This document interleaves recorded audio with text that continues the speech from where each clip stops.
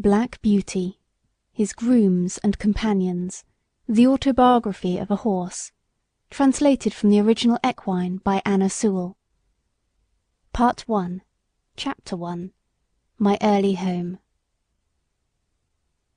The first place that I can well remember was a large pleasant meadow with a pond of clear water in it.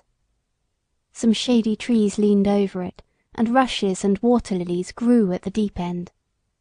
Over the hedge on one side we looked into a ploughed field, and on the other we looked over a gate at our master's house, which stood by the roadside. At the top of the meadow was a grove of fir trees, and at the bottom a running brook overhung by a steep bank. While I was young I lived upon my mother's milk, as I could not eat grass. In the daytime I ran by her side, and at night I lay down close by her. When it was hot, we used to stand by the pond in the shade of the trees, and when it was cold we had a nice warm shed near the grove.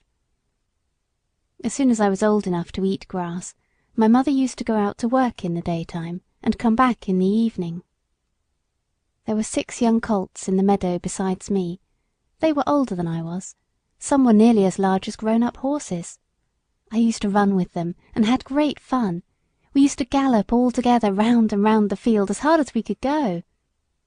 Sometimes we had rather rough play, for they would frequently bite and kick as well as gallop. One day, when there was a good deal of kicking, my mother whinnied to me to come to her, and then she said, "I wish you to pay attention to what I am going to say to you.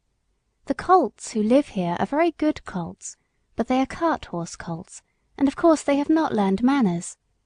You have been well bred and well born. Your father has a great name in these parts, and your grandfather won the cup 2 years at the Newmarket races. Your grandmother had the sweetest temper of any horse I ever knew, and I think you have never seen me kick or bite. I hope you will grow up gentle and good, and never learn bad ways. Do your work with a good will, lift your feet up well when you trot, and never bite or kick, even in play." I have never forgotten my mother's advice. I knew she was a wise old horse, and our master thought a great deal of her. Her name was Duchess, but he often called her Pet. Our master was a good, kind man. He gave us good food, good lodging, and kind words. He spoke as kindly to us as he did to his little children. We were all fond of him, and my mother loved him very much. When she saw him at the gate, she would neigh with joy, and trot up to him. He would pat and stroke her, and say, "Well, old Pet, and how is your little darky?" I was a dull black, so he called me Darky. Then he would give me a piece of bread, which was very good, and sometimes he bought a carrot for my mother. All the horses would come to him, but I think we were his favourites. My mother always took him to town on a market day in a light gig. There was a ploughboy, Dick, who sometimes came into our field to pluck blackberries from the hedge. When he had eaten all he wanted, he would have what he called fun with the colts, throwing stones and sticks at them to make them gallop. We did not much mind him, for we could gallop off, but sometimes a stone would hit and hurt us. One day he was at this game, and did not know that the master was in the next field, but he was there, watching what was going on. Over the hedge he jumped in a snap, and catching Dick by the arm, he gave him such a box on the ear as made him roar with the pain and surprise. As soon as we saw the master, we trotted up nearer to see what went on. "Bad boy," he said, "bad boy to chase the colts.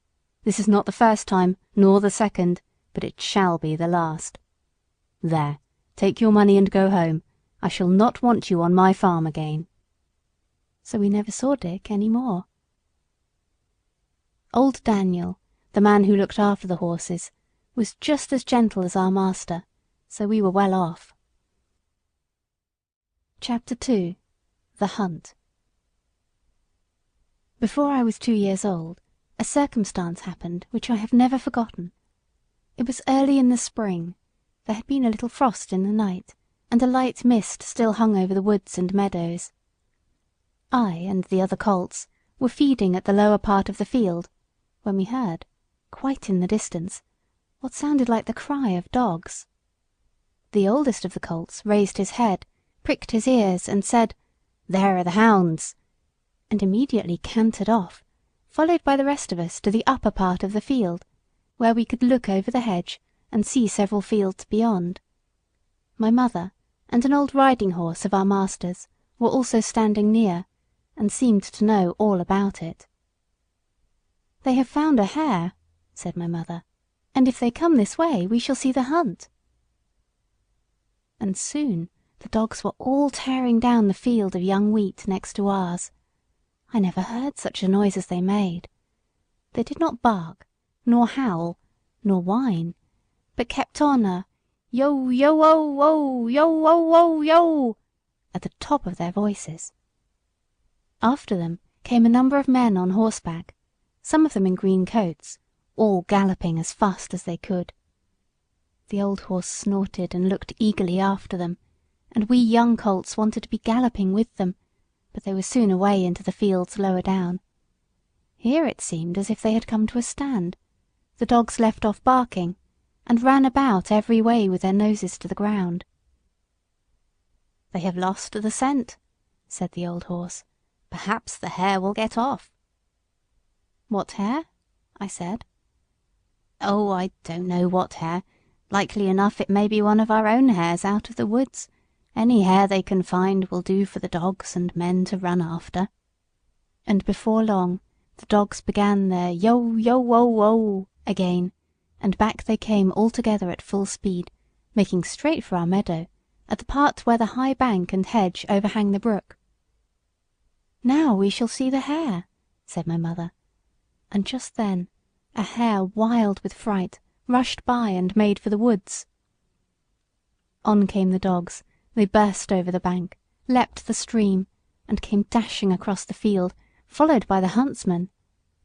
6 or 8 men leaped their horses clean over, close upon the dogs. The hare tried to get through the fence. It was too thick, and she turned sharp round to make for the road, but it was too late. The dogs were upon her with their wild cries. We heard one shriek, and that was the end of her.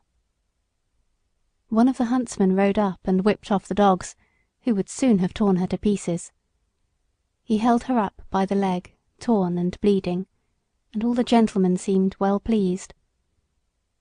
As for me, I was so astonished that I did not at first see what was going on by the brook, but when I did look, there was a sad sight. 2 fine horses were down, one was struggling in the stream, and the other was groaning on the grass. One of the riders was getting out of the water covered with mud. The other lay quite still. "His neck is broke," said my mother. "And serve him right too," said one of the colts. I thought the same, but my mother did not join in with us. "Well, no," she said, "you must not say that, but though I am an old horse and have seen and heard a great deal, I never yet could make out why men are so fond of this sport.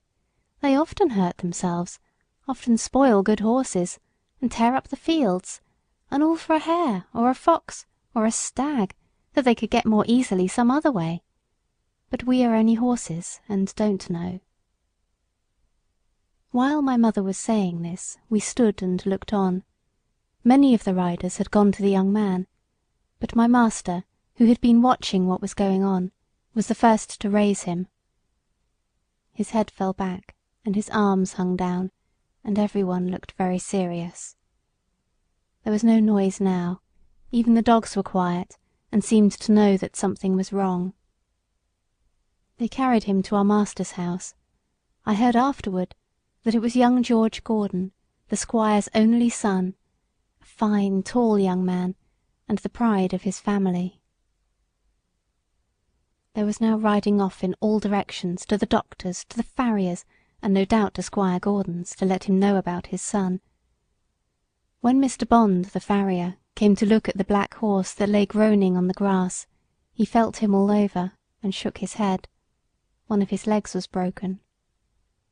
Then someone ran to our master's house, and came back with a gun. Presently there was a loud bang, and a dreadful shriek, and then all was still. the black horse moved no more. My mother seemed much troubled. She said she had known that horse for years, and that his name was Rob Roy. He was a good horse, and there was no vice in him. She would never go to that part of the field afterward. Not many days after we heard the church bell tolling for a long time, and looking over the gate we saw a long, strange black coach that was covered with black cloth and was drawn by black horses. After that came another, and another, and another, and all were black, while the bell kept tolling, tolling. They were carrying young Gordon to the churchyard to bury him. He would never ride again. What they did with Rob Roy I never knew, but 'twas all for one little hare. Chapter 3. My Breaking In. I was now beginning to grow handsome. My coat had grown fine and soft, and was bright black. I had one white foot, and a pretty white star on my forehead. I was thought very handsome. My master would not sell me until I was 4 years old. He said lads ought not to work like men, and colts ought not to work like horses till they were quite grown up. When I was 4 years old, Squire Gordon came to look at me. He examined my eyes, my mouth, and my legs.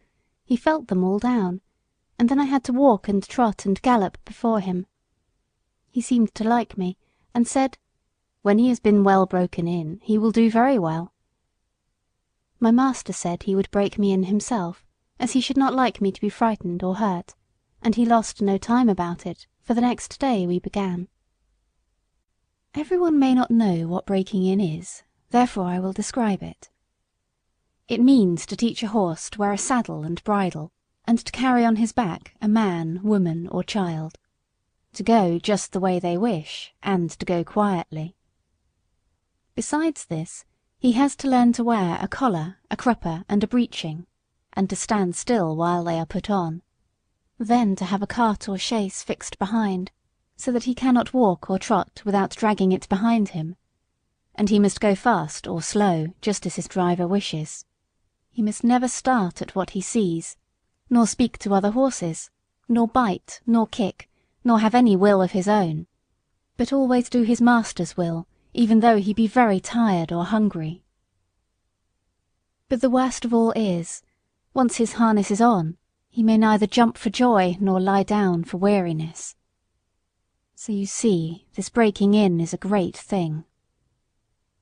I had of course long been used to a halter and a headstall, and to be led about in the fields and lanes quietly. But now I was to have a bit and bridle. My master gave me some oats as usual, and after a good deal of coaxing, he got the bit into my mouth and the bridle fixed, but it was a nasty thing.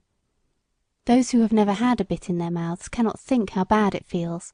A great piece of cold hard steel, as thick as a man's finger, to be pushed into one's mouth, between one's teeth and over one's tongue, with the ends coming out at the corner of your mouth, and held fast there by straps over your head, under your throat, round your nose, and under your chin, so that no way in the world can you get rid of the nasty hard thing. It is very bad. Yes, very bad. At least I thought so, but I knew my mother always wore one when she went out, and that all horses did when they were grown up, and so, what with the nice oats, and what with my master's pats, kind words, and gentle ways, I got to wear my bit and bridle. Next came the saddle, but that was not half so bad. My master put it on my back very gently, while old Daniel held my head. He then made the girths fast under my body, patting and talking to me all the time. Then I had a few oats, then a little leading about, and this he did every day, till I began to look for the oats and the saddle. At length, one morning, my master got on my back, and rode me round the meadow on the soft grass. It certainly did feel queer, but I must say I felt rather proud to carry my master, and, as he continued to ride me a little every day, I soon became accustomed to it. The next unpleasant business was putting on the iron shoes.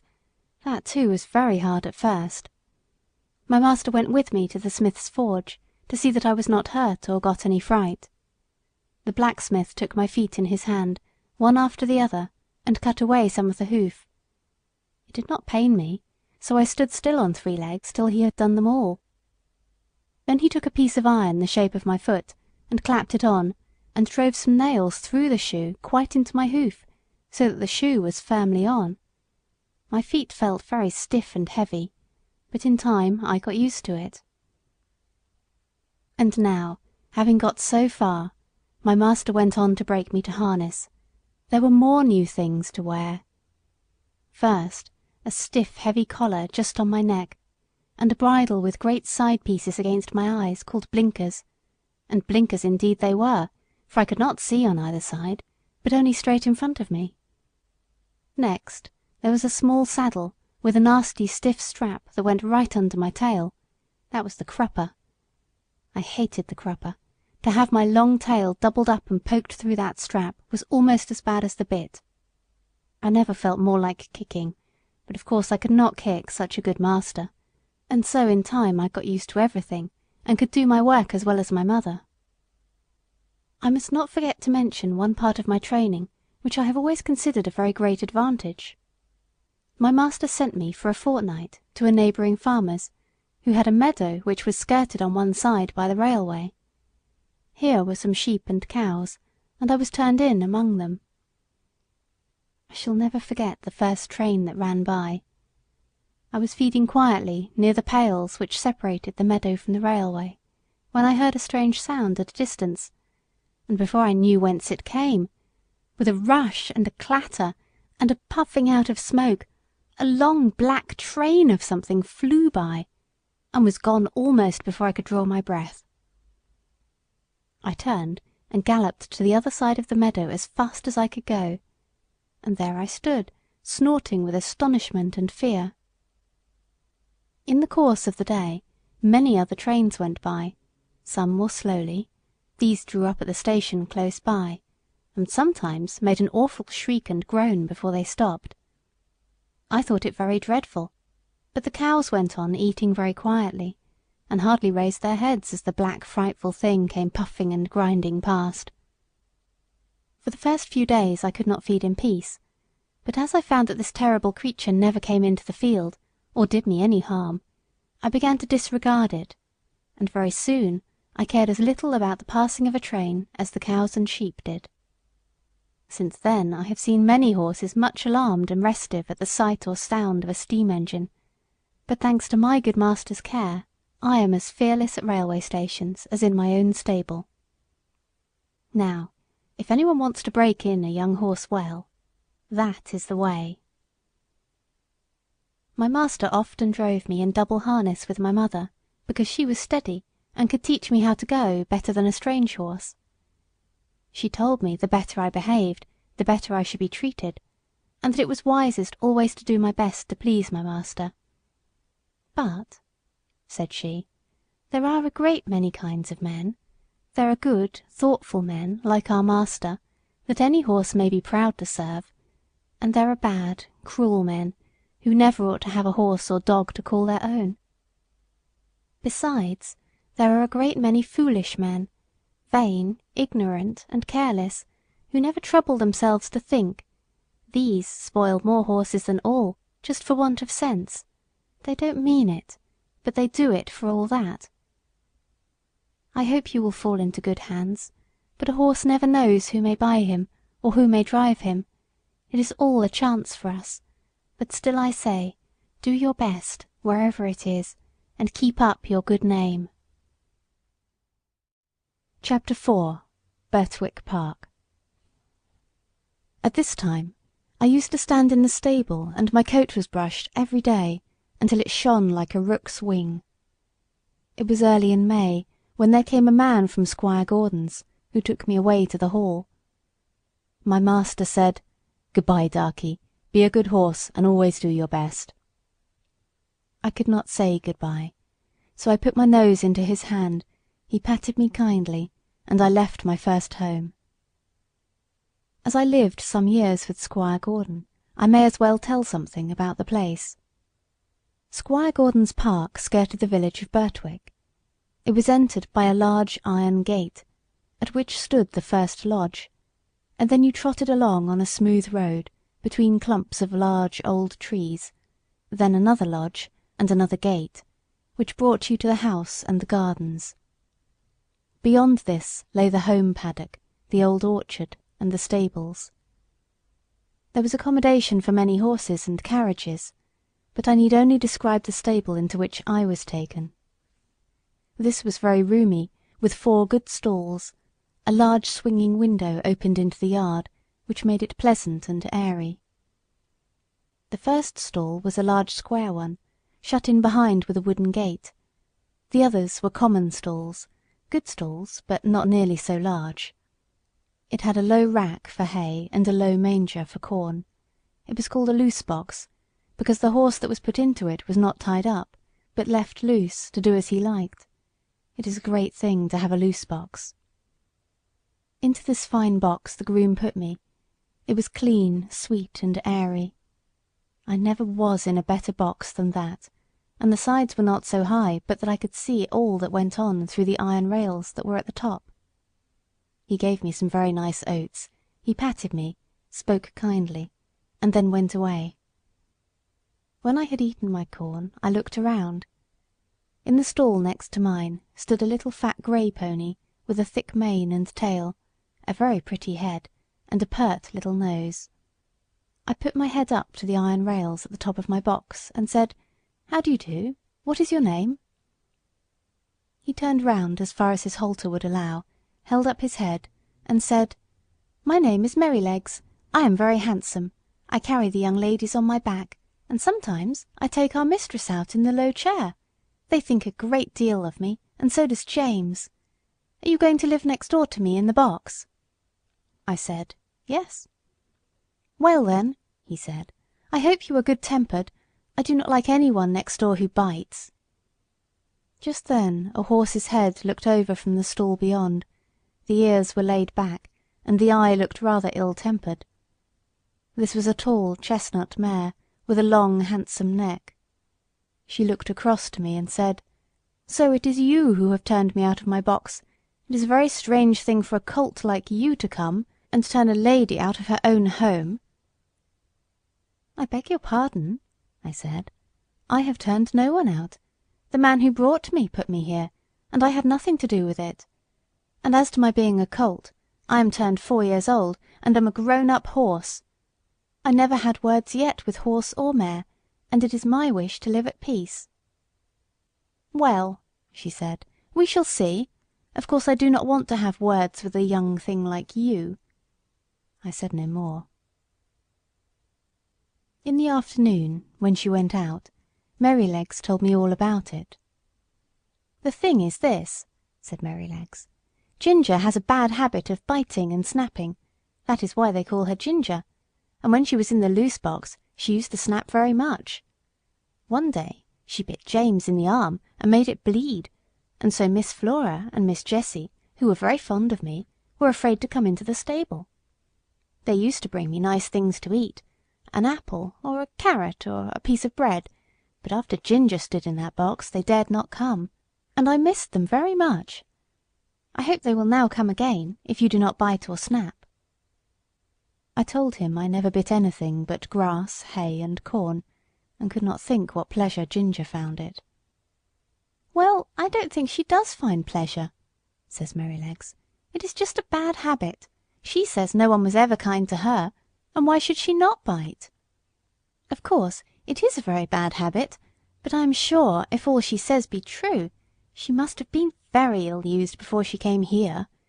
John does all he can to please her, and James does all he can, and our master never uses a whip if a horse acts right, so I think she might be good-tempered here. You see," he said, with a wise look, "I am 12 years old. I know a great deal, and I can tell you there is not a better place for a horse all round the country than this. John is the best groom that ever was. He has been here 14 years, and you never saw such a kind boy as James is, so that it is all Ginger's own fault that she did not stay in that box." Chapter 5. A Fair Start. The name of the coachman was John Manley. He had a wife and 1 little child, and they lived in the coachman's cottage, very near the stables. The next morning he took me into the yard and gave me a good grooming, and just as I was going into my box with my coat soft and bright, the squire came in to look at me and seemed pleased. "John," he said, "I meant to have tried the new horse this morning, but I have other business.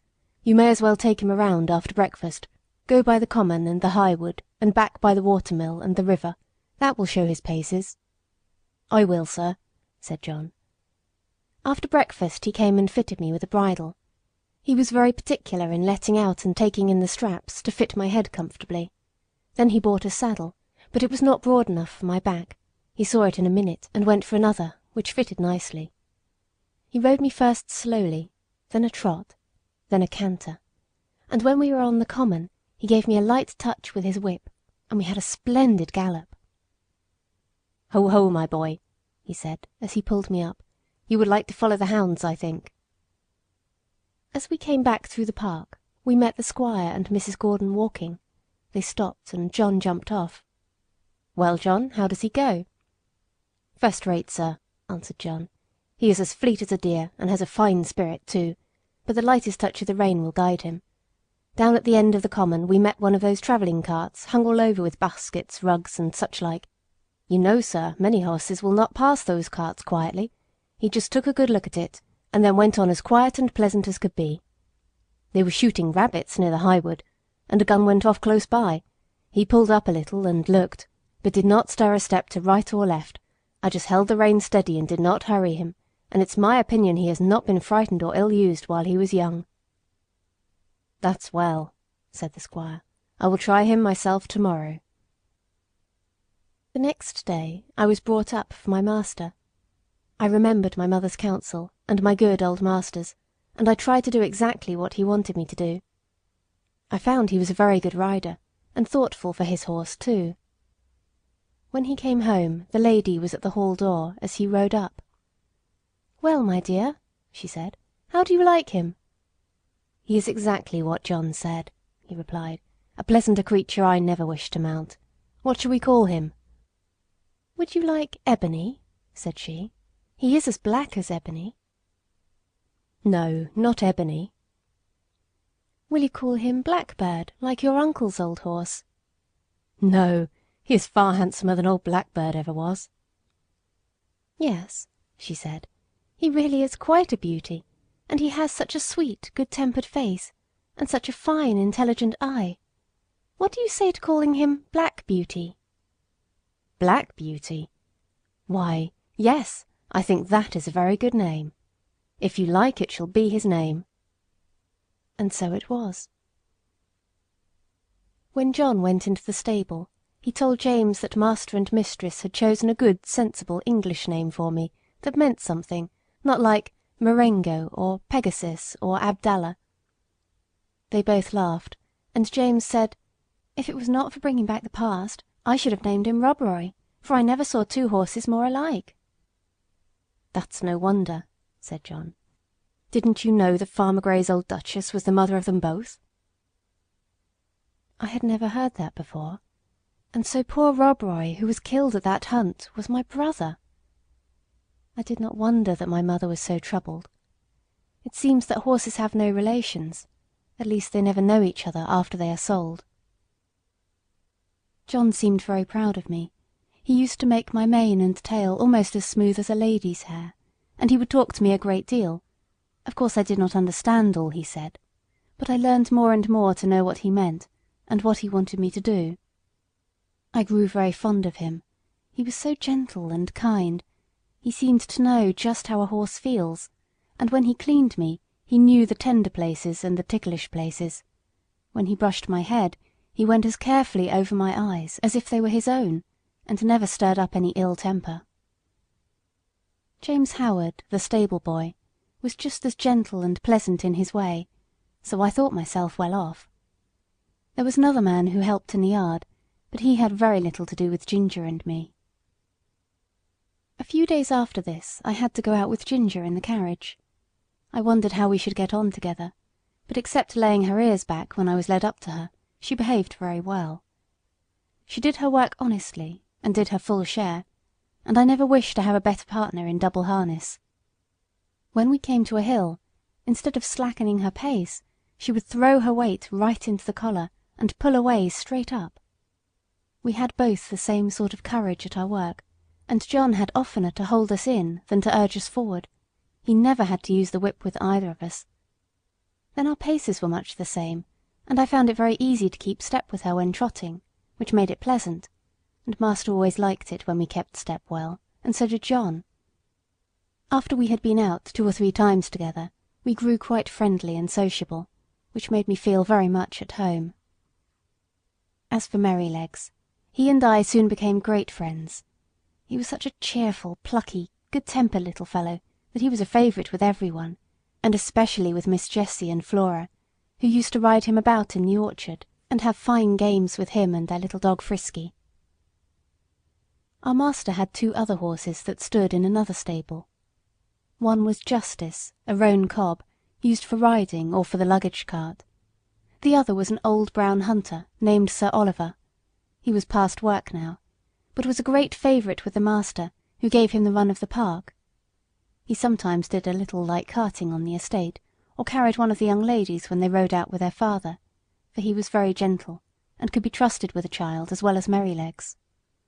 The cob was a strong, well-made, good-tempered horse, and we sometimes had a little chat in the paddock, but of course I could not be so intimate with him as with Ginger, who stood in the same stable.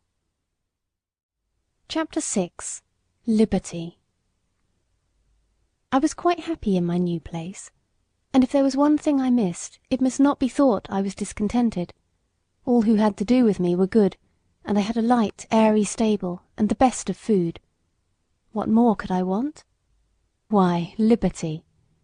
For 3 years and a half of my life I had had all the liberty I could wish for, but now, week after week, month after month, and no doubt year after year, I must stand up in a stable night and day, except when I am wanted, and then I must be just as steady and quiet as any old horse who has worked 20 years. Straps here and straps there, a bit in my mouth and blinkers over my eyes. Now, I am not complaining, for I know it must be so. I only mean to say that for a young horse full of strength and spirits, who has been used to some large field or plain where he can fling up his head and toss up his tail and gallop away at full speed, and then round and back again with the snort to his companions, I say it is hard never to have a bit more liberty to do as you like. Sometimes, when I have had less exercise than usual, I have felt so full of life and spring that when John has taken me out to exercise, I really could not keep quiet. Do what I would, it seemed as if I must jump or dance or prance, and many a good shake I know I must have given him, especially at the first, but he was always good and patient. "Steady, steady, my boy," he would say. "Wait a bit, and we will have a good swing, and soon get the tickle out of your feet." Then, as soon as we were out of the village, he would give me a few miles at a spanking trot, and then bring me back as fresh as before, only clear of the fidgets, as he called them. Spirited horses, when not enough exercised, are often called skittish, when it is only play, and some grooms will punish them, but our John did not. He knew it was only high spirits. Still, he had his own ways of making me understand by the tone of his voice or the touch of the rein. If he was very serious and quite determined, I always knew it by his voice, and that had more power with me than anything else, for I was very fond of him. I ought to say that sometimes we had our liberty for a few hours. This used to be on fine Sundays in the summer time. The carriage never went out on Sundays, because the church was not far off. It was a great treat to us to be turned out into the home paddock or the old orchard. The grass was so cool and soft to our feet, the air so sweet, and the freedom to do as we liked was so pleasant. To gallop, to lie down and roll over on our backs, or to nibble the sweet grass. Then it was a very good time for talking, as we stood together under the shade of the large chestnut tree. Chapter 7. Ginger. One day, when Ginger and I were standing alone in the shade, we had a great deal of talk. She wanted to know all about my bringing up and breaking in, and I told her. "Well," said she, "if I had had your bringing up, I might have had as good a temper as you, but now I don't believe I ever shall." "Why not?" I said. "Because it has all been so different with me," she replied. "I never had anyone, horse or man, that was kind to me, or that I cared to please, for in the first place I was taken from my mother as soon as I was weaned, and put in with a lot of other young colts. None of them cared for me, and I cared for none of them. There was no kind master like yours to look after me, and talk to me, and bring me nice things to eat. The man that had the care of us never gave me a kind word in my life. I do not mean that he ill-used me, but he did not care for us one bit further than to see that we had plenty to eat and shelter in the winter. A footpath ran through our field, and very often the great boys passing through would fling stones to make us gallop. I was never hit, but one fine young colt was badly cut in the face, and I should think it would be a scar for life. We did not care for them, but of course it made us more wild, and we settled it in our minds that boys were our enemies. We had very good fun in the free meadows, galloping up and down and chasing each other round and round the field, then standing still under the shade of the trees. But when it came to breaking in, that was a bad time for me. Several men came to catch me, and when at last they closed me in at one corner of the field, one caught me by the forelock, another caught me by the nose, and held it so tight I could hardly draw my breath. Then another took my underjaw in his hard hand and wrenched my mouth open, and so by force they got on the halter and the bar into my mouth. Then one dragged me along by the halter, another flogging behind, and this was the first experience I had of men's kindness. It was all force. They did not give me a chance to know what they wanted. I was high-bred and had a great deal of spirit, and was very wild, no doubt, and gave them, I dare say, plenty of trouble. But then it was dreadful to be shut up in a stall day after day, instead of having my liberty, and I fretted and pined and wanted to get loose. You know yourself it's bad enough when you have a kind master and plenty of coaxing, but there was nothing of that sort for me. There was one, the old master, Mr. Ryder, who I think could soon have brought me round, and could have done anything with me. But he had given up all the hard part of the trade to his son and to another experienced man, and he only came at times to oversee. His son was a strong, tall, bold man. They called him Samson, and he used to boast that he had never found a horse that could throw him. There was no gentleness in him, as there was in his father, but only hardness, a hard voice, a hard eye, a hard hand, and I felt from the first that what he wanted was to wear all the spirit out of me, and just make me into a quiet, humble, obedient piece of horseflesh. Horseflesh. Yes, that is all he thought about. And Ginger stamped her foot, as if the very thought of him made her angry. Then she went on. If I did not do exactly what he wanted, he would get put out, and make me run round with that long rein in the training field till he had tired me out. I think he drank a good deal, and I am quite sure that the oftener he drank, the worse it was for me. One day he had worked me hard in every way he could, and when I lay down I was tired and miserable and angry. It all seemed so hard. The next morning he came for me early, and ran me round again for a long time. I had scarcely an hour's rest, when he came again for me with a saddle and bridle, and a new kind of bit. I could never quite tell how it came about. He had only just mounted me on the training ground, when something I did put him out of temper, and he chucked me hard with the rein. The new bit was very painful, and I reared up suddenly, which angered him still more, and he began to flog me. I felt my whole spirit set against him, and I began to kick and plunge and rear as I had never done before, and we had a regular fight. For a long time he stuck to the saddle, and punished me cruelly with his whip and spurs, but my blood was thoroughly up, and I cared for nothing he could do, if only I could get him off. At last, after a terrible struggle, I threw him off backward. I heard him fall heavily on the turf, and without looking behind me I galloped off to the other end of the field. There I turned round, and saw my persecutor slowly rising from the ground, and going into the stable. I stood under an oak tree and watched, but no one came to catch me. The time went on, and the sun was very hot. The flies swarmed around me, and settled on my bleeding flanks where the spurs had dug in. I felt hungry, for I had not eaten since the early morning, but there was not enough grass in that meadow for a goose to live on. I wanted to lie down and rest, but with the saddle strapped tightly on there was no comfort, and there was not a drop of water to drink. The afternoon wore on, and the sun got low. I saw the other colts led in, and I knew they were having a good feed. At last, just as the sun went down, I saw the old master come out with a sieve in his hand. He was a very fine old gentleman, with quite white hair, but his voice was what I should know him by among 1,000. It was not high, nor yet low, but full, and clear, and kind, and when he gave orders, it was so steady and decided that everyone knew, both horses and men, that he expected to be obeyed. He came quietly along, now and then shaking the oats about that he had in the sieve, and speaking cheerfully and gently to me. "Come along, lassie, come along, lassie, come along, come along." I stood still, and let him come up. He held the oats to me, and I began to eat without fear. His voice took all my fear away. He stood by, patting and stroking me while I was eating, and seeing the clots of blood on my side, he seemed very vexed. Poor lassie, it was a bad business, a bad business.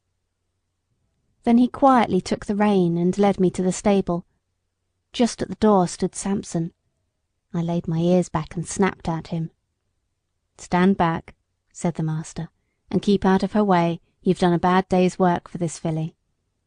He growled out something about a vicious brute. "Hark ye," said the father, "a bad-tempered man will never make a good-tempered horse. You've not learned your trade yet, Samson." Then he led me into my box, took off the saddle and bridle with his own hands, and tied me up. Then he called for a pail of warm water and a sponge, took off his coat, and while the stable-man held the pail, he sponged my sides a good while, so tenderly that I was sure he knew how bruised and sore they were. "Whoa, my pretty one," he said, "stand still, stand still." His very voice did me good, and the bathing was very comfortable. The skin was so broken at the corners of my mouth that I could not eat the hay, the stalks hurt me. He looked closely at it, shook his head, and told the man to fetch a good bran mash, and put some meal into it. How good that mash was, and so soft and healing to my mouth. He stood by all the time I was eating, stroking me and talking to the man. "If a high-mettled creature like this," said he, "can't be broken by fair means, she will never be good for anything." After that he often came to see me, and when my mouth was healed, the other breaker, Job they called him, went on training me. He was steady and thoughtful, and I soon learned what he wanted. Chapter 8. Ginger's Story Continued. The next time that Ginger and I were together at the paddock, she told me about her first place. "After my breaking in," she said, "I was bought by a dealer to match another chestnut horse. For some weeks he drove us together, and then we were sold to a fashionable gentleman and were sent up to London. I had been driven with a check rein by the dealer, and I hated it worse than anything else, but in this place we were reined far tighter, the coachman and his master thinking we looked more stylish so. We were often driven about in the park and other fashionable places. You, who have never had a check rein on, don't know what it is, but I can tell you it is dreadful. I like to toss my head about, and hold it as high as any horse. But fancy now, yourself, if you tossed your head up high, and were obliged to hold it there, and that for hours together, not able to move it at all, except with a jerk still higher, your neck aching till you did not know how to bear it.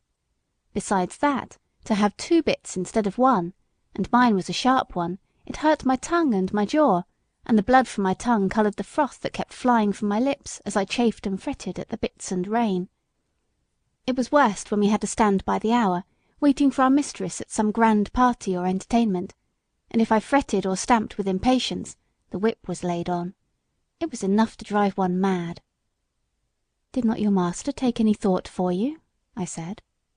"No," said she, "he only cared to have a stylish turnout, as they call it. I think he knew very little about horses. He left that to his coachman, who told him I had an irritable temper, that I had not been well broken to the check rein, but I should soon get used to it. But he was not the man to do it. For when I was in the stable, miserable and angry, instead of being smoothed and quieted by kindness, I got only a surly word or a blow. If he had been civil I would have tried to bear it. I was willing to work and ready to work hard too, but to be tormented for nothing but their fancies angered me. What right had they to make me suffer like that?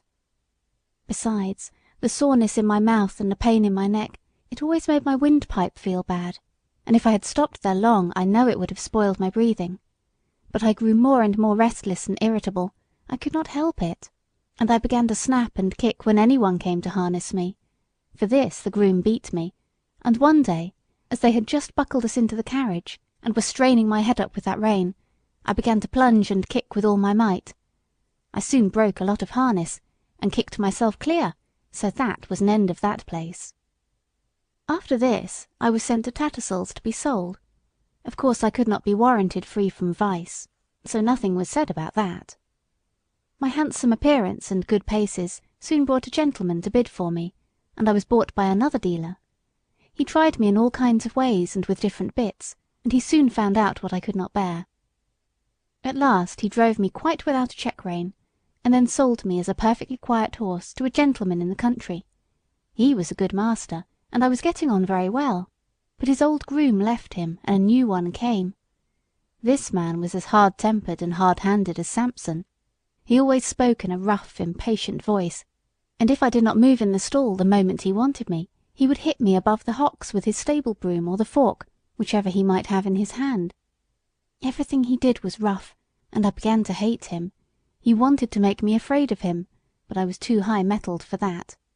And one day, when he had aggravated me more than usual, I bit him, which of course put him in a great rage, and he began to hit me about the head with a riding-whip. After that he never dared to come into my stall again. Either my heels or my teeth were ready for him, and he knew it. I was quite quiet with my master, but of course he listened to what the man said, and so I was sold again. The same dealer heard of me, and said he thought he knew one place where I should do well. It was a pity, he said, that such a fine horse should go to the bad, for want of a real good chance, and the end of it was that I came here not long before you did. But I had then made up my mind that men were my natural enemies, and that I must defend myself. Of course, it is very different here, but who knows how long it will last? I wish I could think about things as you do, but I can't, after all I have gone through. Well, I said, I think it would be a real shame if you were to bite or kick John or James. I don't mean to, she said, while they are good to me. I did bite James once pretty sharp, but John said, "Try her with kindness," and instead of punishing me as I expected, James came to me with his arm bound up, and brought me a bran mash and stroked me, and I have never snapped at him since, and I won't either.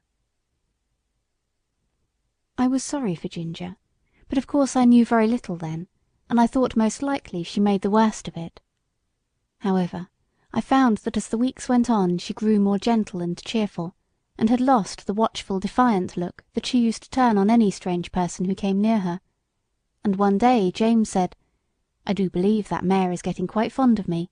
She quite whinnied after me this morning when I had been rubbing her forehead." "Aye, aye, Jim, 'tis the Birtwick balls," said John. "She'll be as good as Black Beauty by and by. Kindness is all the physic she wants, poor thing." Master noticed the change too, and one day when he got out of the carriage and came to speak to us, as he often did, he stroked her beautiful neck. "Well, my pretty one, well, how do things go with you now? You are a good bit happier than when you came to us, I think." She put her nose up to him in a friendly, trustful way, while he rubbed it gently. "We shall make a cure of her, John," he said. "Yes, sir, she's wonderfully improved. She's not the same creature that she was. It's the Birtwick balls, sir," said John, laughing. This was a little joke of John's. He used to say that a regular course of the Birtwick horse balls would cure almost any vicious horse. These balls, he said, were made up of patience and gentleness, firmness and petting, 1 pound of each to be mixed up with half a pint of common sense, and given to the horse every day. Chapter 9. Merrylegs. Mr. Bloomfield, the vicar, had a large family of boys and girls, Sometimes they used to come and play with Miss Jessie and Flora. One of the girls was as old as Miss Jessie, 2 of the boys were older, and there were several little ones. When they came there was plenty of work for Merrylegs, for nothing pleased them so much as getting on him by turns, and riding him all about the orchard and the home paddock, and this they would do by the hour together. One afternoon he had been out with them a long time, and when James brought him in and put on his halter, he said, "There, you rogue, mind how you behave yourself, or we shall get into trouble." "What have you been doing, Merrylegs?" I asked. "Oh," said he, tossing his little head, "I have only been giving those young people a lesson. They did not know when they had had enough, nor when I had had enough, so I just pitched them off backward. That was the only thing they could understand." "What?" said I. "You threw the children off? I thought you knew better than that. Did you throw Miss Jessie or Miss Flora?" He looked very much offended, and said, "Of course not. I would not do such a thing for the best oats that ever came into the stable. Why, I am as careful of our young ladies as the master could be, and as for the little ones, it is I who teach them to ride. When they seem frightened or a little unsteady on my back, I go as smooth and as quiet as old Pussy when she is after a bird, and when they are all right, I go on again faster, you see, just to use them to it. So don't you trouble yourself preaching to me. I am the best friend and the best riding master those children have. It is not them, it is the boys." "Boys," said he, shaking his mane, "are quite different. They must be broken in as we were broken in when we were colts, and just be taught what's what. The other children had ridden me about for nearly 2 hours, and then the boys thought that it was their turn, and so it was, and I was quite agreeable. They rode me by turns, and I galloped them about, up and down the fields and all about the orchard, for a good hour. They had each cut a great hazel stick for a riding whip, and laid it on a little too hard, but I took it in good part, till at last I thought we had had enough, so I stopped 2 or 3 times by way of a hint. Boys, you see, think a horse or a pony is like a steam engine or a thrashing machine, and can go on as long and as fast as they please. They never think that a pony can get tired or have any feelings. So, as the one who was whipping me could not understand, I just rose up on my hind legs and let him slip off behind. That was all. He mounted me again, and I did the same. Then the other boy got on, and as soon as he began to use his stick, I laid him on the grass, and so on, till they were able to understand. That was all. They are not bad boys. They don't wish to be cruel. I like them very well, but you see I had to give them a lesson. When they brought me to James and told him, I think he was very angry to see such big sticks. He said they were only fit for drovers or gypsies, and not for young gentlemen." "Had I been you," said Ginger, "I would have given those boys a good kick, and that would have given them a lesson." "No doubt you would," said Merrylegs, "but then I am not quite such a fool, begging your pardon, as to anger our master or make James ashamed of me. Besides, those children are under my charge when they are riding. I tell you they are entrusted to me. Why, only the other day I heard our master say to Mrs. Bloomfield, 'My dear madam, you need not be anxious about the children. My old Merrylegs will take as much care of them as you or I could. I assure you I would not sell that pony for any money. He is so perfectly good-tempered and trustworthy. And do you think I am such an ungrateful brute as to forget all the kind treatment I've had here for 5 years, and all the trust that they place in me, and turn vicious because a couple of ignorant boys used me badly? No, no. You never had a good place where they were kind to you, and so you don't know, and I'm sorry for you. But I can tell you good places make good horses. I wouldn't vex our people for anything. I love them, I do," said Merrylegs, and he gave a low "ho, ho, ho" through his nose, as he used to do in the morning when he heard James's footstep at the door. "Besides," he went on, "if I took to kicking, where should I be? Why, sold off in a jiffy, and no character, and I might find myself slaved about under a butcher's boy, or worked to death at some seaside place where no one cared for me, except to find out how fast I could go, or be flogged along in some cart with 3 or 4 great men in it going out for a Sunday spree, as I have often seen in the place I lived in before I came here. No," said he, shaking his head, "I hope I shall never come to that." Chapter 10. A Talk in the Orchard. Ginger and I were not of the regular tall carriage horse breed. We had more of the racing blood in us. We stood about 15½ hands high. We were therefore just as good for riding as we were for driving, and our master used to say that he disliked either horse or man that could do but one thing, and as he did not want to show off in London parks, he preferred a more active and useful kind of horse. As for us, our greatest pleasure was when we were saddled for a riding party, the master on Ginger, the mistress on me, and the young ladies on Sir Oliver and Merrylegs. It was so cheerful to be trotting and cantering all together that it always put us in high spirits. I had the best of it, for I always carried the mistress. Her weight was little, her voice was sweet, and her hand was so light on the rein that I was guided almost without feeling it. Oh, if people knew what a comfort to horses a light hand is, and how it keeps a good mouth and a good temper, they surely would not chuck and drag and pull at the rein as they often do. Our mouths are so tender that where they have not been spoiled or hardened with bad or ignorant treatment, they feel the slightest movement of the driver's hand, and we know in an instant what is required of us. My mouth has never been spoiled, and I believe that was why the mistress preferred me to Ginger, although her paces were certainly quite as good. She used often to envy me, and said it was all the fault of breaking in, and the gag bit in London, that her mouth was not so perfect as mine.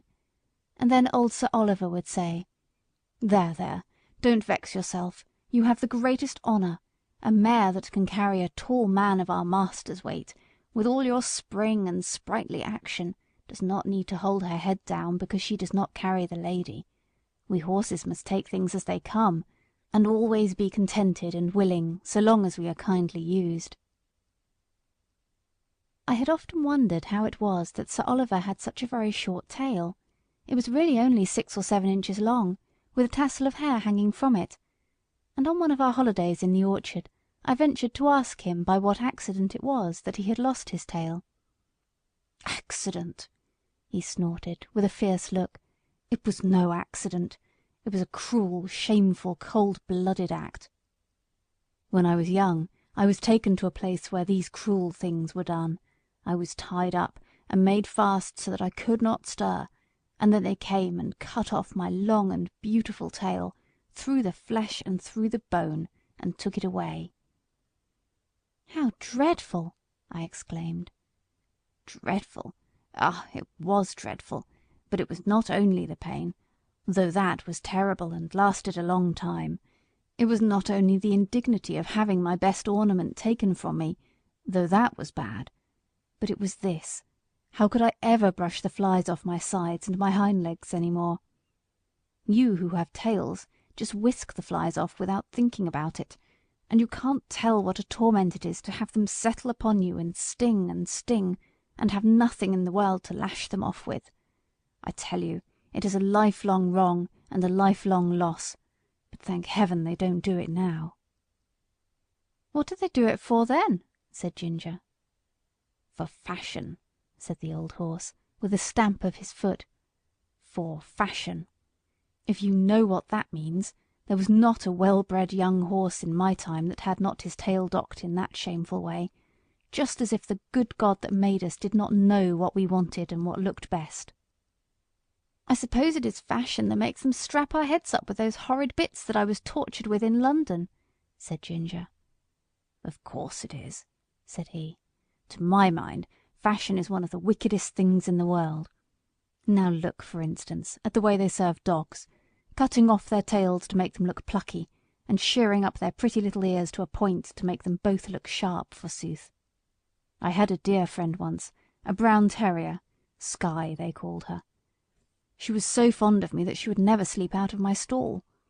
She made her bed under the manger, and there she had a litter of 5 as pretty little puppies as need be. None were drowned, for they were a valuable kind, and how pleased she was with them. And when they got their eyes open and crawled about, it was a real pretty sight. But one day the man came and took them all away. I thought he might be afraid I should tread upon them. But it was not so. In the evening poor Skye brought them back again, one by one, in her mouth, not the happy little things that they were, but bleeding and crying pitifully, They had all had a piece of their tails cut off, and the soft flap of their pretty little ears was cut quite off. How their mother licked them, and how troubled she was, poor thing! I never forgot it. They healed in time, and they forgot the pain, but the nice soft flap, that of course was intended to protect the delicate part of their ears from dust and injury, was gone for ever. Why don't they cut their own children's ears into points to make them look sharp? Why don't they cut the end off their noses to make them look plucky? One would be just as sensible as the other. What right have they to torment and disfigure God's creatures? Sir Oliver, though he was so gentle, was a fiery old fellow, and what he said was all so new to me and so dreadful that I found a bitter feeling towards men rise up in my mind that I had never had before. Of course Ginger was very much excited. She flung up her head with flashing eyes and distended nostrils, declaring that men were both brutes and blockheads. "Who talks about blockheads?" said Merrylegs, who had just come up from the old apple tree, where he had been rubbing himself against the low branch. "Who talks about blockheads? I believe that is a bad word." "Bad words were made for bad things," said Ginger, and she told him what Sir Oliver had said. "It is all true," said Merrylegs sadly, "and I have seen that about the dogs over and over again where I lived first, but we won't talk about it here. You know that Master and John and James are always good to us, and talking against men in such a place as this doesn't seem fair or grateful, and you know there are good masters and good grooms beside ours, though of course ours are the best." This wise speech of good little Merrylegs, which we knew was quite true, cooled us all down, especially Sir Oliver, who was dearly fond of his master, and to turn the subject I said, "Can any one tell me the use of blinkers?" "No," said Sir Oliver shortly, "because they are no use." "They are supposed," said Justice, the roan cob, in his calm way, "to prevent horses from shying and starting, and getting so frightened as to cause accidents." "Then what is the reason they do not put them on riding horses, especially on ladies' horses?" said I. "There is no reason at all," said he quietly, "except the fashion. They say that a horse would be so frightened to see the wheels of his own cart or carriage coming behind him that he would be sure to run away, although of course when he is ridden he sees them all about him if the streets are crowded. I admit they do sometimes come too close to be pleasant, but we don't run away. We are used to it, and understand it, and if we never had blinkers put on we should never want them. We should see what was there, and know what was what, and be much less frightened than by only seeing bits of things that we can't understand. Of course, there may be some nervous horses who have been hurt or frightened when they were young, who may be the better for them, but as I was never nervous, I can't judge." "I consider," said Sir Oliver, "that blinkers are dangerous things in the night. We horses can see much better in the dark than men can, and many an accident would never have happened if horses might have had the full use of their eyes. Some years ago, I remember, there was a hearse with 2 horses returning one dark night, and just by Farmer Sparrow's house, where the pond is close to the road, the wheels went too near the edge, and the hearse was overdrowned into the water. Both the horses were drowned, and the driver hardly escaped.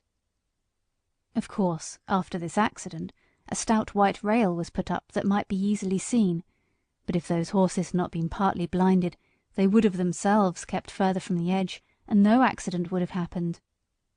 When our master's carriage was overturned, before you came here, it was said that if the lamp on the left side had not gone out, John would have seen the great hole that the road-makers had left.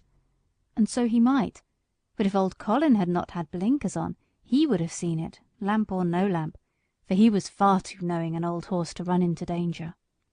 As it was, he was very much hurt, the carriage was broken, and how John escaped nobody knew."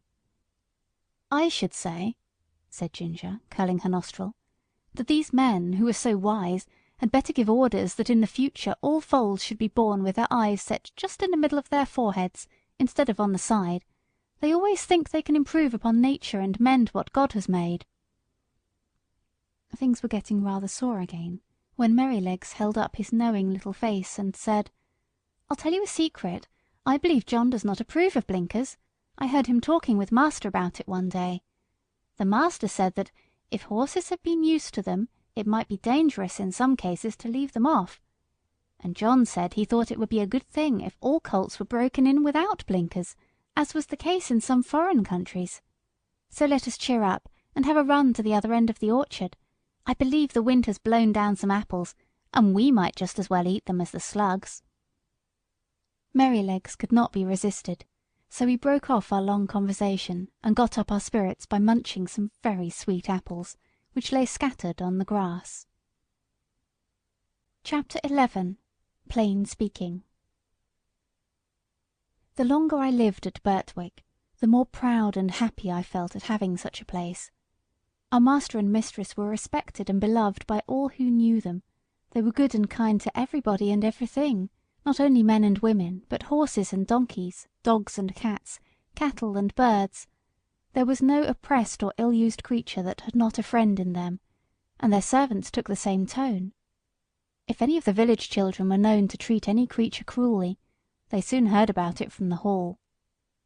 The squire and Farmer Grey had worked together, as they said, for more than 20 years to get check-reins on the cart-horses done away with, and in our parts you seldom saw them, and sometimes, if mistress met a heavily laden horse with his head strained up, she would stop the carriage and get out, and reason with the driver in her sweet, serious voice, and try to show him how foolish and cruel it was.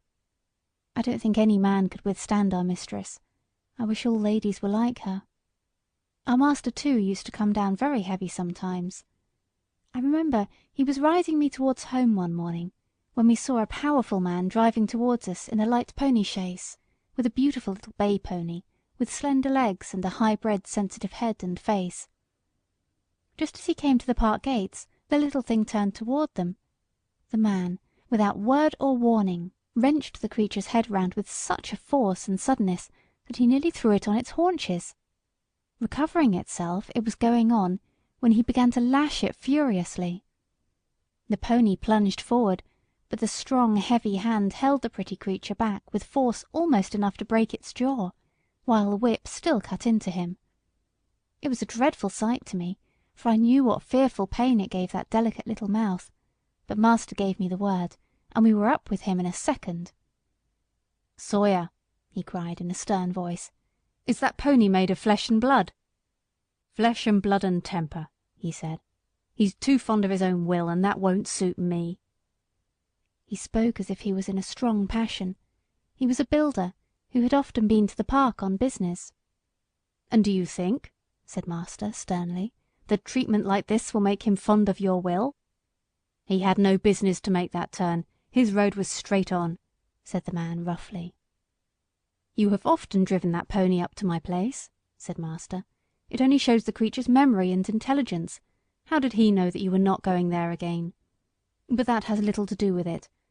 I must say, Mr. Sawyer, that a more unmanly, brutal treatment of a little pony it was never my painful lot to witness, and by giving way to such passion you injure your own character as much, nay more than you injure your horse. And remember, we shall all have to be judged according to our works, whether they be toward man or toward beast." Master rode me home slowly, and I could tell by his voice how the thing had grieved him. He was just as free to speak to gentlemen of his own rank as to those below him, for another day, when we were out, we met a Captain Langley, a friend of our master's. He was driving a splendid pair of greys in a kind of break. After a little conversation, the captain said, "What do you think of my new team, Mr. Douglas? You know, you are the judge of horses in these parts, and I should like your opinion." The master backed me a little, so as to get a good view of them. "They are an uncommonly handsome pair," he said, "and if they are as good as they look, I am sure you need not wish for anything better. But I see you still hold that pet scheme of yours for worrying your horses and lessening their power." "What do you mean?" said the other. "The check-reins? I know that's a hobby of yours. Well, the fact is I like to see my horses hold their head up." "So do I," said master, "as well as any man, but I don't like to see them held up. That takes all the shine out of it. Now, you are a military man, Langley, and no doubt like to see your regiment look well on parade, heads up, and all that. But you would not take much credit for your drill if all your men had their heads tied to a backboard.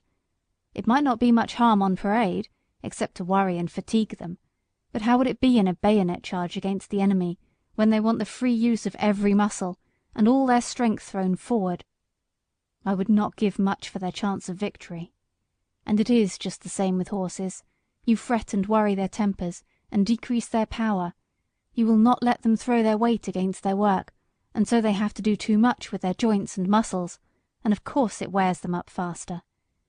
You may depend upon it, horses were intended to have their heads free as men's are, and if we could all act a little more according to common sense, and a good deal less according to fashion, we should find many things work easier.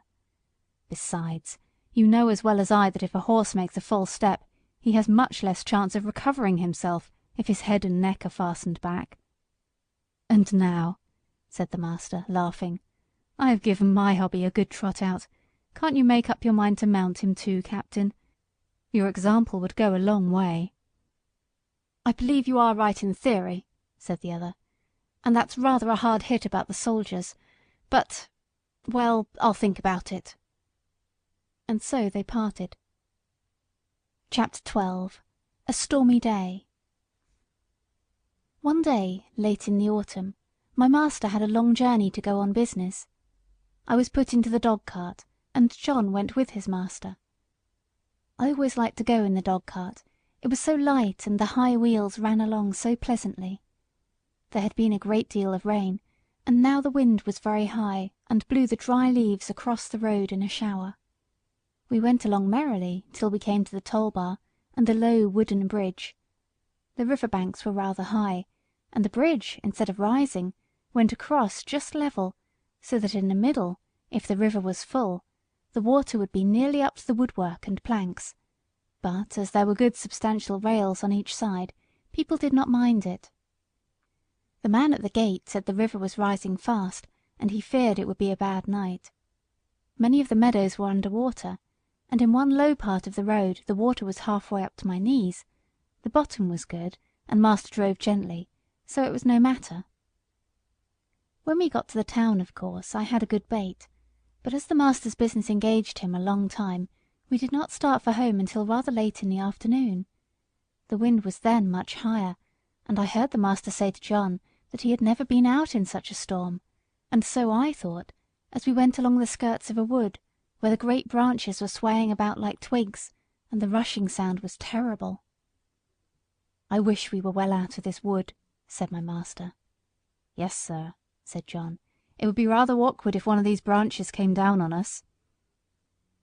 The words were scarcely out of his mouth when there was a groan and a crack and a splitting sound, and tearing, crashing down among the other trees came an oak torn up by the roots, and it fell right across the road just before us.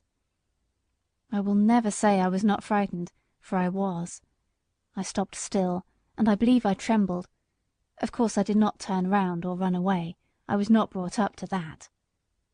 John jumped out, and was in a moment at my head.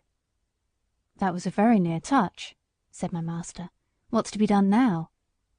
Well, sir, we can't drive over that tree, nor yet get round it.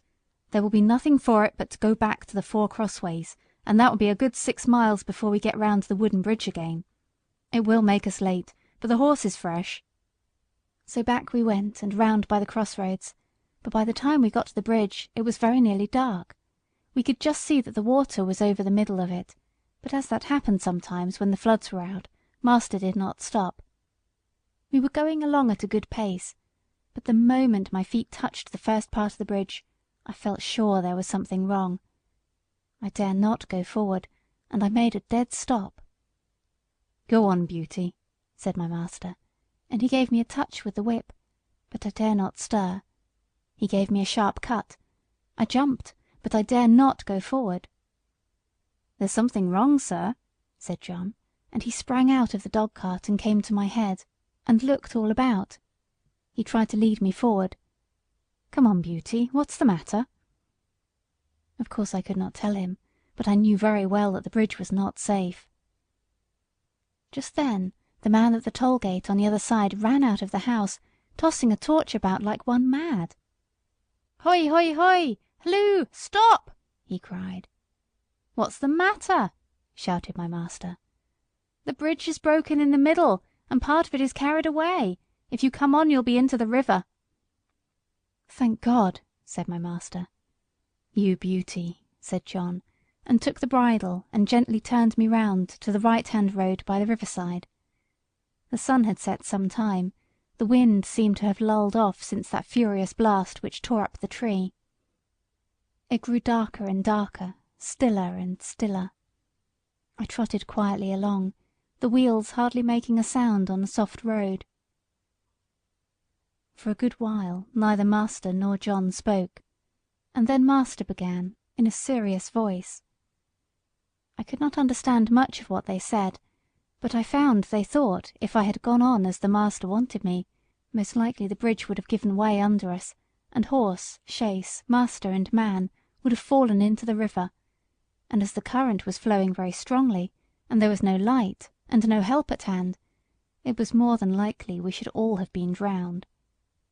Master said God had given men reason by which they could find out things for themselves, but he had given animals knowledge which did not depend on reason, and which was much more prompt and perfect in its way, and by which they had often saved the lives of men.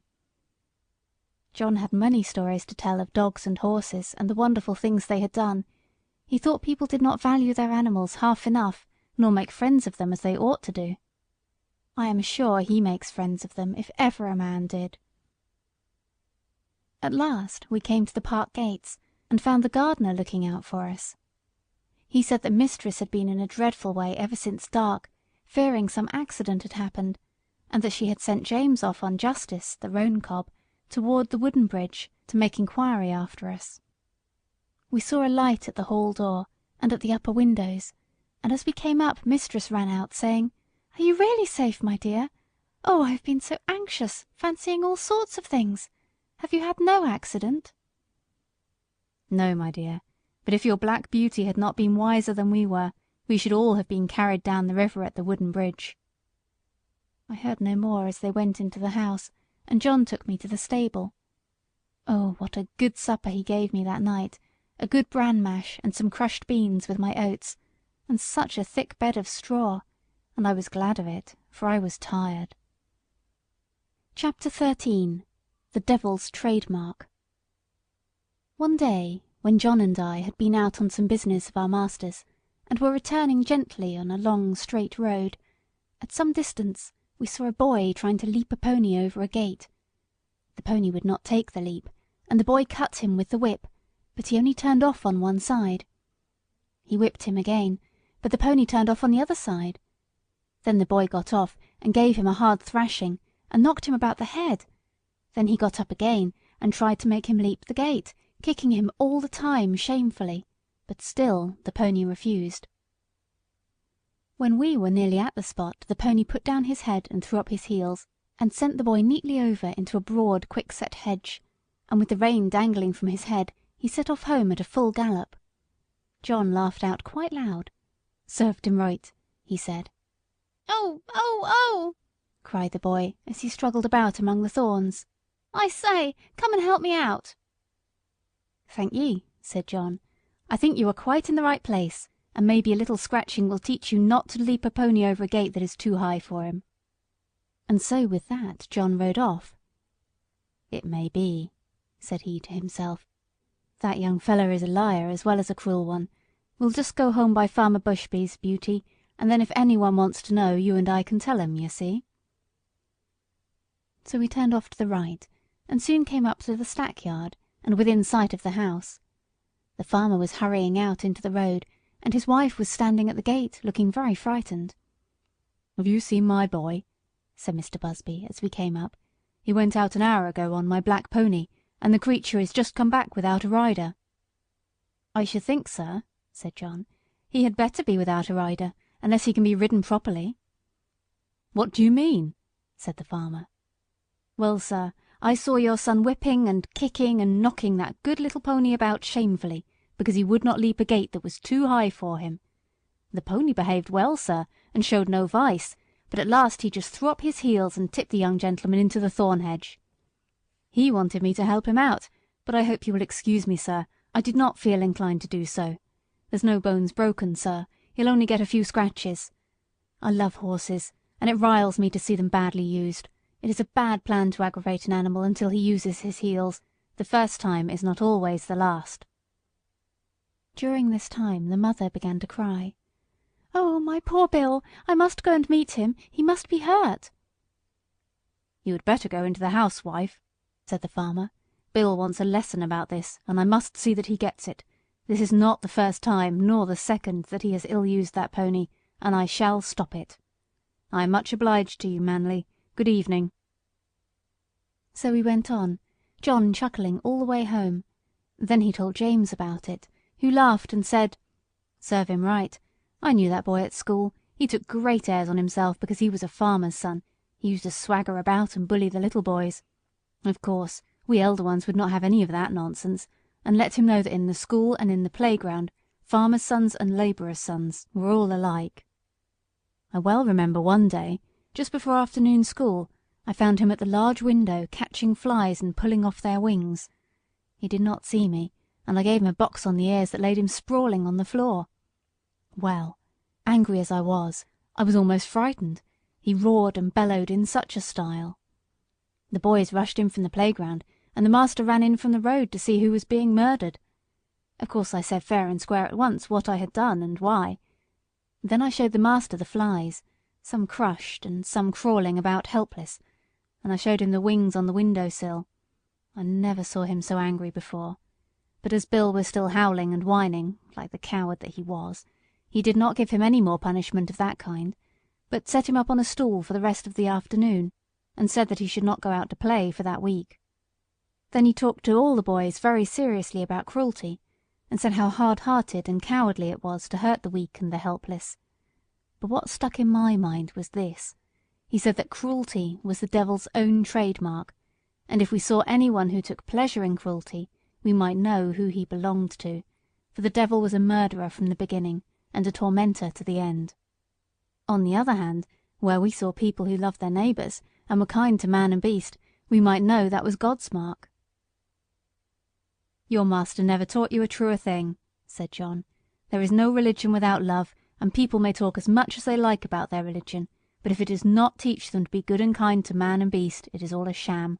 All a sham, James, and it won't stand when things come to be turned inside out." Chapter 14. James Howard.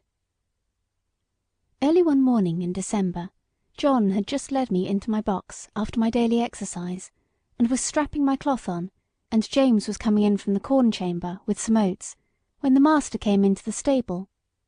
He looked rather serious, and held an open letter in his hand. John fastened the door of my box, touched his cap, and waited for orders. "Good morning, John," said the master. "I want to know if you have any complaint to make of James." "Complaint, sir? No, sir." "Is he industrious at his work and respectful to you?" "Yes, sir, always." "You never find he slights his work when your back is turned?" "Never, sir." "That's well, but I must put another question. Have you no reason to suspect, when he goes out with the horses to exercise them, or to take a message, that he stops about talking to his acquaintances, or goes into houses where he has no business, leaving the horses outside?" "No, sir, certainly not, and if anybody has been saying that about James, I don't believe it, and I don't mean to believe it unless I have it fairly proved before witnesses. It's not for me to say who has been trying to take away James's character, but I will say this, sir, that a steadier, pleasanter, honester, smarter young fellow I never had in this stable. I can trust his word, and I can trust his work. He is gentle and clever with the horses, and I would rather have them in charge with him than with half the young fellows I know of in laced hats and liveries, and whoever wants a character of James Howard," said John, with a decided jerk of his head, "let them come to John Manly." The master stood all this time grave and attentive, but as John finished his speech, a broad smile spread over his face, and looking kindly across at James, who all this time had stood still at the door, he said, "James, my lad, set down the oats and come here. I am very glad to find that John's opinion of your character agrees so exactly with my own. John is a cautious man," he said with a droll smile, "and it is not always easy to get his opinion about people. So I thought if I beat the bush on this side the birds would fly out, and I should learn what I wanted to know quickly. So now we will come to business. I have a letter from my brother-in-law, Sir Clifford Williams, of Clifford Hall.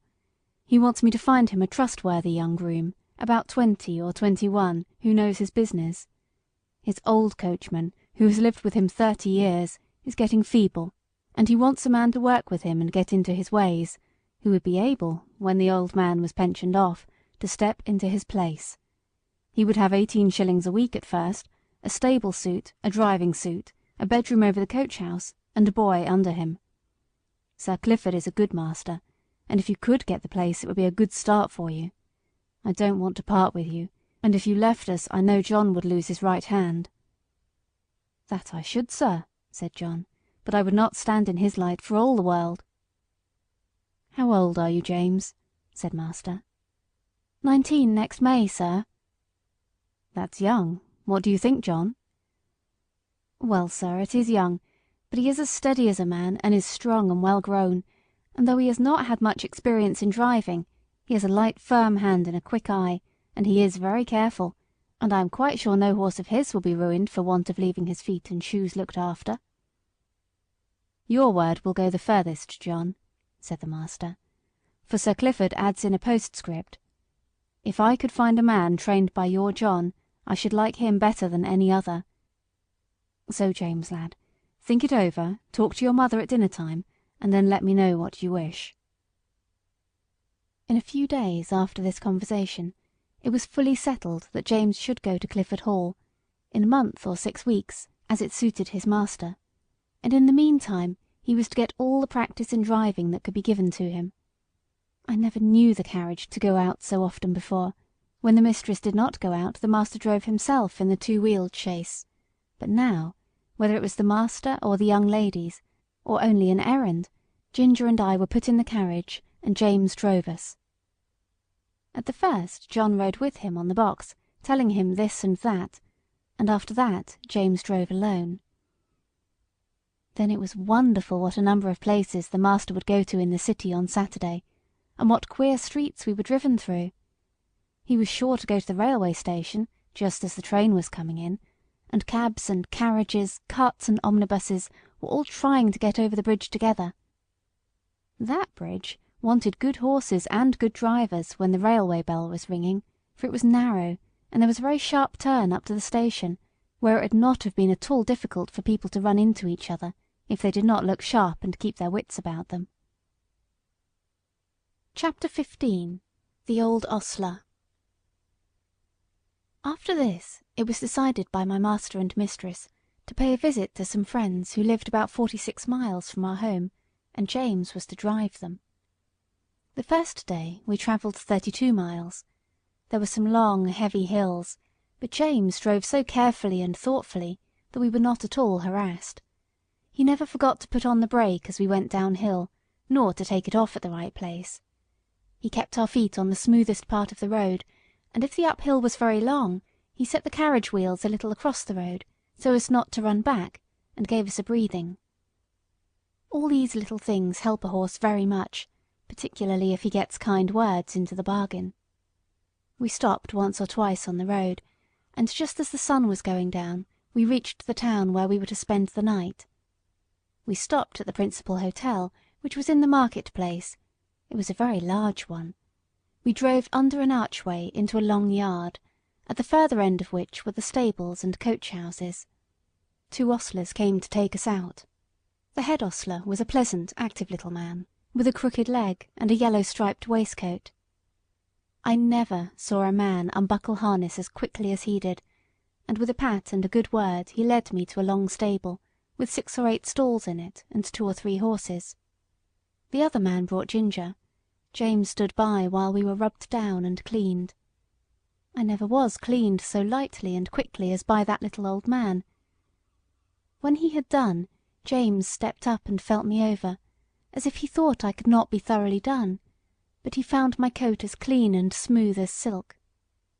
"Well," he said, "I thought I was pretty quick, and our John quicker still, but but you do beat all I ever saw for being quick and thorough at the same time." "Practice makes perfect," said the Crooked Little Ostler.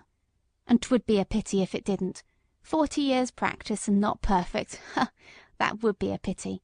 And as to being quick, why, bless you, that is only a matter of habit. If you get into the habit of being quick, it is just as easy as being slow. Easier, I should say. In fact, it doesn't agree with my health to be hulking about over a job twice as long as it need take. Bless you, I couldn't whistle if I crawled over my work as some folks do.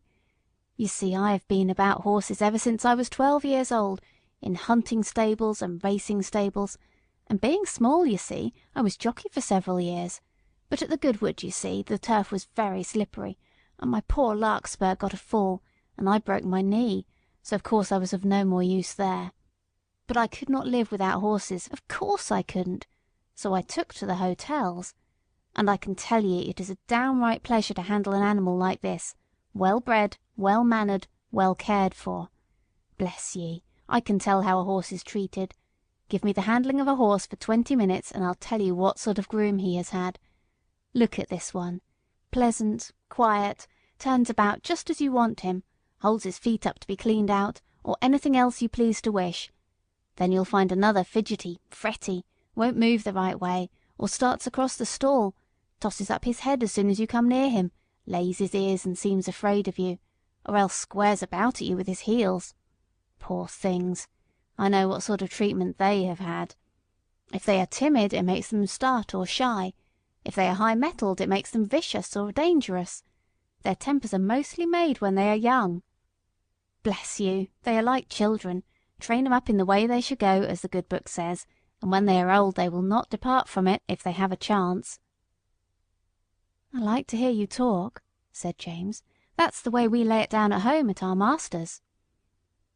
"Who is your master, young man, if it be a proper question? I should judge he is a good one from what I see." "He is Squire Gordon of Birtwick Park, the other side of the Beacon Hills," said James. "Ah, so, I've heard tell of him. Fine judge of horses, ain't he? The best rider in the county."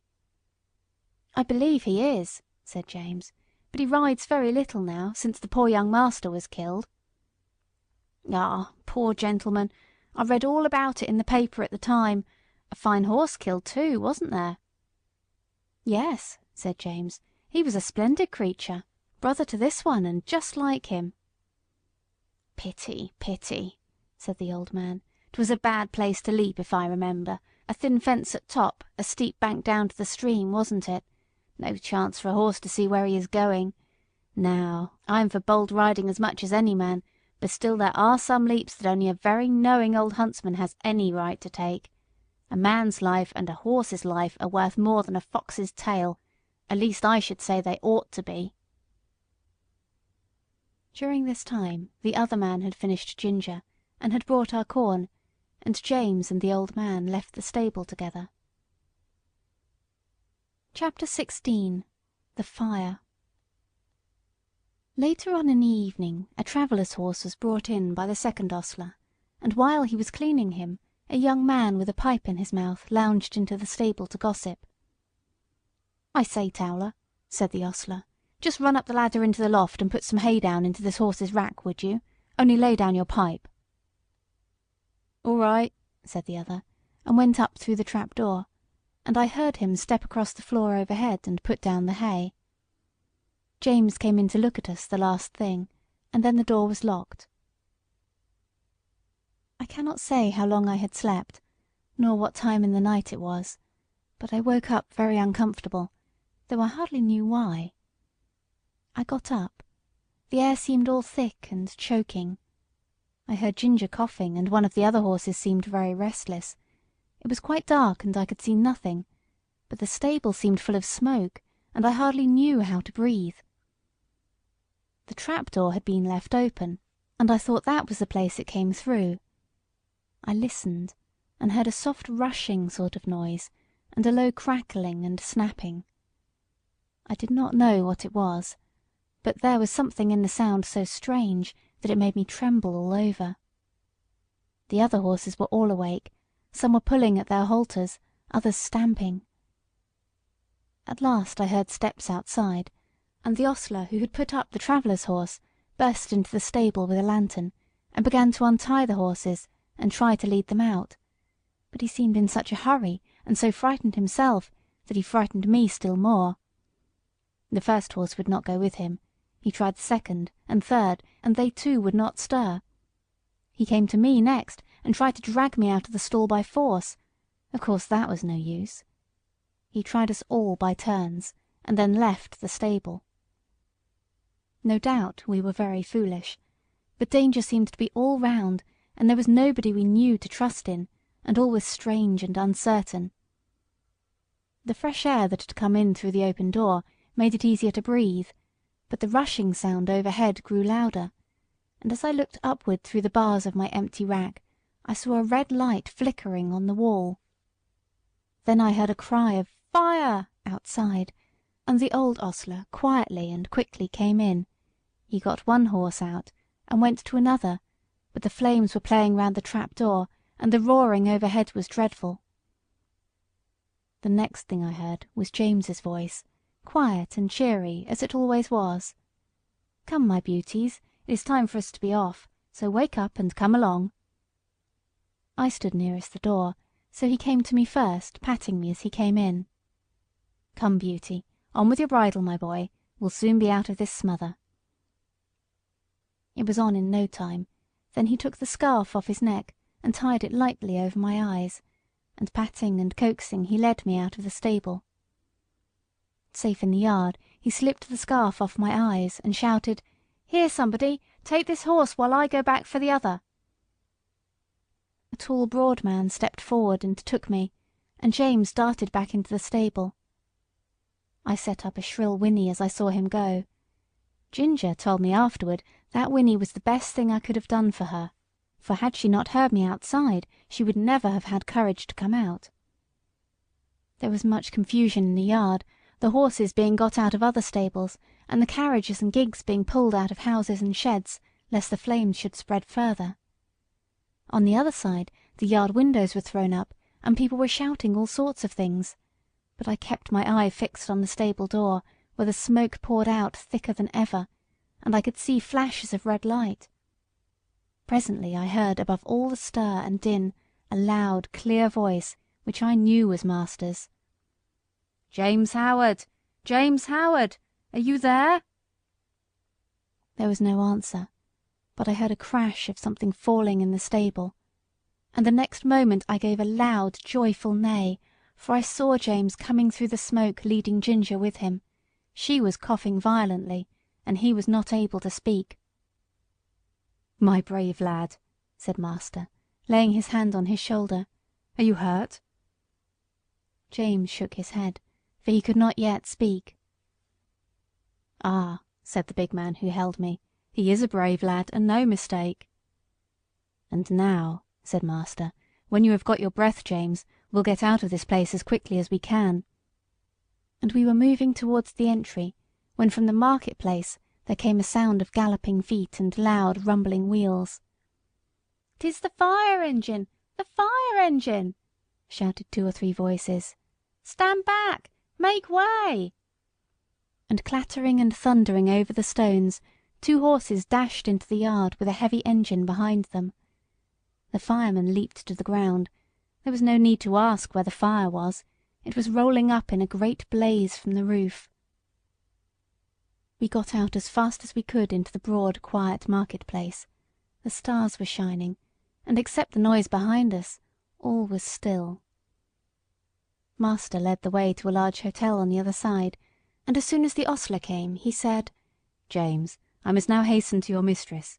I trust the horses entirely to you. Order whatever you think is needed." And with that he was gone. The master did not run, but I never saw mortal man walk so fast as he did that night. There was a dreadful sound before we got into our stalls, the shrieks of those poor horses that were left burning to death in the stable. It was very terrible, and made both Ginger and me feel very bad. We, however, were taken in and well done by. The next morning the master came to see how we were, and to speak to James. I did not hear much, for the ostler was rubbing me down, but I could see that James looked very happy, and I thought the master was proud of him. Our mistress had been so much alarmed in the night that the journey was put off till the afternoon, so James had the morning on hand, and went first to the inn to see about our harness and the carriage, and then to hear more about the fire. When he came back, we heard him tell the ostler about it. At first no one could guess how the fire had been caused, but at last a man said he saw Dick Towler go into the stable with a pipe in his mouth, and when he came out he had not one, and went to the tap for another. Then the under ostler said that he had asked Dick to go up the ladder to put down some hay, but told him to lay down his pipe first. Dick denied taking the pipe with him, but no one believed him. I remember our John Manley's rule never to allow a pipe in the stable, and thought it ought to be the rule everywhere. James said the roof and floor had all fallen in, and that only the black walls were standing. The 2 poor horses that could not be got out were buried under the burnt rafters and tiles. Chapter 17. John Manley's Talk. The rest of our journey was very easy, and a little after sunset we reached the house of my master's friend. We were taken into a clean, snug stable. There was a kind coachman who made us very comfortable, and who seemed to think a great deal of James when he heard about the fire. "There is one thing quite clear, young man," he said. "Your horses know who they can trust. It is one of the hardest things in the world to get horses out of a stable when there is either fire or flood. I don't know why they won't come out, but they won't, not 1 in 20. We stopped 2 or 3 days at this place, and then returned home. All went well on the journey. We were glad to be in our own stable again, and John was equally glad to see us.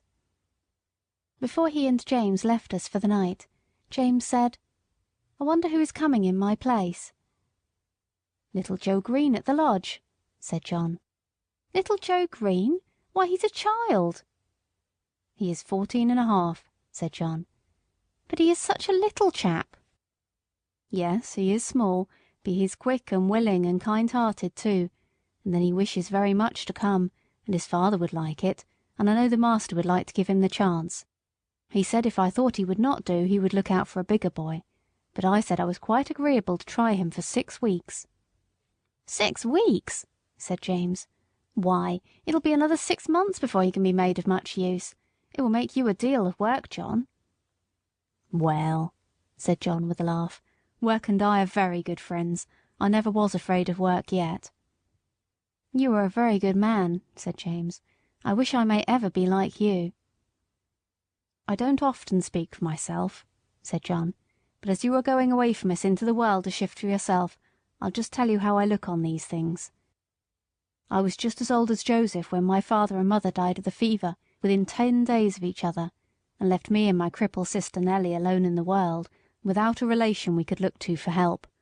I was a farmer's boy, not earning enough to keep myself, much less both of us, and she must have gone to the workhouse, but for our mistress. Nellie calls her angel, and she has good right to do so. She went and hired a room for her with old Willow Mallet, and she gave her knitting and needlework to do when she was able to do it, and when she was ill she sent her dinners and many nice comfortable things, and was like a mother to her. Then the master he took me into the stable under old Norman, the coachman that was then. I had my food at the house, and my bed in the loft, and a suit of clothes, and 3 shillings a week, so that I could help Nellie. Then there was Norman. He might have turned around and said at his age he could not be troubled with a raw boy from the plough-tail, but he was like a father to me, and took no end of pains with me. When the old man died, some years after, I stepped into his place, and now of course I have top wages, and can lay by for a rainy day or a sunny day as it may happen, and Nellie is as happy as a bird. So you see, James, I am not the man that should turn up his nose at a little boy, and vex a good, kind master. No, no, I shall miss you very much, James, but we shall pull through, and there's nothing like doing a kindness when 'tis put in your way, and I am glad I can do it." "Then," said James, "you don't hold with that saying, 'Everybody look after himself and take care of number one'?" "No, indeed," said John. Where should I and Nelly be if master and mistress and old Norman had only taken care of number one? Why, she in the workhouse and I hoeing turnips. Where would Black Beauty and Ginger be if you had only thought of number one? Why, roasted to death. No, Jim, no, that is a selfish, heathenish saying, whoever uses it, and any man who thinks he has nothing to do but take care of number one, why, it's a pity but what he had been drowned like a kitten or a puppy before he got his eyes open. That's what I think," said John, with a very decided jerk of his head. James laughed at this, but there was a thickness in his voice when he said, "You have been my best friend except my mother. I hope you won't forget me." "No, lad, no," said John, "and if ever I can do you a good turn, I hope you won't forget me." The next day Joe came to the stables to learn all he could before James left. He learned to sweep the stable, to bring in the straw and hay. He began to clean the harness, and helped wash the carriage. As he was quite too short to do anything in the way of grooming Ginger and me, James taught him upon Merrylegs, for he was to have full charge of him under John. He was a nice little bright fellow, and always came whistling to his work. Merrylegs was a good deal put out at being mauled about, as he said, by a boy who knows nothing. But toward the end of the second week he told me confidentially that he thought the boy would turn out well. At last the day came when James had to leave us. Cheerful as he always was, he looked quite downhearted that morning. "You see," he said to John, "I'm leaving a great deal behind. My mother and Betsy and you and a good master and mistress, and then the horses, and my old Merrylegs. At the new place there will not be a soul that I shall know. If it were not that I shall get a higher place, and be able to help my mother better, I don't think I should have made up my mind to it. It is a real pinch, John." "Ay, James, lad, that it is, but I should not think so much of you if you could leave your home for the first time and not feel it. Cheer up, you'll make friends there, and if you get on well, as I am sure you will, it will be a fine thing for your mother, and she will be proud enough that you have got into such a good place as that." So John cheered him up, but everyone was sorry to lose James. As for Merrylegs, he pined after him for several days, and quite went off his appetite. So John took him out several mornings with a leading rein, when he exercised me, and, trotting and galloping by my side, got up the little fellow's spirits again, and he was soon all right. Joe's father would often come in and give a little help, as he understood the work, and Joe took a great deal of pains to learn, and John was quite encouraged about him. Chapter 18. Going for the Doctor. One night, a few days after James had left, I had eaten my hay, and was lying down in my straw fast asleep, when I was suddenly roused by the stable bell ringing very loud. I heard the door of John's house open, and his feet running up to the hall. He was back again in no time. He unlocked the stable door and came in, calling out, "Wake up, Beauty, you must go well now, if ever you did." And almost before I could think, he had got the saddle on my back and the bridle on my head. He just ran round for his coat, and then took me at a quick trot up to the hall door. The squire stood there with a lamp in his hand. "Now, John," he said, "ride for your life, that is, for your mistress's life. There is not a moment to lose. Give this note to Dr. White, give your horse a rest at the inn, and be back as soon as you can." John said, "Yes, sir," and was on my back in a minute. The gardener who lived at the lodge had heard the bell ring, and was ready with the gate open, and away we went through the park and through the village, and down the hill till we came to the toll gate. John called very loud and thumped upon the door. The man was soon out and flung open the gate. "Now," said John, "do you keep the gate open for the doctor. Here's the money." And off he went again. There was before us a long piece of level road by the riverside. John said to me, "Now, Beauty, do your best." And so I did. I wanted no whip nor spur, and for 2 miles I galloped as fast as I could lay my feet to the ground. I don't believe that my old grandfather, who won the race at Newmarket, could have gone faster. When we came to the bridge, John pulled me up a little and patted my neck. "Well done, Beauty. Good old fellow," he said. He would have let me go slower, but my spirit was up, and I was off again as fast as before. The air was frosty, the moon was bright, it was very pleasant. We came through a village, then through a dark wood, then uphill, then downhill, till after 8 miles' run we came to the town, through the streets and into the market-place. It was all quite still except the clatter of my feet on the stones. Everybody was asleep. The church clock struck 3 as we drew up at Dr. White's door. John rang the bell twice, and then knocked at the door like thunder. A window was thrown up, and Dr. White, in his nightcap, put his head out and said, "What do you want?" "Mrs. Gordon is very ill, sir. Master wants you to go at once. He thinks she will die if you cannot get there. Here is a note." "Wait," he said, "I will come." He shut the window and was soon at the door. "The worst of it is," he said, "that my horse has been out all day and is quite done up. My son has just been sent for, and he has taken the other. What is to be done? Can I have your horse?" "He has come at a gallop nearly all the way, sir, and I was to give him a rest here, but I think my master would not be against it, if you think fit, sir." "All right," he said, "I will soon be ready." John stood by me and stroked my neck. I was very hot. The doctor came out with his riding whip. "You need not take that, sir," said John. "Black Beauty will go until he drops. Take care of him, sir, if you can. I should not like any harm to come to him." "No, no, John," said the doctor. "I hope not." And in a minute we had left John far behind. I will not tell about our way back. The doctor was a heavier man than John, and not so good a rider. However, I did my very best. The man at the toll gate had it open.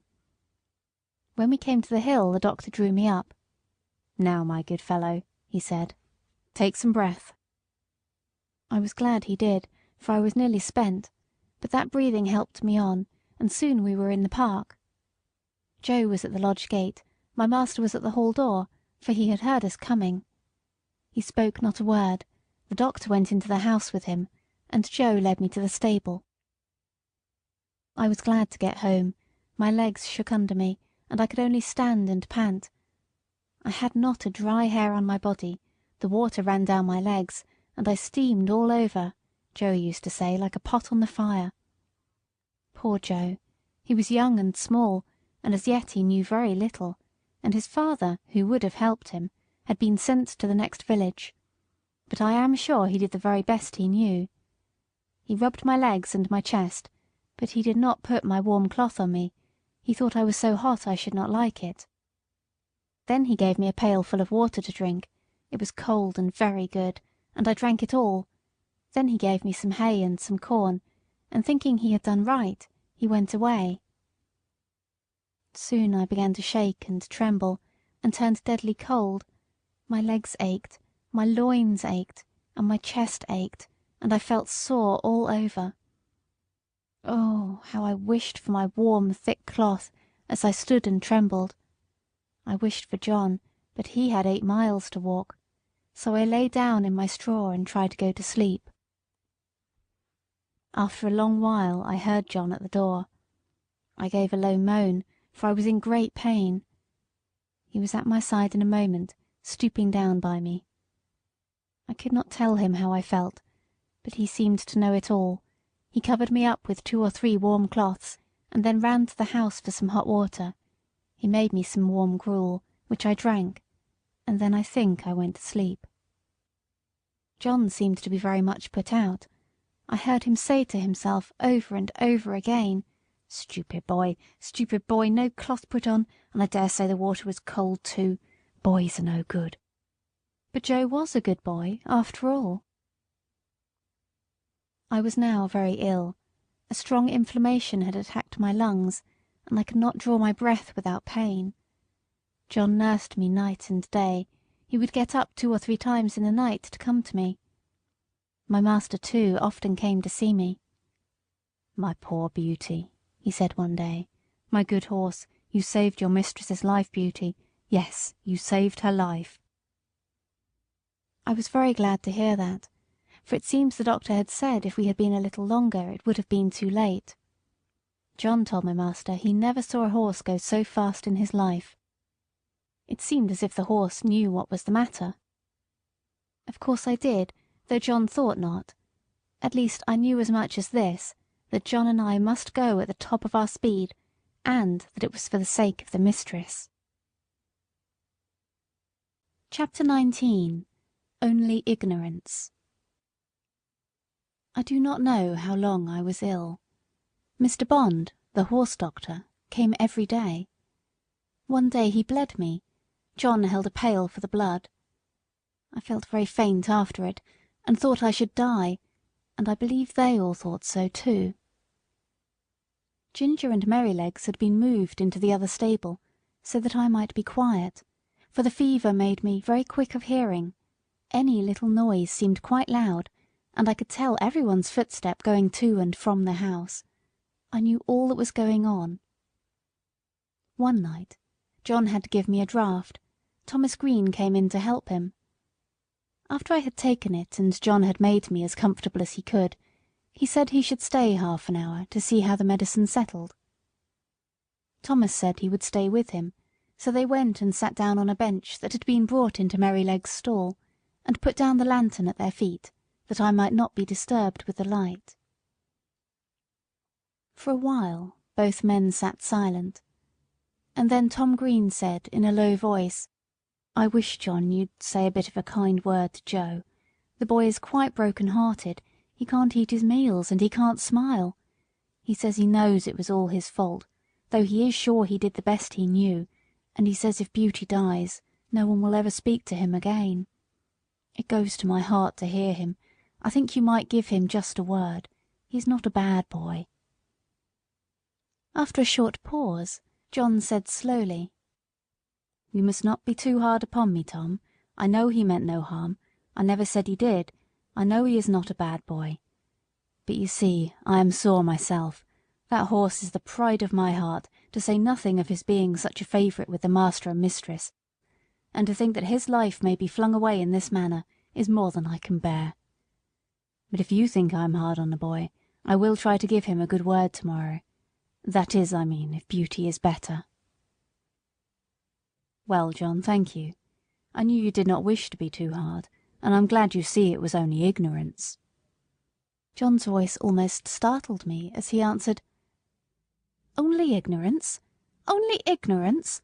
How can you talk about only ignorance? Don't you know that it is the worst thing in the world next to wickedness, and which does the most mischief heaven only knows? If people can say, 'Oh, I did not know, I did not mean any harm,' they think it is all right. I suppose Martha Mulwash did not mean to kill that baby when she dosed it with Dalby and soothing syrups, but she did kill it, and was tried for manslaughter." "And serve her right too," said Tom.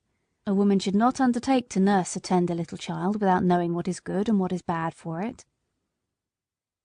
"Bill Starkey," continued John, "did not mean to frighten his brother into fits when he dressed up like a ghost and ran after him in the moonlight, but he did, and that bright, handsome little fellow, that might have been the pride of any mother's heart, is just no better than an idiot, and never will be if he lives to be 80 years old.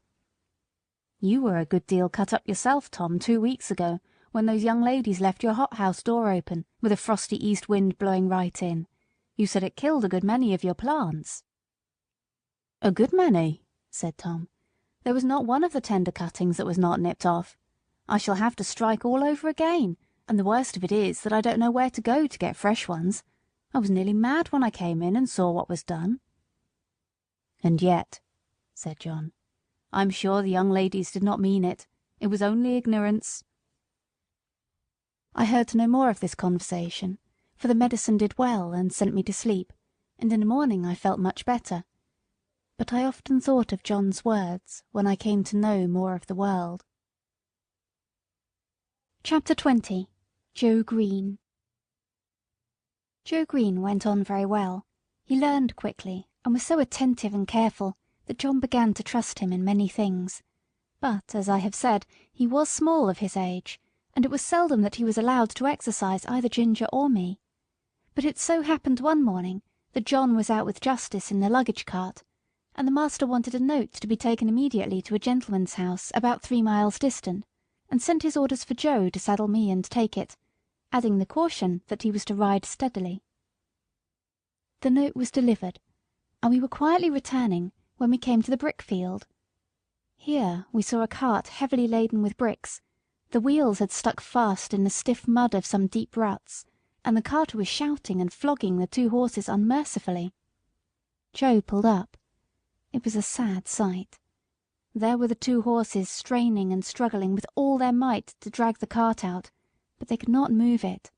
The sweat streamed from their legs and flanks, their sides heaved, and every muscle was strained, while the man, fiercely pulling at the head of the 4-horse, swore and lashed most brutally. "Hold hard," said Joe. "Don't go on flogging the horses like that. The wheels are so stuck that they cannot move the cart." The man took no heed, but went on lashing. "Stop! Pray stop!" said Joe. "I'll help you to lighten the cart. They can't move it now." "Mind your own business, you impudent young rascal, and I'll mind mine." The man was in a towering passion, and the worse for drink, and laid on the whip again. Joe turned my head, and the next moment we were going at a round gallop towards the house of the master brickmaker. I cannot say if John would have approved of our pace, but Joe and I were both of one mind, and so angry that we could not have gone slower. The house stood close by the roadside. Joe knocked at the door and shouted, "Halloo, is Mr. Clay at home?" The door was open, and Mr. Clay himself came out. "Halloo, young man, you seem in a hurry. Any orders from the squire this morning?" "No, Mr. Clay, but there's a fellow in your brickyard flogging 2 horses to death. I told him to stop and he wouldn't. I said I'd help him to lighten the cart and he wouldn't. So I have come to tell you. Pray, sir, go." Joe's voice shook with excitement. "Thank ye, my lad," said the man, running in for his hat, then pausing for a moment. "Will you give evidence of what you saw if I should bring the fellow up before a magistrate?" "That I will," said Joe, "and glad too." The man was gone, and we were on our way home at a smart trot. "Why, what's the matter with you, Joe? You look angry all over," said John, as the boy flung himself from the saddle. "I am angry all over, I can tell you," said the boy, and then in hurried, excited words he told all that had happened. Joe was usually such a quiet, gentle little fellow that it was wonderful to see him so roused. "Right, Joe, you did right, my boy, whether the fellow gets a summons or not. Many folks would have ridden by and said it was not their business to interfere. Now I say that with cruelty and oppression it is everybody's business to interfere when they see it. You did right, my boy." Joe was quite calm by this time, and proud that John approved of him, and cleaned out my feet and rubbed me down with a firmer hand than usual. They were just going home to dinner when the footman came down to the stable to say that Joe was wanted directly in master's private room. There was a man brought up for ill-using horses, and Joe's evidence was wanted. The boy flushed up to his forehead, and his eyes sparkled. "They shall have it," said he. "Put yourself a bit straight," said John. Joe gave a pull at his necktie and a twitch at his jacket, and was off in a moment. Our master being one of the county magistrates, cases were often brought to him to settle, or say what should be done. In the stable we heard no more for some time, as it was the men's dinner hour, but when Joe came next into the stable, I saw he was in high spirits. He gave me a good-natured slap, and said, "We won't see such things done, will we, old fellow?" We heard afterward that he had given his evidence so clearly, and the horses were in such an exhausted state, bearing marks of such brutal usage, that the carter was committed to take his trial, and might possibly be sentenced to 2 or 3 months in prison. It was wonderful what a change had come over Joe. John laughed and said he had grown an inch taller in that week, and I believe he had. He was just as kind and gentle as before, but there was more purpose and determination in all that he did, as if he had jumped at once from a boy into a man. Chapter 21. The Parting. Now I had lived in this happy place 3 years, but sad changes were about to come over us. We heard from time to time that our mistress was ill. The doctor was often at the house, and the master looked grave and anxious. Then we heard that she must leave her home at once and go to a warm country for 2 or 3 years. The news fell upon the household like the tolling of a death bell. Everybody was sorry, but the master began directly to make arrangements for breaking up his establishment and leaving England. We used to hear it talked about in our stable, indeed nothing else was talked about. John went about his work silent and sad, and Joe scarcely whistled. There was a great deal of coming and going. Ginger and I had full work. The first of the party who went were Miss Jessie and Flora, with their governess. They came to bid us good-bye. They hugged poor Merrylegs like an old friend, and so indeed he was. Then we heard what had been arranged for us. Master had sold Ginger and me to his old friend, the Earl of... for he thought we should have a good place there. Merrylegs he had given to the vicar, who was wanting a pony for Mrs. Bloomfield, but it was on the condition that he should never be sold, and that when he was past work he should be shot and buried. Joe was engaged to take care of him, and to help in the house, so I thought that Merrylegs was well off. John had the offer of several good places, but he said he should wait a little and look round. The evening before they left, the master came into the stable to give some directions, and to give his horses the last pat. He seemed very low-spirited. I knew that by his voice. I believe we horses can tell more by the voice than many men can. "Have you decided what to do, John?" he said. "I find you have not accepted either of those offers." "No, sir. I have made up my mind that if I could get a situation with some first-rate colt-breaker and horse-trainer, it would be the right thing for me. Many young animals are frightened and spoiled by wrong treatment, which need not be if the right man took them in hand. I always get on well with horses, and if I could help some of them to a fair start, I should feel as if I were doing some good. What do you think of it, sir?" "I don't know a man anywhere," said master, "that I should think so suitable for it as yourself. You understand horses, and somehow they understand you, and in time you might set up for yourself. I think you could not do better. If in any way I can help you, write to me. I shall speak to my agent in London, and leave your character with him." Master gave John the name and address, and then he thanked him for his long and faithful service, but that was too much for John. "Pray don't, sir. I can't bear it. You and my dear mistress have done so much for me that I could never repay it. But we shall never forget you, sir, and please God we may some day see mistress back again like herself. We must keep up hope, sir." Master gave John his hand, but he did not speak, and they both left the stable. The last sad day had come. The footman and the heavy luggage had gone off the day before, and there was only master and mistress and her maid. Ginger and I brought the carriage up to the hall door for the last time. The servants brought out cushions and rugs and many other things, and when all were arranged, master came down the steps, carrying the mistress in his arms. I was on the side next to the house, and could see all that went on. He placed her carefully in the carriage, while the house servants stood round crying. "Good-bye again," he said. "We shall not forget any of you." And he got in. "Drive on, John." Joe jumped up, and we trotted slowly through the park and through the village, where the people were standing on their doors to have a last look and to say, "God bless them."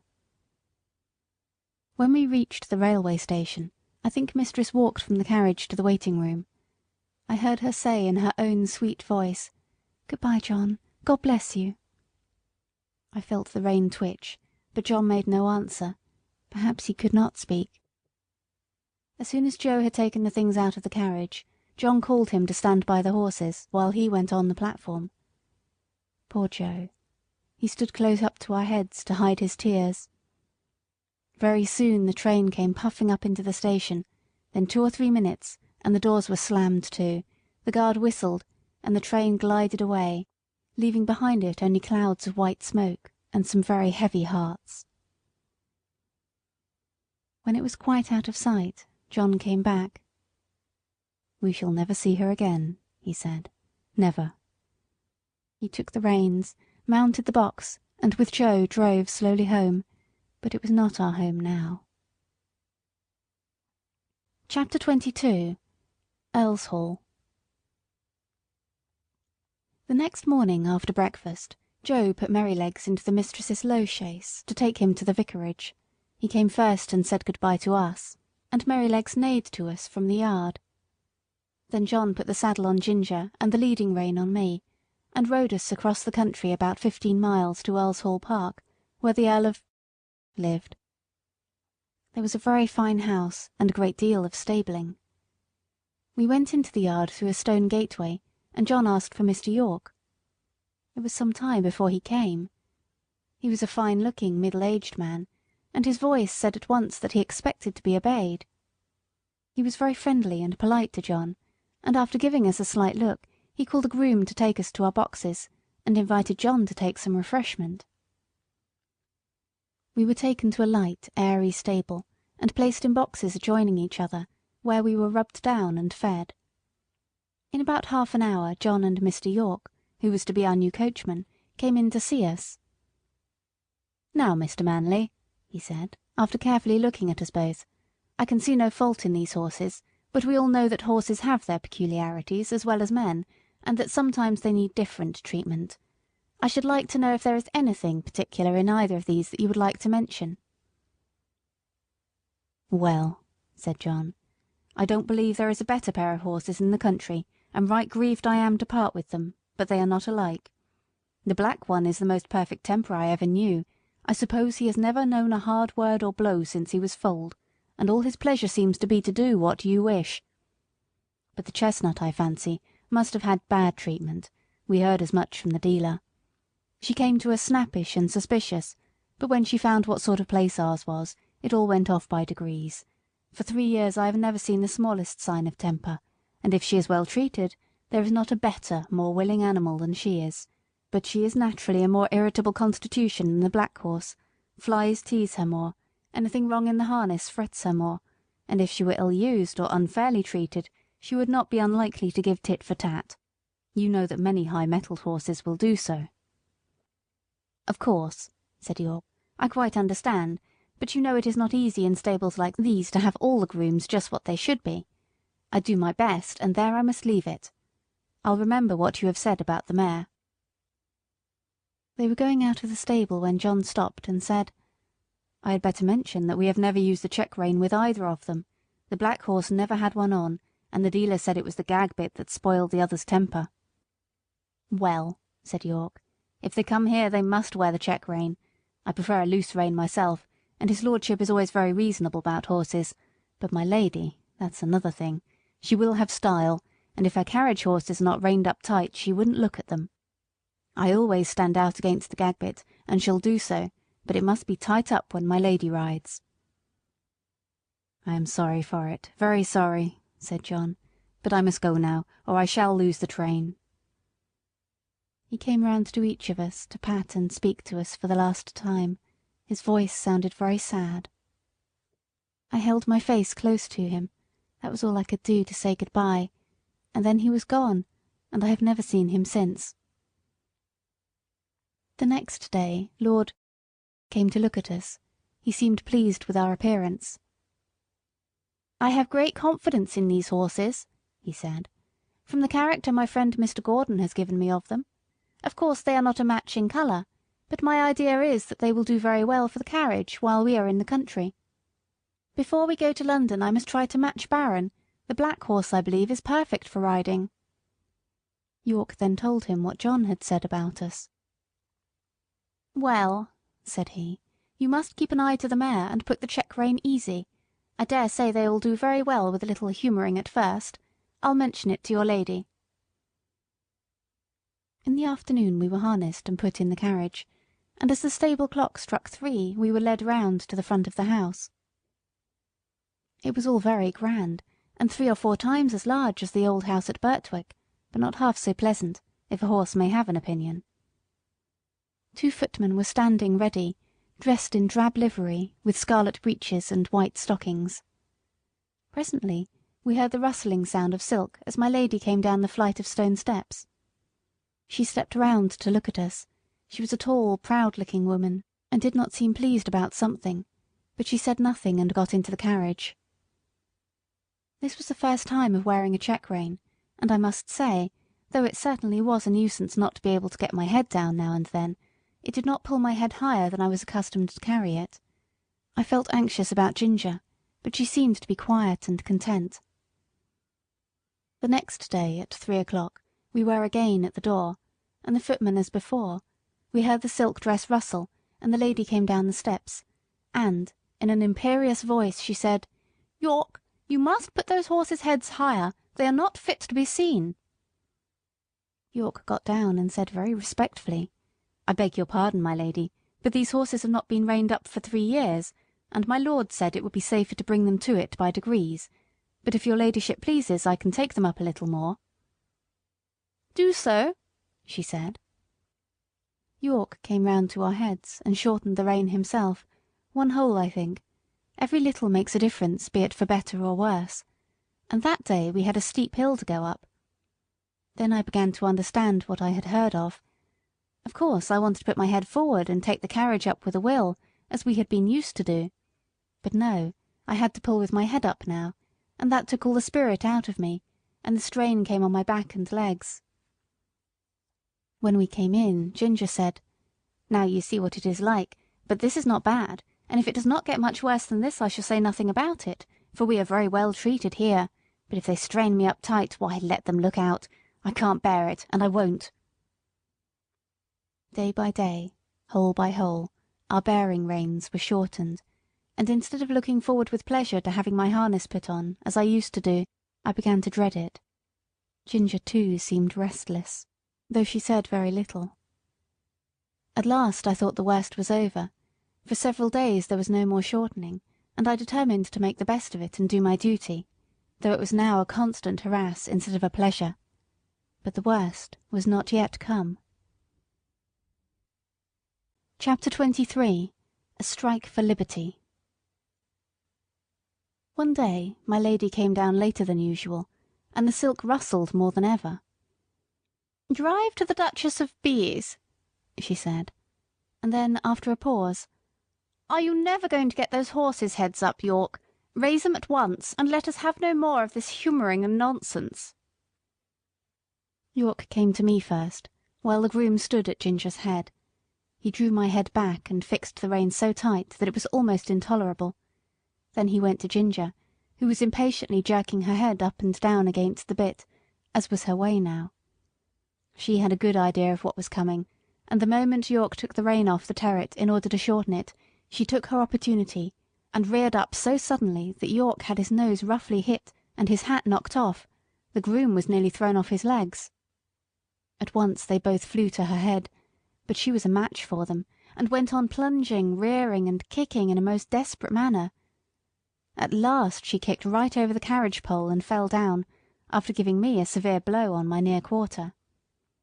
There is no knowing what further mischief she might have done, had not York promptly sat himself down flat on her head to prevent her struggling, at the same time calling out, "Unbuckle the black horse! Run for the winch and unscrew the carriage pole! Cut the trace here, somebody, if you can't unhitch it!" One of the footmen ran for the winch, and another brought a knife from the house. The groom soon set me free from Ginger and the carriage, and led me to my box. He just turned me in as I was, and ran back to York. I was much excited by what had happened, and if I had ever been used to kick or rear I am sure I should have done it then, but I never had, and there I stood, angry, sore in my leg, my head still strained up to the terret on the saddle, and no power to get it down. I was very miserable, and felt much inclined to kick the first person who came near me. Before long, however, Ginger was led in by 2 grooms, a good deal knocked about and bruised. York came with her and gave his orders, and then came to look at me. In a moment he let down my head. "Confound these check-reins," he said to himself. "I thought we should have some mischief soon. Master will be sorely vexed.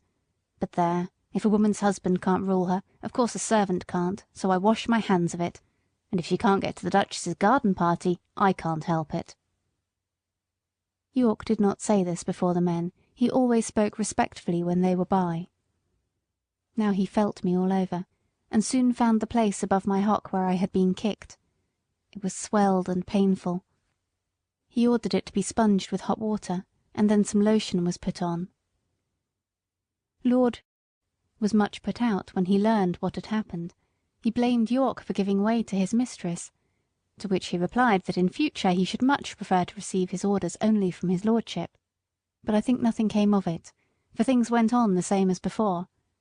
I thought York might have stood up better for his horses, but perhaps I am no judge. Ginger was never put into the carriage again, but when she was well of her bruises, one of the lord's younger sons said he would like to have her. He was sure she would make a good hunter. As for me, I was obliged still to go in the carriage, and had a fresh partner called Max. He had always been used to the tight rein. I asked him how he bore it. "Well," he said, "I bear it because I must, but it is shortening my life, and it will shorten yours too if you have to stick to it." "Do you think," I said, "that our masters know how bad it is for us?" "I can't say," he replied, "but the dealers and the horse doctors know it very well. I was at a dealer's once, who was training me and another horse to go in as a pair. He was getting our heads up, as he said, a little higher and a little higher every day. A gentleman who was there asked him why he did so. 'Because,' said he, 'people won't buy them unless we do. The London people always want their horses to carry their heads high, and to step high. Of course it is very bad for the horses, but then it is good for trade. The horses soon wear up, or get diseased, and they come for another pair.' That," said Max, "is what he said in my hearing, and you can judge for yourself." What I suffered with that rein for 4 long months in my lady's carriage it would be hard to describe, but I am quite sure that, had it lasted much longer, either my health or my temper would have given way. Before that I never knew what it was to foam at the mouth, but now the action of the sharp bit on my tongue and jaw, and the constrained position of my head and throat, always caused me to froth at the mouth more or less. Some people think it very fine to see this, and say, "What fine, spirited creatures!" But it is just as unnatural for horses as for men to foam at the mouth. It is a sure sign of some discomfort, and should be attended to. Besides this, there was a pressure on my windpipe, which often made my breathing very uncomfortable. When I returned from my work, my neck and chest were strained and painful, my mouth and tongue tender, and I felt worn and depressed. In my old home, I always knew that John and my master were my friends. But here, although in many ways I was well treated, I had no friend. York might have known, and very likely did know, how that rein harassed me, but I suppose he took it as a matter of course that it could not be helped. At any rate, nothing was done to relieve me. Chapter 24. The Lady Anne, or A Runaway Horse. Early in the spring, Lord and part of his family went up to London, and took York with them. I and Ginger and some other horses were left at home for use, and the head groom was left in charge. The Lady Harriet, who remained at the Hall, was a great invalid, and never went out in a carriage, and the Lady Anne preferred riding on horseback with her brother or cousins. She was a perfect horsewoman, and as gay and gentle as she was beautiful. She chose me for her horse, and named me Black Auster. I enjoyed these rides very much in the clear cold air, sometimes with Ginger, sometimes with Lizzie. This Lizzie was a bright bay mare, almost thoroughbred, and a great favourite with a gentleman, on account of her fine action and lively spirit. But Ginger, who knew more of her than I did, told me she was rather nervous. There was a gentleman of the name of Blantyre staying at the Hall. He always rode Lizzie, and praised her so much that one day Lady Anne ordered the side saddle to be put on her, and the other saddle on me. When we came to the door, the gentleman seemed very uneasy. "How is this?" he said. "Are you tired of your good Black Auster?" "Oh, no, no, not at all," she replied. "But I am amiable enough to let you ride him for once, and I will try your charming Lizzie.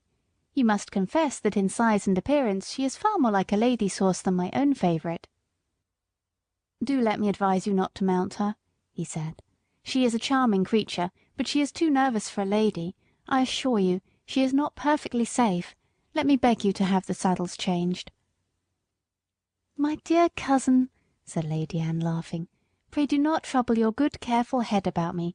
I have been a horsewoman ever since I was a baby, and I have followed the hounds a great many times, though I know you do not approve of ladies hunting, but still that is the fact, and I intend to try this Lizzie that you gentlemen are all so fond of, so please help me to mount, like a good friend as you are." There was no more to be said. He placed her carefully on the saddle, looked to the bit and curb, gave the reins gently into her hand, and then mounted me. Just as we were moving off, a footman came out with a slip of paper and message from the Lady Harriet. Would they ask this question for her at Dr. Ashley's and bring the answer? The village was about a mile off, and the doctor's house was the last in it. We went along gaily enough till we came to his gate. There was a short drive up to the house between tall evergreens. Blantyre alighted at the gate, and was going to open it for Lady Anne, but she said, "I will wait for you here, and you can hang Auster's rein on the gate." He looked at her doubtfully. "I will not be 5 minutes," he said. "Oh, do not hurry yourself. Lizzie and I shall not run away from you."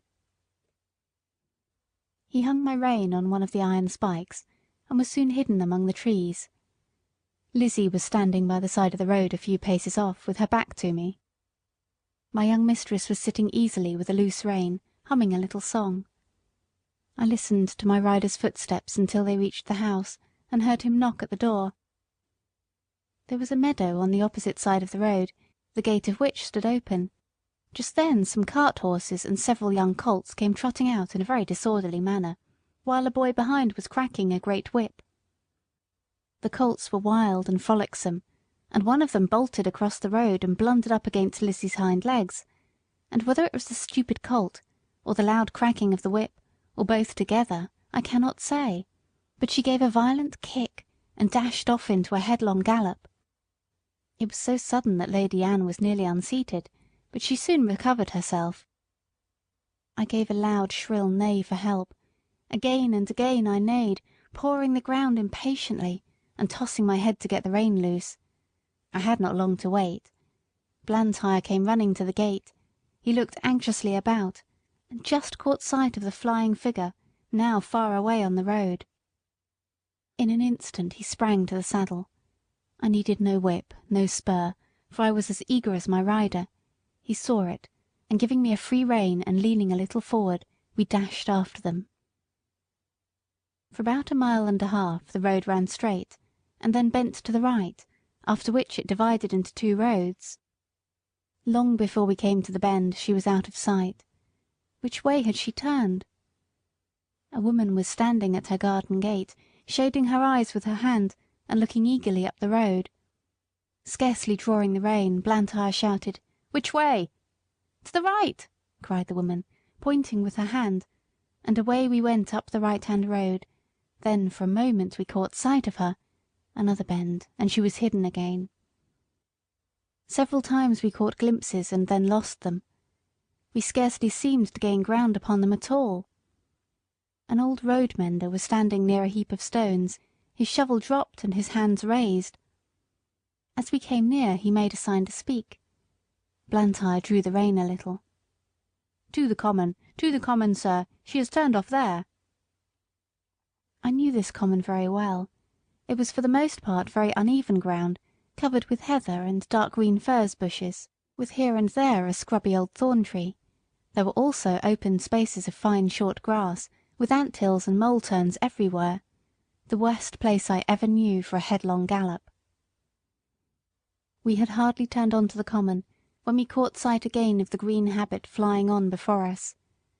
My lady's hat was gone, and her long brown hair was streaming behind her. Her head and body were thrown back, as if she were pulling with all her remaining strength, and as if that strength were nearly exhausted. It was clear that the roughness of the ground had very much lessened Lizzie's speed, and there seemed a chance that we might overtake her. While we were on the high road, Blantyre had given me my head, but now, with a light hand and a practised eye, he guided me over the ground in such a masterly manner that my pace was scarcely slackened, and we were decidedly gaining on them. About halfway across the heath there had been a wide dyke recently cut, and the earth from the cutting was cast up roughly on the other side. Surely this would stop them. But no, with scarcely a pause Lizzie took the leap, stumbled among the rough clods and fell. Blantyre groaned. "Now, Auster, do your best." He gave me a steady rein. I gathered myself well together, and with one determined leap cleared both dyke and bank. Motionless among the heather, with her face to the earth, lay my poor young mistress. Blantyre kneeled down and called her name. There was no sound. Gently he turned her face upward. It was ghastly white, and the eyes were closed. "Annie, dear Annie, do speak." But there was no answer. He unbuttoned her habit, loosened her collar, felt her hands and wrist, then started up and looked wildly round him for help. At no great distance there were two men cutting turf, who, seeing Lizzie running wild without a rider, had left their work to catch her. Blantyre's halloo soon brought them to the spot. The foremost man seemed much troubled at the sight, and asked what he could do. "Can you ride?" "Well, sir, I bean't much of a horseman, but I'd risk my neck for the Lady Anne. She was uncommon good to my wife in the winter." "Then mount this horse, my friend, your neck will be quite safe, and ride to the doctor's and ask him to come instantly. Then on to the hall, tell them all that you know, and bid them send me the carriage with Lady Anne's maid and help. I shall stay here." "All right, sir, I'll do my best, and I pray God the dear young lady may open her eyes soon." Then, seeing the other man, he called out, "Here, Joe, run for some water, and tell my missus to come as quick as she can to the Lady Anne." He then somehow scrambled into the saddle, and with a "Gee up!" and a clap on my sides with both his legs, he started on his journey, making a little circuit to avoid the dyke. He had no whip, which seemed to trouble him, but my pace soon cured that difficulty, and he found the best thing he could do was to stick to the saddle and hold me in, which he did manfully. I shook him as little as I could help, but once or twice on the rough ground he called out, "Steady! Whoa! Steady!" On the high road we were all right, and at the doctor's and the hall he did his errand like a good man and true. They asked him in to take a drop of something. "No, no," he said, "I'll be back to 'em again by a short cut through the fields, and be there afore the carriage." There was a great deal of hurry and excitement after the news became known. I was just turned into my box, the saddle and bridle were taken off, and a cloth thrown over me. Ginger was saddled and sent off in great haste for Lord George, and I soon heard the carriage roll out of the yard. It seemed a long time before Ginger came back, and before we were left alone, and then she told me all that she had seen. "I can't tell much," she said. "We went a gallop nearly all the way, and got there just as the doctor rode up. There was a woman sitting on the ground with a lady's head in her lap.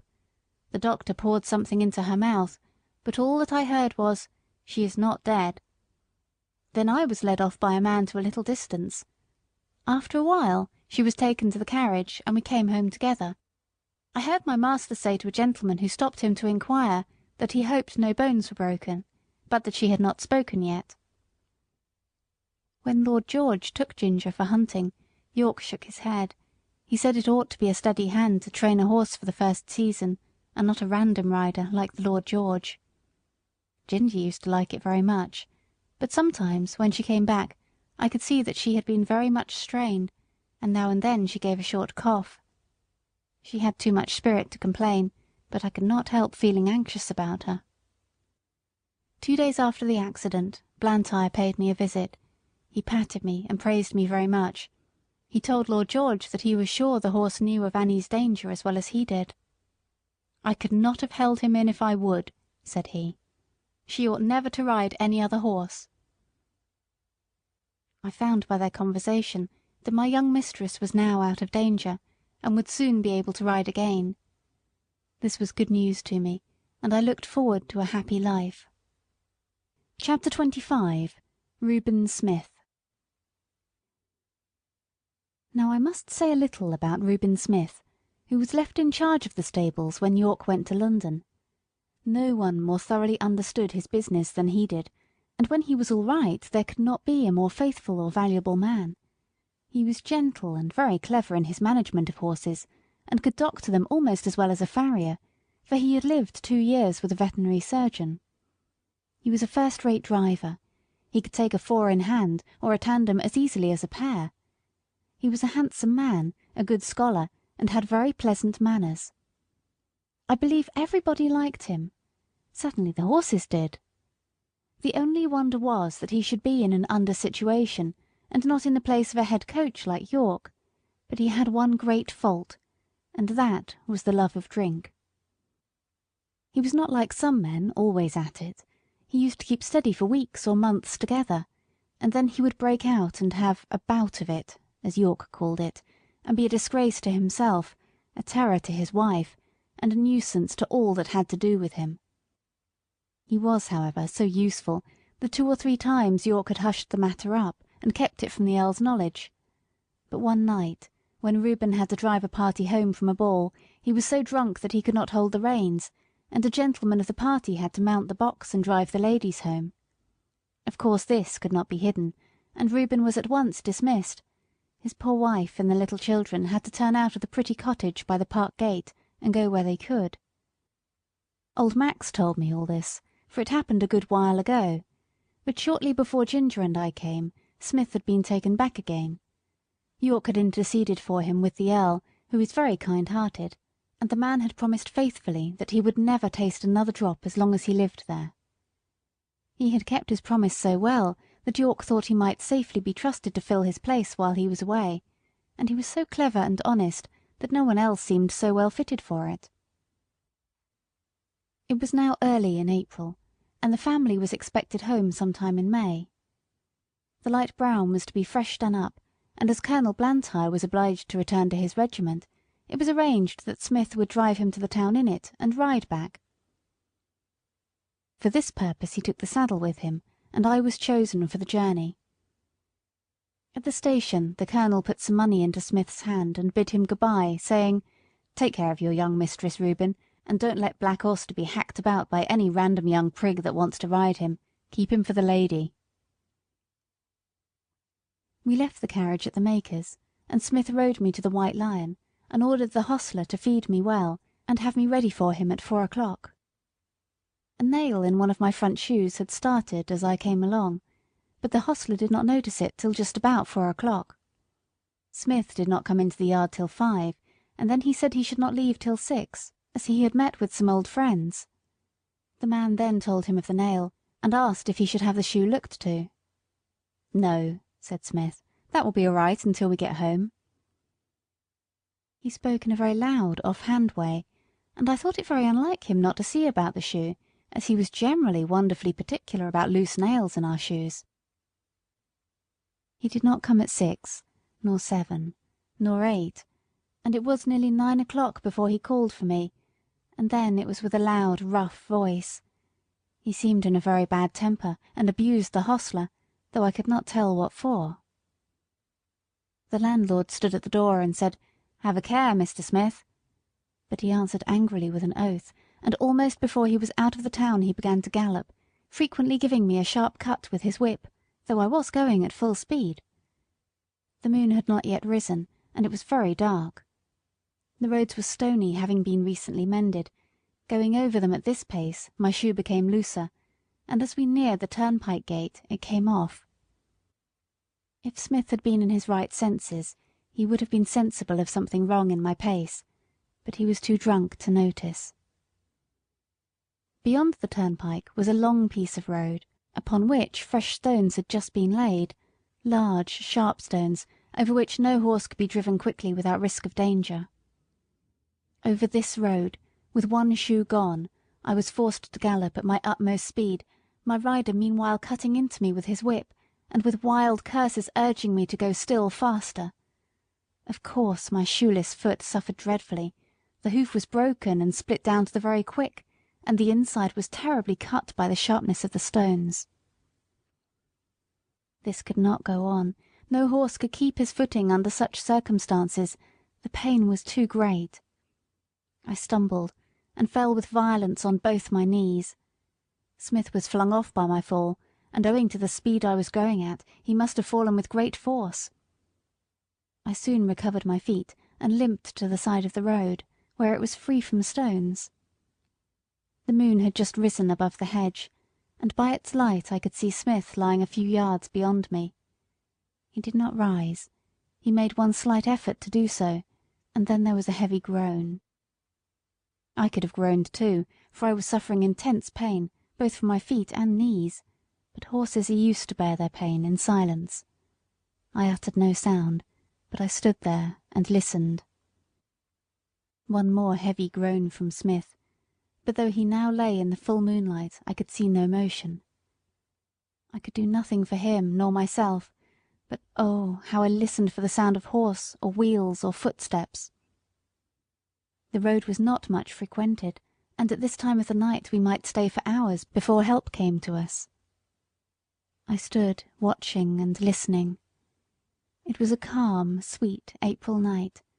There were no sounds, but a few low notes of a nightingale, and nothing moved but the white clouds near the moon, and a brown owl that flitted over the hedge. It made me think of the summer nights, long ago, when I used to lie beside my mother in the green, pleasant meadow at Farmer Gray's. Chapter 26. How it ended. It must have been nearly midnight when I heard at a great distance the sound of a horse's feet. Sometimes the sound died away, then it grew clearer again and nearer. The road to Earl's Hall led through woods that belonged to the Earl. The sound came in that direction, and I hoped it might be someone coming in search of us. As the sound came nearer and nearer, I was almost sure I could distinguish Ginger's step. A little nearer still, and I could tell she was in the dog-cart. I neighed loudly, and was overjoyed to hear an answering neigh from Ginger, and men's voices. They came slowly over the stones, and stopped at the dark figure that lay upon the ground. One of the men jumped out and stooped down over it. "It is Reuben," he said, "and he does not stir." The other man followed and bent over him. "He's dead," he said. "Feel how cold his hands are." They raised him up, but there was no life, and his hair was soaked with blood. They laid him down again and came and looked at me. They soon saw my cut knees. "Why, the horse has been down and thrown him. Who would have thought the black horse would have done that? Nobody thought he could fall. Reuben must have been lying here for hours. Odd, too, that the horse has not moved from the place." Robert then attempted to lead me forward. I made a step, but almost fell again. "Halloo, he's bad in his foot as well as his knees. Look here, his hoof is cut all to pieces. He might well come down, poor fellow. I tell you what, Ned, I'm afraid it hasn't been all right with Reuben.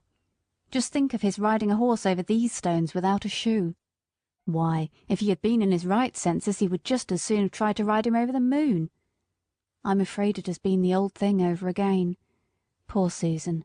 She looked awfully pale when she came to my house to ask if he had not come home. She made believe she was not a bit anxious, and talked of a lot of things that might have kept him. But for all that she begged me to go and meet him. But what must we do? There's the horse to get home as well as the body, and that will be no easy matter."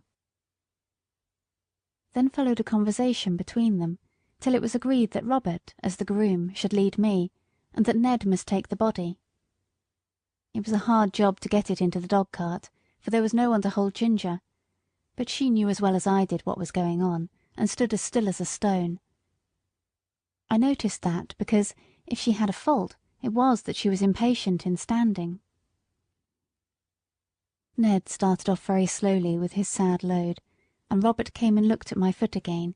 Then he took his handkerchief and bound it closely round, and so he led me home. I shall never forget that night walk. It was more than 3 miles. Robert led me on very slowly, and I limped and hobbled on as well as I could with great pain. I am sure he was sorry for me, for he often patted and encouraged me, talking to me in a pleasant voice. At last I reached my own box and had some corn, and after Robert had wrapped up my knees in wet cloths, he tied up my foot in a bran poultice to draw out the heat and cleanse it before the horse doctor saw it in the morning, and I managed to get myself down on the straw and slept in spite of the pain. The next day, after the farrier had examined my wounds, he said he hoped the joint was not injured, and if so I should not be spoiled for work, but I should never lose the blemish. I believe they did the best to make a good cure, but it was a long and painful one. Proud flesh, as they called it, came up in my knees, and was burned out with caustic, and when at last it was healed, they put a blistering fluid over the front of both knees to bring all the hair off. They had some reason for this, and I suppose it was all right. As Smith's death had been so sudden, and no one was there to see it, there was an inquest held. The landlord and hostler at the White Lion, with several other people, gave evidence that he was intoxicated when he started from the inn. The keeper of the toll gate said he rode at a hard gallop through the gate, and my shoe was picked up among the stones, so that the case was quite plain to them, and I was cleared of all blame. Everybody pitied Susan. She was nearly out of her mind. She kept saying over and over again, "Oh, he was so good, so good. It was all that cursed drink. Why will they sell that cursed drink? Oh, Reuben, Reuben." So she went on till after he was buried, and then, as she had no home or relations, she, with her 6 little children, was obliged once more to leave the pleasant home by the tall oak trees, and go into that great, gloomy Union House. Chapter 27. Ruined and Going Downhill.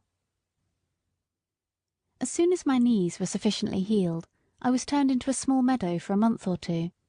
No other creature was there, and though I enjoyed the liberty and the sweet grass, yet I had been so long used to society that I felt very lonely.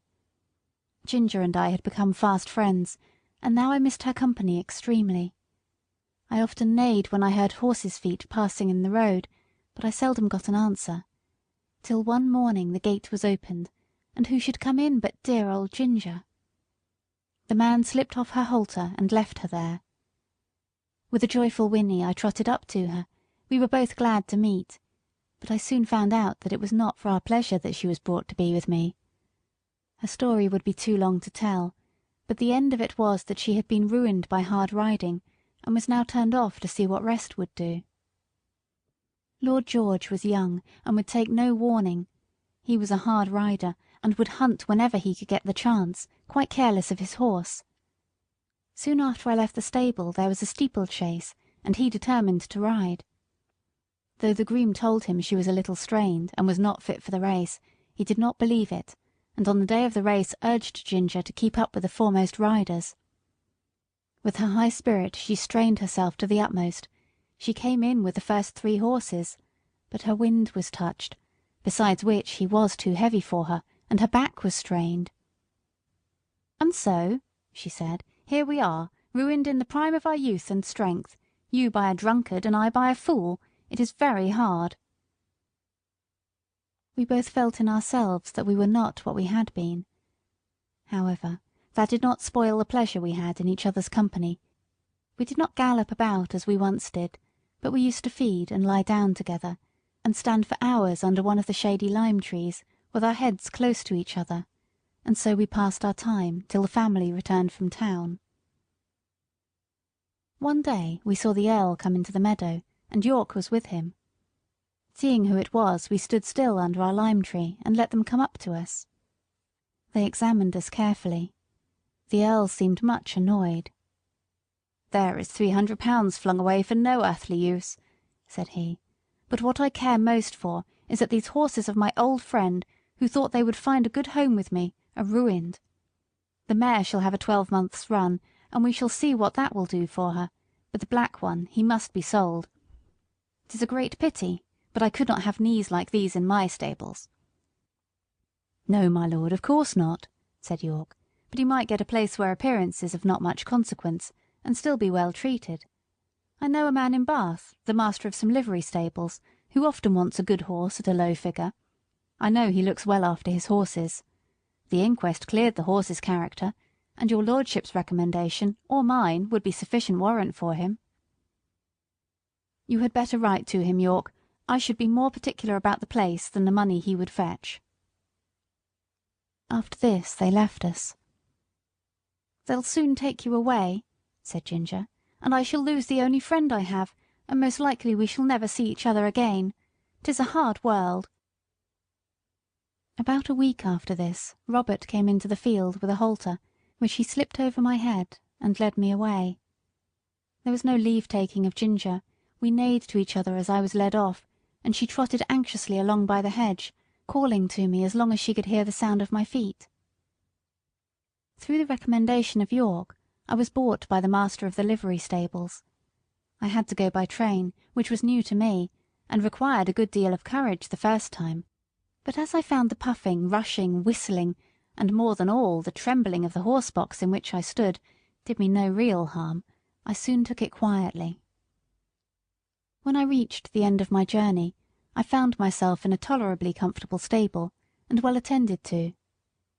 These stables were not so airy and pleasant as those I had been used to. The stalls were laid on a slope instead of being level, and as my head was kept tied to the manger, I was obliged always to stand on the slope, which was very fatiguing. Men do not seem to know yet that horses can do more work if they can stand comfortably and can turn about. However, I was well fed and well cleaned, and on the whole, I think our master took as much care of us as he could. He kept a good many horses and carriages of different kinds for hire. Sometimes his own men drove them, at others the horse and chaise were let to gentlemen or ladies who drove themselves. Chapter 28. A Job Horse and His Drivers.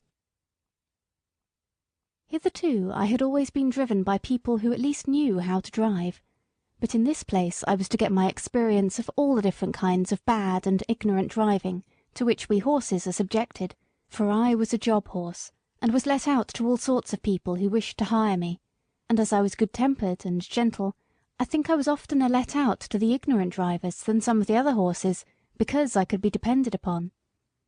It would take a long time to tell of all the different styles in which I was driven, but I will mention a few of them.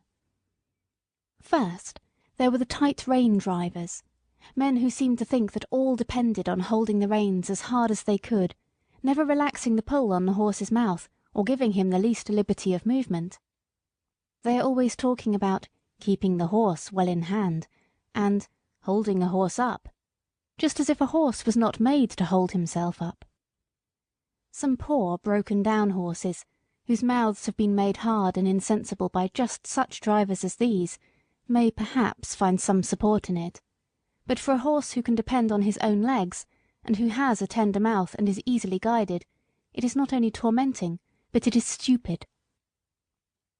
Then there are the loose-rein drivers, who let the reins lie easily on our backs, and their own hand rest lazily on their knees. Of course, such gentlemen have no control over a horse, if anything happens suddenly. If a horse shies, or starts, or stumbles, they are nowhere, and cannot help the horse or themselves till the mischief is done. Of course, for myself I had no objection to it, as I was not in the habit of either starting or stumbling, and had only been used to depend on my driver for guidance and encouragement. Still, one likes to feel the rein a little in going downhill, and likes to know that one's driver is not gone to sleep. Besides, a slovenly way of driving gets a horse into bad and often lazy habits, and when he changes hands he has to be whipped out of them with more or less pain and trouble. Squire Gordon always kept us to our best paces and our best manners. He said that spoiling a horse and letting him get into bad habits was just as cruel as spoiling a child, and both had to suffer for it afterward. Besides, these drivers are often careless altogether, and will attend to anything else more than their horses. I went out in the phaeton one day with one of them. He had a lady and 2 children behind. He flopped the reins about as we started, and of course gave me several unmeaning cuts with the whip, though I was fairly off. There had been a good deal of road mending going on, and even where the stones were not freshly laid down, there were a great many loose ones about. My driver was laughing and joking with the lady and the children, and talking about the country to the right and the left, but he never thought it worth while to keep an eye on his horse, or to drive on the smoothest parts of the road. And so it easily happened that I got a stone into one of my forefeet. Now if Mr. Gordon, or John, or in fact any good driver, had been there, he would have seen that something was wrong before I had gone 3 paces. Or even if it had been dark, a practised hand would have felt by the rain that there was something wrong in the step, and they would have got down and picked out the stone. But this man went on laughing and talking, while at every step the stone became more firmly wedged between my shoe and the frog of my foot. The stone was sharp on the inside and round on the outside, which, as everyone knows, is the most dangerous kind that a horse can pick up, at the same time cutting his foot and making him most liable to stumble and fall. Whether the man was partly blind or only very careless I can't say, but he drove me with that stone in my foot for a good half-mile before he saw anything. By that time I was going so lame with the pain that at last he saw it and called out, "Well, here's a go! Why, they have sent us out with a lame horse! What a shame!" He then chucked the reins and flipped about with the whip, saying, "Now then, it's no use playing the old soldier with me. There's the journey to go, and it's no use turning lame and lazy." Just at this time a farmer came riding up on a brown cob. He lifted his hat and pulled up. "I beg your pardon, sir," he said, "but I think there is something the matter with your horse. He goes very much as if he had a stone in his shoe. If you will allow me, I will look at his feet. These loose scattered stones are confounded dangerous things for the horses." "He's a hired horse," said my driver. "I don't know what's the matter with him, but it is a great shame to send out a lame beast like this." The farmer dismounted, and slipping his rein over his arm at once took up my near foot. "Bless me, there's a stone! Lame? I should think so!" At first he tried to dislodge it with his hand, but as it was now very tightly wedged, he drew a stone pick out of his pocket, and very carefully, and with some trouble, got it out. Then, holding it up, he said, "There, that's the stone your horse had picked up. It is a wonder he did not fall down and break his knees into the bargain." "Well, to be sure," said my driver, "that is a queer thing. I never knew that horses picked up stones before." "Didn't you?" said the farmer, rather contemptuously. "But they do, though, and the best of them will do it, and can't help it sometimes on such roads as these. And if you don't want to lame your horse, you must look sharp and get them out quickly.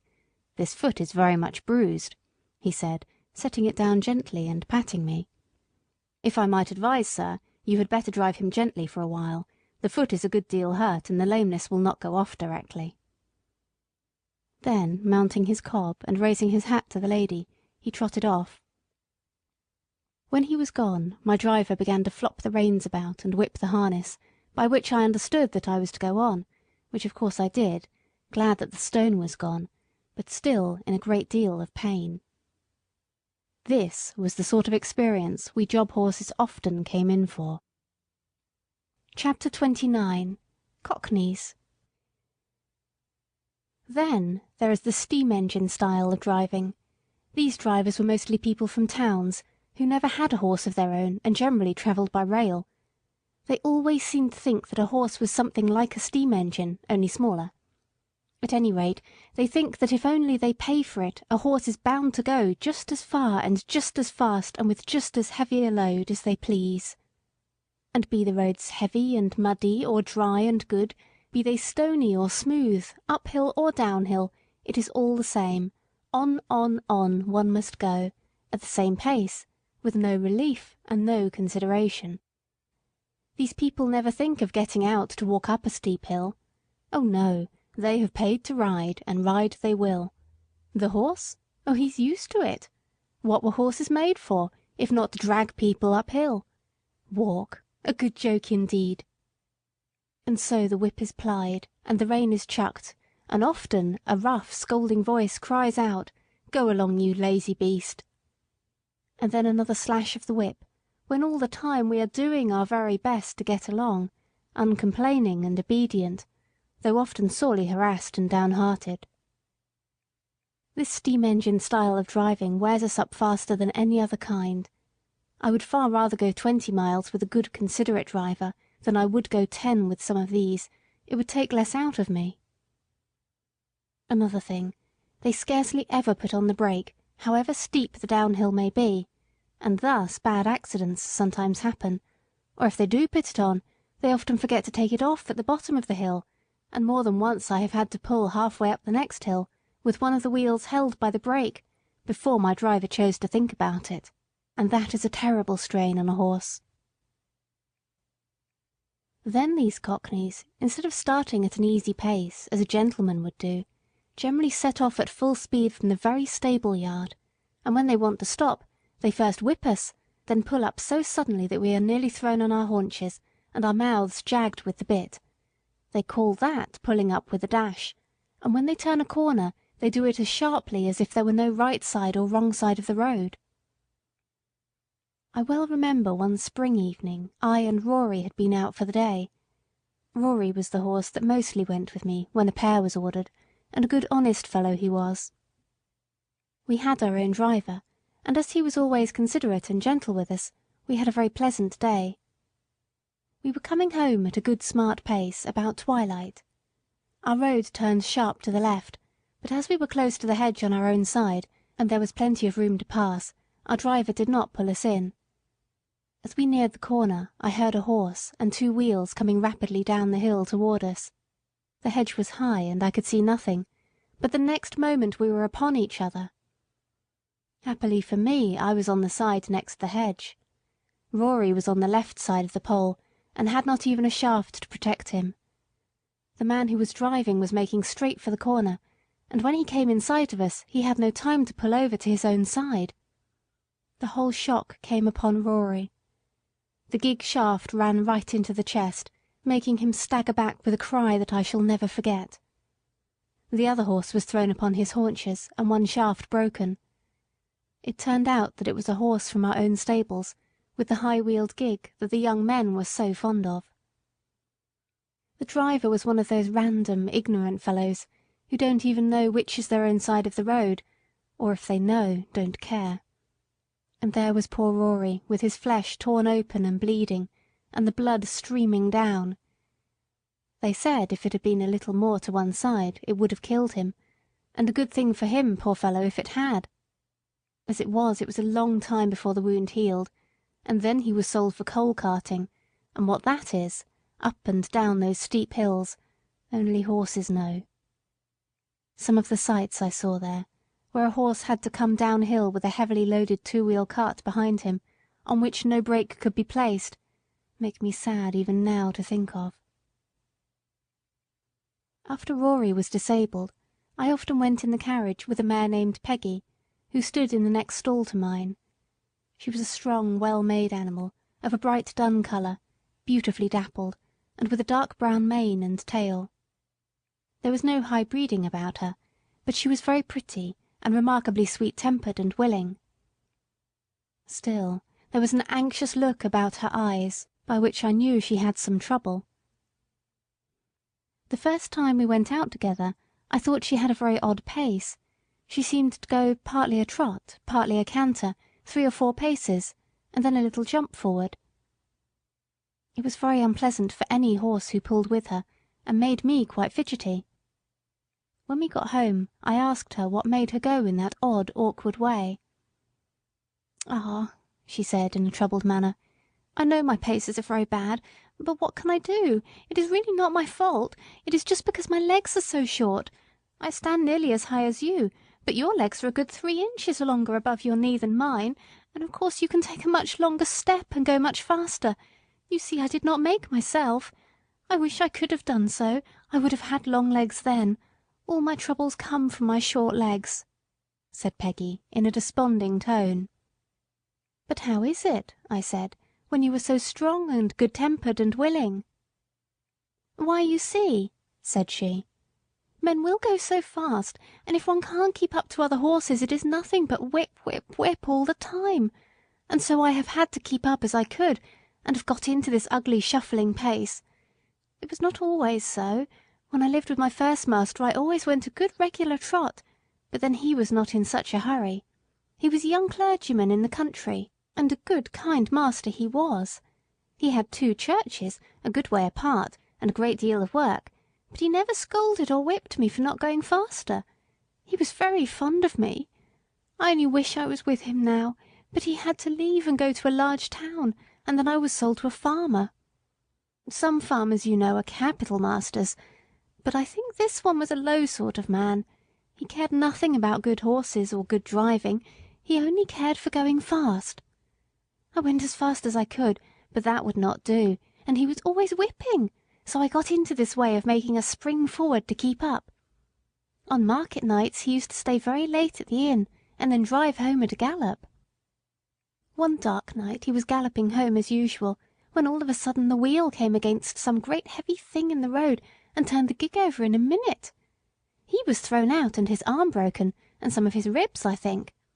At any rate, it was the end of my living with him, and I was not sorry. But you see, it will be the same everywhere for me, if men must go so fast. I wish my legs were longer. Poor Peggy! I was very sorry for her, and I could not comfort her, for I knew how hard it was upon slow-paced horses to be put with fast ones. All the whipping comes to their share, and they can't help it.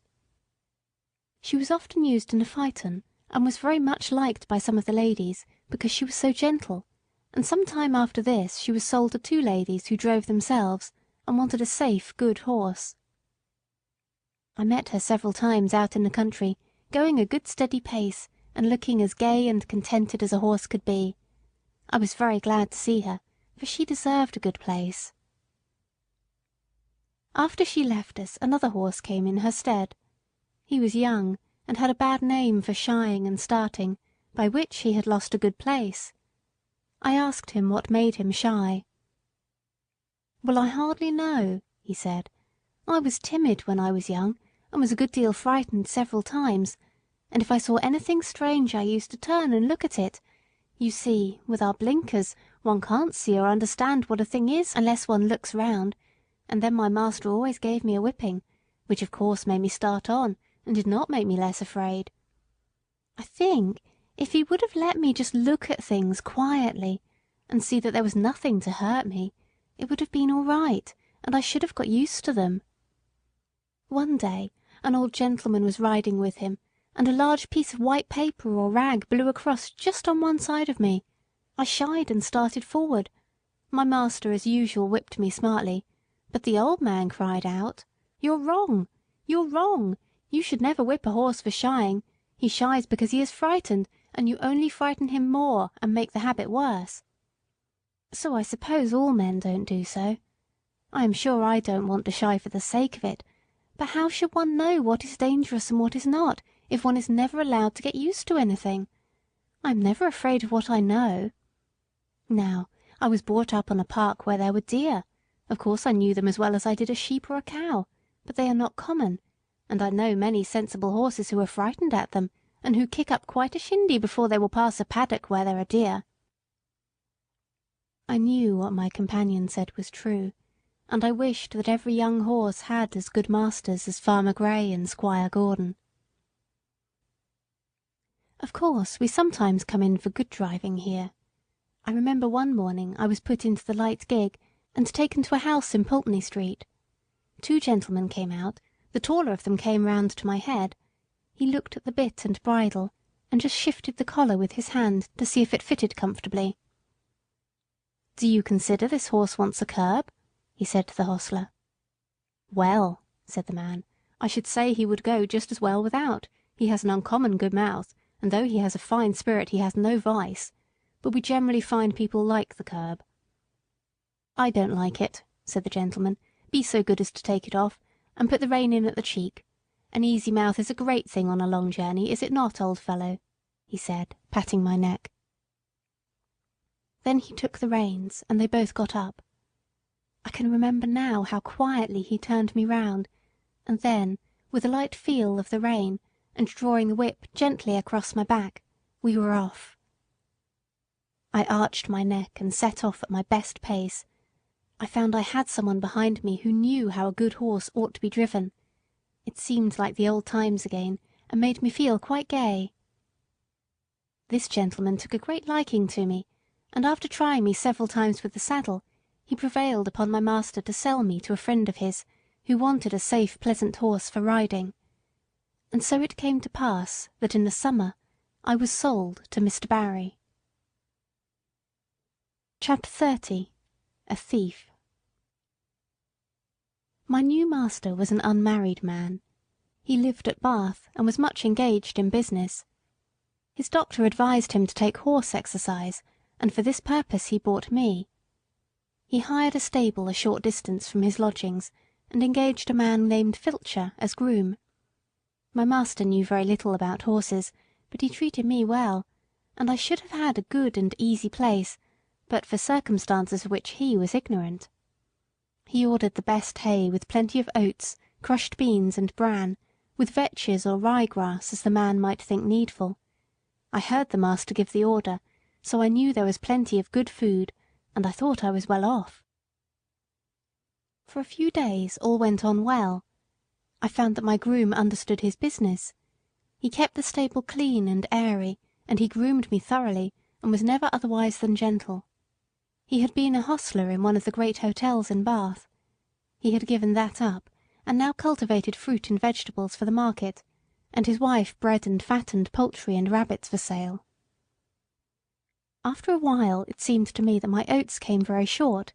I had the beans, but bran was mixed with them instead of oats, of which there were very few, certainly not more than a quarter of what there should have been. In 2 or 3 weeks this began to tell upon my strength and spirits. The grass food, though very good, was not the thing to keep up my condition without corn.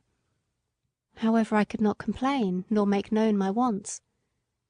So it went on for about 2 months, and I wondered that my master did not see that something was the matter. However, one afternoon he rode out into the country to see a friend of his, a gentleman farmer, who lived on the road to Wells. This gentleman had a very quick eye for horses, and after he had welcomed his friend, he said, casting his eye over me, "It seems to me, Barry, that your horse does not look so well as he did when you first had him. Has he been well?" "Yes, I believe so," said my master, "but he is not nearly so lively as he was. My groom tells me that horses are always dull and weak in the autumn, and that I must expect it." "Autumn, fiddlesticks!" said the farmer. "Why, this is only August, and with your light work and good food, he ought not to go down like this, even if it was autumn. How do you feed him?" My master told him. The other shook his head slowly, and began to feel me over. "I can't say who eats your corn, my dear fellow, but I am much mistaken if your horse gets it. Have you ridden very fast?" "No, very gently." "Then just put your hand here," said he, passing his hand over my neck and shoulder. "He is as warm and damp as a horse just come up from grass. I advise you to look into your stable a little more. I hate to be suspicious, and thank heaven I have no cause to be, for I can trust my men, present or absent, but there are mean scoundrels, wicked enough to rob a dumb beast of his food. You must look into it." And turning to his man, who had come to take me, "Give this horse a right good feed of bruised oats, and don't stint him." Dumb beasts! Yes, we are, but if I could have spoken, I could have told my master where his oats went to. My groom used to come every morning about 6 o'clock, and with him a little boy, who always had a covered basket with him. He used to go with his father into the harness room where the corn was kept, and I could see them, when the door stood ajar, fill a little bag with oats out of the bin, and then he used to be off. 5 or 6 mornings after this, just as the boy had left the stable, the door was pushed open, and a policeman walked in, holding the child tight by the arm. Another policeman followed, and locked the door on the inside, saying, "Show me the place where your father keeps his rabbit's food." The boy looked very frightened, and began to cry, but there was no escape, and he led the way to the corn bin. Here the policeman found another empty bag like that which was found full of oats in the boy's basket. Filcher was cleaning my feet at the time, but they soon saw him, and though he blustered a good deal, they walked him off to the lock-up, and his boy with him. I heard afterward that the boy was not held to be guilty, but the man was sentenced to prison for 2 months. Chapter 31. A Humbug. My master was not immediately suited, but in a few days my new groom came. He was a tall, good-looking fellow enough, but if ever there was a humbug in the shape of a groom, Alfred Smirk was the man. He was very civil to me, and never used me ill, In fact, he did a great deal of stroking and patting when his master was there to see it. He always brushed my mane and tail with water, and my hoofs with oil, before he brought me to the door, to make me look smart. But as to cleaning my feet, or looking to my shoes, or grooming me thoroughly, he thought no more of that than if I had been a cow. He left my bit rusty, my saddle damp, and my crupper stiff.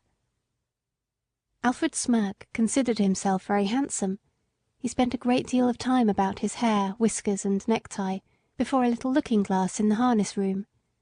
When his master was speaking to him, it was always, yes, sir," touching his hat at every word, and everyone thought he was a very nice young man, and that Mr. Barry was very fortunate to meet with him. I should say he was the laziest, most conceited fellow I ever came near. Of course, it was a great thing not to be ill-used, but then a horse wants more than that. I had a loose box, and might have been very comfortable, if he had not been too indolent to clean it out. He never took all the straw away, and the smell from what lay underneath was very bad, and the strong vapours that rose made my eyes smart and inflame, and I did not feel the same appetite for my food. One day his master came in and said, "Alfred, the stable smells rather strong.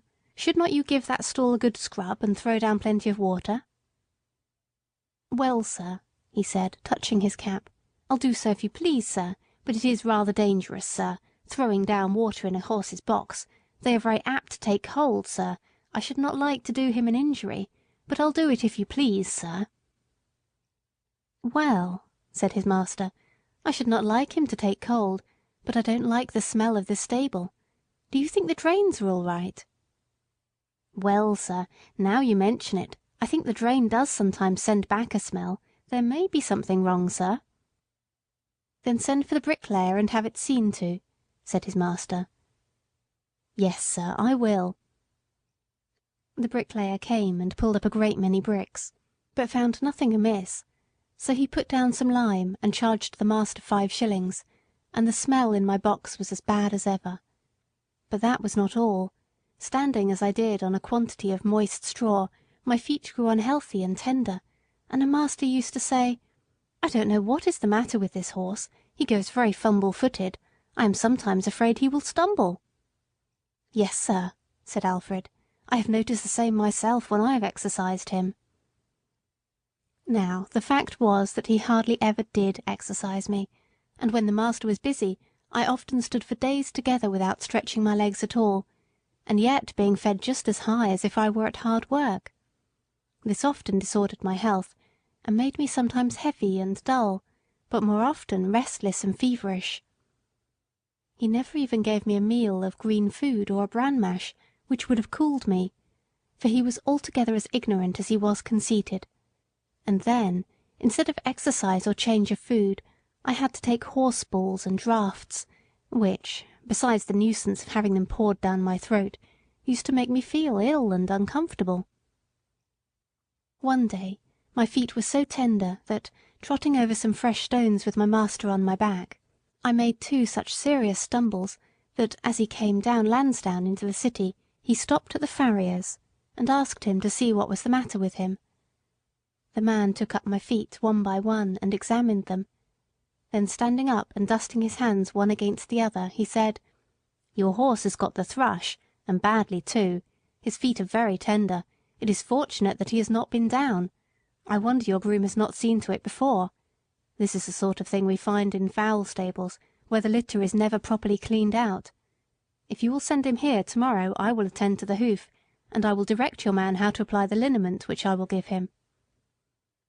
The next day I had my feet thoroughly cleaned, and stuffed with tow soaked in some strong lotion, and an unpleasant business it was. The farrier ordered all the litter to be taken out of my box day by day, and the floor kept very clean. Then I was to have bran mashes, a little green food, and not so much corn, till my feet were well again.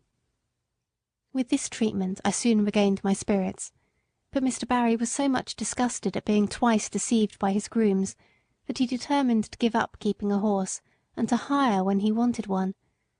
I was therefore kept till my feet were quite sound, and was then sold again.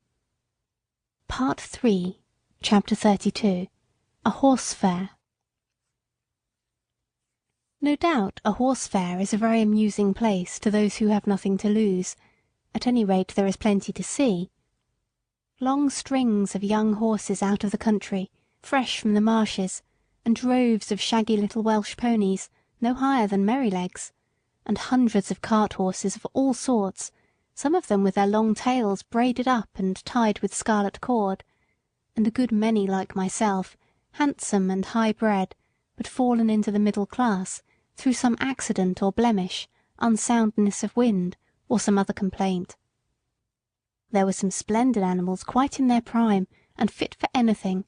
They were throwing out their legs and showing off their paces in high style, as they were trotted out with the leading rein, the groom running by the side. But round in the background there were a number of poor things, sadly broken down with hard work, with their knees knuckling over, and their hind legs swinging out at every step. And there were some very dejected-looking old horses, with the underlip hanging down, and the ears lying back heavily, as if there were no more pleasure in life, and no more hope.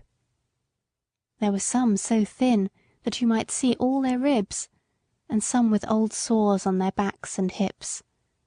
These were sad sights for a horse to look upon, who knows not but he may come to the same state. There was a great deal of bargaining, a running up and beating down, and if a horse may speak his mind so far as he understands, I should say there were more lies told and more trickery at that horse fair than a clever man could give an account of. I was put with 2 or 3 other strong, useful-looking horses, and a good many people came to look at us. The gentlemen always turned away from me when they saw my broken knees, though the man who had me swore it was only a slip in the stall. The first thing was to pull my mouth open, then to look at my eyes, then to feel all the way down my legs, and give me a hard feel of the skin and flesh, and then try my paces. It was wonderful what a difference there was in the way these things were done. Some did it in a rough, off-hand way, as if one was only a piece of wood, while others would take their hands gently over one's body, with a pat now and then, as much as to say, by your leave. Of course, I judged a good deal of the buyers by their manners to myself. There was one man, I thought, if he would buy me, I should be happy. He was not a gentleman, nor yet one of the loud flashy sort that call themselves so. He was rather a small man, but well made, and quick in all his motions. I knew in a moment by the way he handled me that he was used to horses. He spoke gently, and his grey eye had a kindly, cheery look in it. It may seem strange to say, but it is true all the same, that the clean, fresh smell there was about him made me take to him. No smell of old beer and tobacco, which I hated, but a fresh smell as if he had come out of a hayloft. He offered £23 for me, but that was refused, and he walked away. I looked after him, but he was gone, and a very hard-looking, loud-voiced man came. I was dreadfully afraid he would have me, but he walked off. 2 or 3 more came who did not mean business. Then the hard-faced man came back again, and offered £23. A very close bargain was being driven, for my salesman began to think he should not get all he asked, and must come down. But just then the grey-eyed man came back again. I could not help reaching out my head toward him. He stroked my face kindly. "Well, old chap," he said, "I think we should suit each other. I'll give 24 for him." "Say 25, and you shall have him." 24.10, said my friend, in a very decided tone, and not another 6pence. Yes or no? "Done," said the salesman, "and you may depend upon it there's a monstrous deal of quality in that horse, and if you want him for cab work he's a bargain." The money was paid on the spot, and my new master took my halter and led me out of the fair to an inn, where he had a saddle and bridle ready. He gave me a good feed of oats, and stood by while I ate it, talking to himself and talking to me. Half an hour after we were on our way to London, through pleasant lanes and country roads, until we came into the great London thoroughfare, on which we travelled steadily, till in the twilight we reached the great city. The gas lamps were already lighted. There were streets to the right, and streets to the left, and streets crossing each other for mile upon mile. I thought we should never come to the end of them. At last, in passing through one, we came to a long cab stand, where my rider called out in a cheery voice, "Good night, governor." "Halloo!" cried a voice. "Have you got a good one?" "I think so," replied my owner. "I wish you luck with him." "Thank you, governor," and he rode on.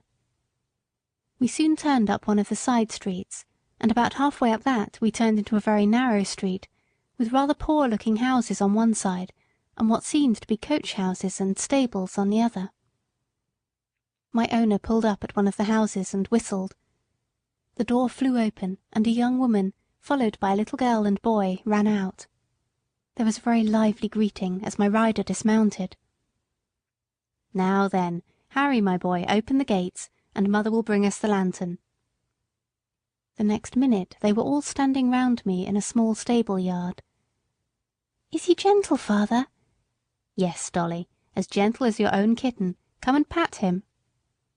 At once the little hand was patting about all over my shoulder without fear. How good it felt! "Let me get him a bran mash while you rub him down," said the mother. "Do, Polly, it's just what he wants, and I know you've got a beautiful mash ready for me." "Sausage dumpling and apple turnover," shouted the boy, which set them all laughing. I was led into a comfortable, clean-smelling stall, with plenty of dry straw, and after a capital supper I lay down, thinking I was going to be happy. Chapter 33. A London Cab Horse. Jeremiah Barker was my new master's name, but as everyone called him Jerry, I shall do the same. Polly, his wife, was just as good a match as a man could have. She was a plump, trim, tidy little woman, with smooth dark hair, dark eyes, and a merry little mouth. The boy was 12 years old, a tall, frank, good-tempered lad, and little Dorothy, Dolly they called her, was her mother all over again at 8 years old. They were all wonderfully fond of each other. I never knew such a happy, merry family before or since. Jerry had a cab of his own, and 2 horses which he drove and attended to himself. His other horse was a tall, white, rather large-boned animal called Captain. He was old now, but when he was young he must have been splendid. He still had a proud way of holding his head and arching his neck. In fact, he was a high-bred, fine-mannered, noble old horse, every inch of him. He told me that in his early youth he went to the Crimean War. He belonged to an officer in the cavalry, and used to lead the regiment. I will tell more of that hereafter. The next morning, when I was well groomed, Polly and Dolly came into the yard to see me and make friends. Harry had been helping his father since the early morning, and had stated his opinion that I should turn out to be a regular brick. Polly brought me a slice of apple, and Dolly a piece of bread, and made just as much of me as if I had been the Black Beauty of olden time. It was a great treat to be petted again, and talked to in a gentle voice, and I let them see as well as I could that I wished to be friendly. Polly thought I was very handsome, and a great deal too good for a cab, if it were not for the broken knees. "Of course there's no one to tell us whose fault that was," said Jerry, "and as long as I don't know I shall give him the benefit of the doubt, for a firmer, neater stepper I never rode. We'll call him Jack, after the old one, shall we, Polly?" "Do," she said, "for I like to keep a good name going." Captain went out in a cab all morning. Harry came in after school to feed me and give me water. In the afternoon I was put into the cab. Jerry took as much pains to see if the collar and bridle fitted comfortably as if he had been John Manley over again. When the crupper was let out a hole or two, it all fitted well. There was no check rein, no curb, nothing but a plain ring snaffle. What a blessing that was! After driving through the side street, we came to the large cab stand where Jerry had said good night. On one side of this wide street were high houses with wonderful shop fronts, and on the other was an old church and churchyard, surrounded by iron palisades. Alongside these iron rails a number of cabs were drawn up, waiting for passengers. Bits of hay were lying about on the ground. Some of the men were standing together talking, some were sitting on their boxes reading the newspaper, and one or two were feeding their horses with bits of hay and giving them a drink of water. We pulled up in the rank at the back of the last cab. 2 or 3 men came round and began to look at me and pass their remarks. "Very good for a funeral," said one. "Too smart looking," said another, shaking his head in a very wise way. "You'll find out something wrong one of these fine mornings, or my name isn't Jones." "Well," said Jerry pleasantly, "I suppose I need not find it out until it finds me out, eh? And if so, I'll keep up my spirits a little longer." Then there came up a broad-faced man, dressed in a great grey coat with great grey cape and great white buttons, a grey hat and a blue comforter loosely tied around his neck. His hair was grey too, but he was a jolly-looking fellow, and the other men made way for him. He looked me all over, as if he had been going to buy me, and then, straightening himself up with a grunt, he said, "He's the right sort for you, Jerry. I don't care what you gave for him. He'll be worth it." Thus my character was established on the stand. This man's name was Grant, but he was called Grey Grant, or Governor Grant. He had been the longest on that stand of any of the men, and he took it upon himself to settle matters and stop disputes.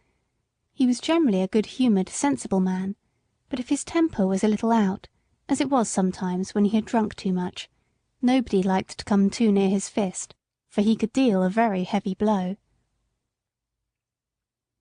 The first week of my life as a cab horse was very trying. I had never been used to London, and the noise, the hurry, the crowds of horses, carts, and carriages that I had to make my way through made me feel anxious and harassed. But I soon found that I could perfectly trust my driver, and then I made myself easy and got used to it. Jerry was as good a driver as I have ever known, and what was better, he took as much thought for his horses as he did for himself.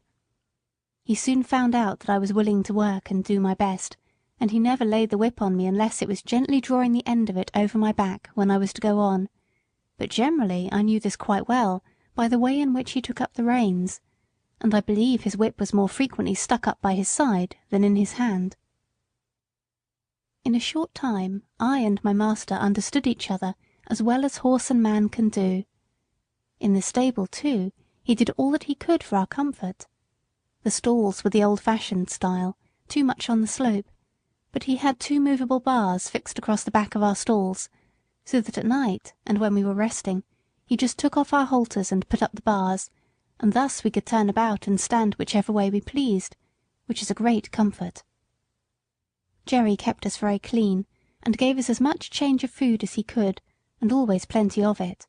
And not only that, but he always gave us plenty of fresh, clean water, which he allowed to stand by us both night and day, except, of course, when we came in warm.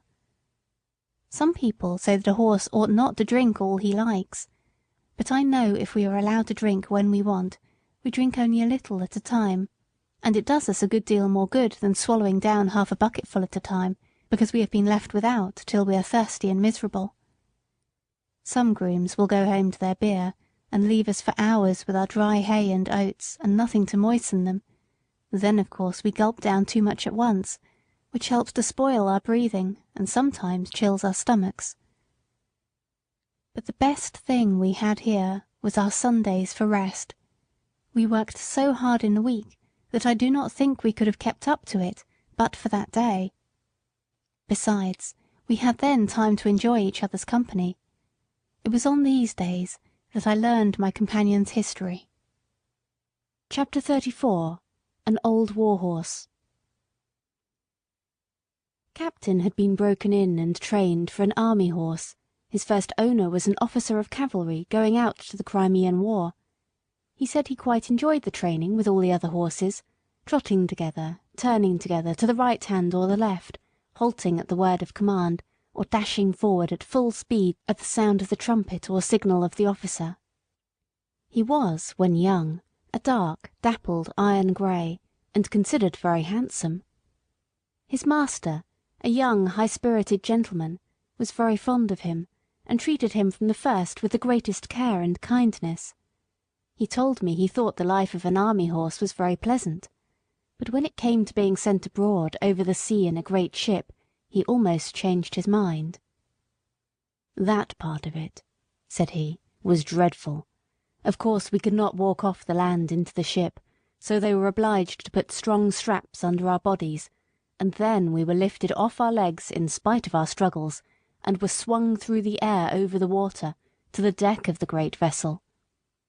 There we were placed in small, close stalls, and never for a long time saw the sky, or were able to stretch our legs. The ship sometimes rolled about in high winds, and we were knocked about, and felt bad enough. However, at last it came to an end, and we were hauled up and swung over again to the land. We were very glad, and snorted and neighed for joy, when we once more felt firm ground under our feet. We soon found that the country we had come to was very different from our own, and that we had many hardships to endure besides the fighting, but many of the men were so fond of their horses that they did everything they could to make them comfortable, in spite of snow, wet, and all things out of order. "But what about the fighting?" said I. "Was not that worse than anything else?" "Well," said he, "I hardly know. We always liked to hear the trumpet sound and be called out, and were impatient to start off, though sometimes we had to stand for hours, waiting for the word of command. And when the word was given, we used to spring forward as gaily and as eagerly as if there were no cannonballs, bayonets, or bullets. I believe, so long as we felt our rider firm in the saddle, and his hand steady on the bridle, not one of us gave way to fear, not even when the terrible bomb-shells whirled through the air and burst into 1,000 pieces. I, with my noble master, went into many actions together without a wound, and though I saw horses shot down with bullets, pierced through with lances, and gashed with fearful sabre cuts, though we left them dead on the field, or dying in the agony of their wounds, I don't think I feared for myself. My master's cheery voice, as he encouraged his men, made me feel as if he and I could not be killed. I had such perfect trust in him that while he was guiding me I was ready to charge up to the very cannon's mouth. I saw many brave men cut down, many fall mortally wounded from their saddles. I had heard the cries and groans of the dying. I had cantered over ground slippery with blood, and frequently had to turn aside to avoid trampling on wounded man or horse. But, until one dreadful day, I had never felt terror. That day I shall never forget. Here old Captain paused for a while, and drew a long breath. I waited, and he went on.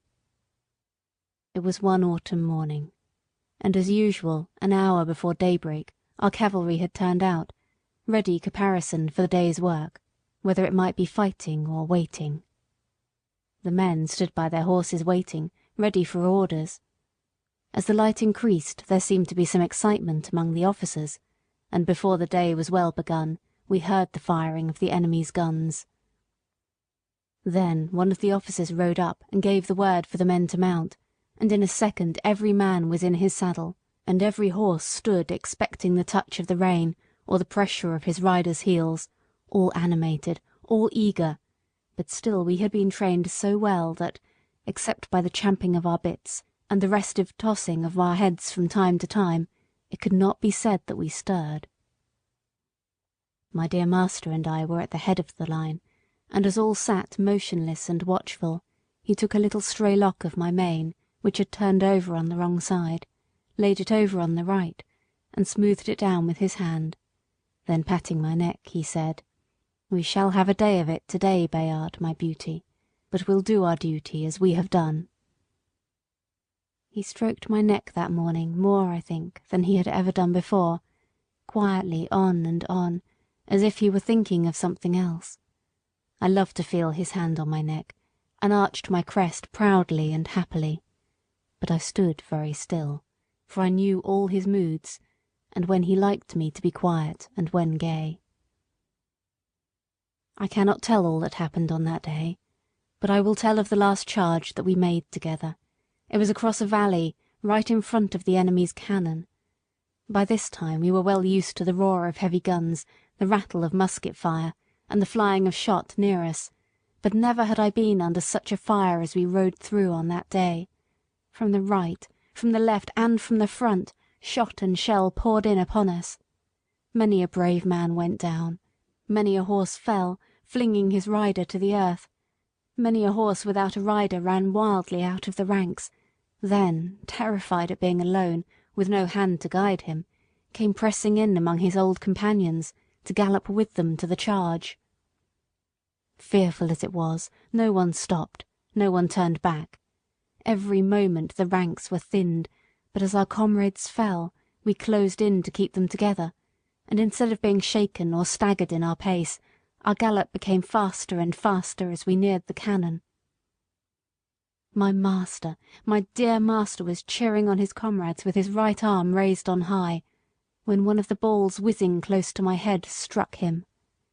I felt him stagger with the shock, though he uttered no cry. I tried to check my speed, but the sword dropped from his right hand, the rein fell loose from the left, and sinking backward from the saddle he fell to the earth. The other riders swept past us, and by the force of their charge I was driven from the spot. I wanted to keep my place by his side and not leave him under that rush of horses' feet, but it was in vain, and now, without a master or a friend, I was alone on that great slaughter ground. Then fear took hold on me too, and I trembled as I had never trembled before, and I too, as I had seen other horses do, tried to join in the ranks and gallop with them, but I was beaten off by the swords of the soldiers. Just then a soldier whose horse had been killed under him caught at my bridle and mounted me, and with this new master I was again going forward, but our gallant company was cruelly overpowered, and those who remained alive after the fierce fight for the guns came galloping back over the same ground. Some of the horses had been so badly wounded that they could scarcely move from the loss of blood. Other noble creatures were trying on 3 legs to drag themselves along, and others were struggling to rise on their forefeet when their hind legs had been shattered by shot. After the battle the wounded men were brought in, and the dead were buried. "And what about the wounded horses?" I said. "Were they left to die?" "No. The army farriers went over the fields with their pistols and shot all that were ruined. Some that had only slight wounds were brought back and attended to, but the greater part of the noble, willing creatures that went out that morning never came back. In our stables there was only about 1 in 4 that returned. I never saw my dear master again. I believe he fell dead from the saddle. I never loved any other master so well. I went into many other engagements, but was only once wounded, and then not seriously. And when the war was over I came back again to England, as sound and strong as when I went out." I said, "I have heard people talk about war as if it were a very fine thing." "Ah," said he, "I should think they never saw it. No doubt it is very fine when there is no enemy, when it is just exercise and parade and sham fight.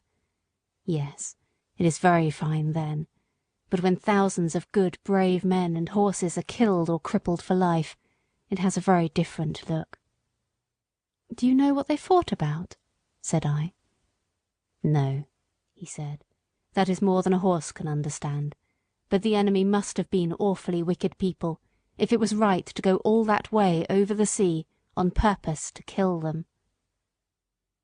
Chapter 35. Jerry Barker. I never knew a better man than my new master.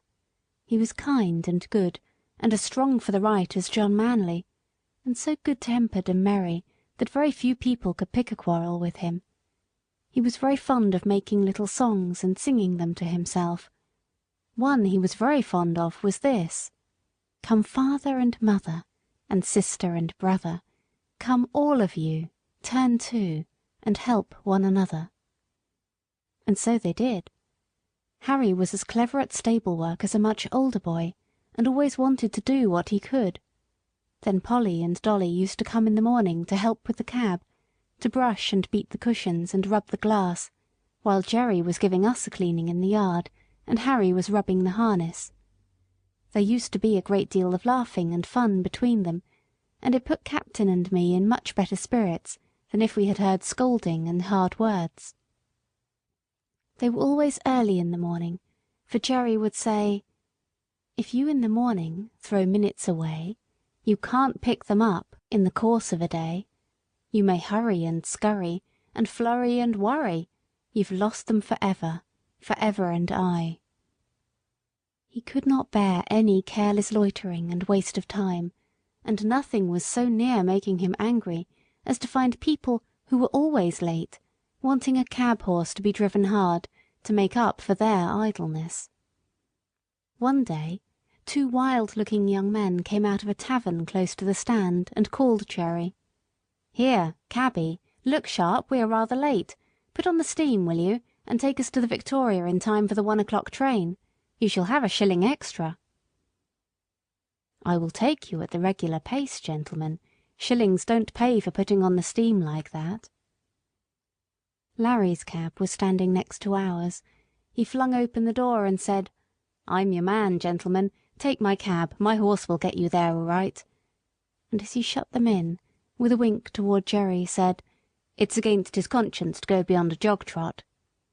Then slashing his jaded horse, he set off as hard as he could. Jerry patted me on the neck. "No, Jack, a shilling would not pay for that sort of thing, would it, old boy?" Although Jerry was determinedly set against hard driving to please careless people, he always went a good fair pace, and was not against putting on the steam, as he said, if only he knew why. I well remember one morning, as we were on the stand waiting for a fare, that a young man, carrying a heavy portmanteau, trod on a piece of orange peel which lay on the pavement, and fell down with great force. Jerry was the first to run and lift him up. He seemed much stunned, and as they led him into a shop he walked as if he were in great pain. Jerry, of course, came back to the stand, but in about 10 minutes one of the shopmen called him, so he drew up to the pavement. "Can you take me to the South Eastern Railway?" said the young man. "This unlucky fall has made me late, I fear, but it is of great importance that I should not lose the 12 o'clock train. I should be most thankful if you could get me there in time, and will gladly pay you an extra fare." "I'll do my very best," said Jerry heartily, "if you think you are well enough, sir," for he looked dreadfully white and ill. "I must go," he said earnestly. "Please to open the door, and let us lose no time." The next minute Jerry was on the box, with a cheery chirrup to me and a twitch of the rein that I well understood. "Now then, Jack, my boy," said he, "spin along, we'll show them how we can get over the ground, if we only know why." It is always difficult to drive fast in the city in the middle of the day, when the streets are full of traffic, but we did what could be done, and when a good driver and a good horse, who understand each other, are of one mind, it is wonderful what they can do. I had a very good mouth, that is, I could be guided by the slightest touch of the rein, and that is a great thing in London, among carriages, omnibuses, carts, vans, trucks, cabs, and great wagons creeping along at a walking pace, some going one way, some another, some going slowly, others wanting to pass them, omnibuses stopping short every few minutes to take up a passenger, obliging the horse that is coming behind to pull up too, or to pass and get before them. Perhaps you try to pass, but just then something else comes dashing in through the narrow opening, and you have to keep in behind the omnibus again. Presently you think you see a chance, and manage to get to the front, going so near the wheels on each side that half an inch nearer and they would scrape. Well, you get along for a bit, but soon find yourself in a long train of carts and carriages, all obliged to go at a walk. Perhaps you come to a regular block-up, and have to stand still for minutes together, till something clears out into a side street, or the policeman interferes. You have to be ready for any chance, to dash forward if there be an opening, and be quick as a rat dog to see if there be room, and if there be time, lest you get your own wheels locked or smashed, or the shaft of some other vehicle run into your chest or shoulder. All this is what you have to be ready for. If you want to get through London fast in the middle of the day, it wants a deal of practice. Jerry and I were used to it, and no one could beat us at getting through when we were set upon it. I was quick and bold, and could always trust my driver. Jerry was quick and patient at the same time, and could trust his horse, which was a great thing too. He very seldom used the whip. I knew by his voice, and his click-click when he wanted to get on fast, and by the rein where I was to go, so there was no need for whipping. But I must go back to my story. The streets were very full that day, but we got on pretty well as far as the bottom of Cheapside, where there was a block for 3 or 4 minutes. The young man put his head out and said anxiously, "I think I had better get out and walk. I shall never get there if this goes on." "I shall do all that can be done, sir," said Jerry. "I think we shall be in time. This block-up cannot last much longer, and your luggage is very heavy for you to carry, sir." Just then the cart in front of us began to move on, and then we had a good turn. In and out we went, as fast as horseflesh could do it, and for a wonder had a good clear time on London Bridge, for there was a whole train of cabs and carriages all going our way at a quick trot, perhaps wanting to catch that very train. At any rate, we whirled into the station with many more, just as the great clock pointed 8 minutes to 12 o'clock. "Thank God, we are in time," said the young man. "And thank you too, my friend, and your good horse. You have saved me more than money can ever pay for. Take this extra half-crown." "No, sir, no. Thank you all the same. So glad we hit the time, sir. But don't stay now, sir, the bell is ringing. Here, porter, take this gentleman's luggage. Dover line, 12 o'clock train, that's it." And without waiting for another word, Jerry wheeled me round to make room for other cabs that were dashing up at the last minute, and drew up on one side till the crush was past. "So glad," he said, "so glad. Poor young fellow. I wonder what it was that made him so anxious." Jerry often talked to himself quite loud enough for me to hear when we were not moving. On Jerry's return to the rank, there was a good deal of laughing and chaffing at him for driving hard to the train for an extra fare, as they said, all against his principles, and they wanted to know how much he had pocketed. "A good deal more than I generally get," said he, nodding slyly. "What he gave me will keep me in little comforts for several days." "Gammon," said one. "He's a humbug," said another, preaching to us and then doing the same himself. "Look here, mates," said Jerry. "The gentleman offered me half-a-crown extra, but I didn't take it. 'Twas quite pay enough for me to see how glad he was to catch that train, and if Jack and I choose to have a quick run now and then to please ourselves, that's our business and not yours." "Well," said Larry, "you'll never be a rich man." "Most likely not," said Jerry, "but I don't know that I shall be the less happy for that. I have heard the commandments read a great many times, and I never noticed that any of them said, 'Thou shalt be rich,' and there are a good many curious things said in the New Testament about rich men that I think would make me feel rather queer if I was one of them." "If you ever do get rich," said Governor Gray, looking over his shoulder across the top of his cab, "you'll deserve it, Jerry, and you won't find a curse come with your wealth. As for you, Larry, you'll die poor. You spend too much in whipcord." "Well," said Larry, "what is a fellow to do if his horse won't go without it?" "You never take the trouble to see if he will go without it. Your whip is always going as if you had the St. Vitus dance in your arm, and if it does not wear you out, it wears your horse out. You know you are always changing your horses, and why? Because you never give them any peace or encouragement." "Well, I have not had good luck," said Larry. "That's where it is." "And you never will," said the governor. "Good luck is rather particular who she rides with, and mostly prefers those who have got common sense and a good heart. At least that is my experience." Governor Gray turned round again to his newspaper, and the other men went to their cabs. Chapter 36 The Sunday Cab. One morning, as Jerry had just put me into the shafts and was fastening the traces, a gentleman walked into the yard. "Your servant, sir," said Jerry. "Good morning, Mr. Barker," said the gentleman. "I should be glad to make some arrangements with you for taking Mrs. Briggs regularly to church on Sunday mornings.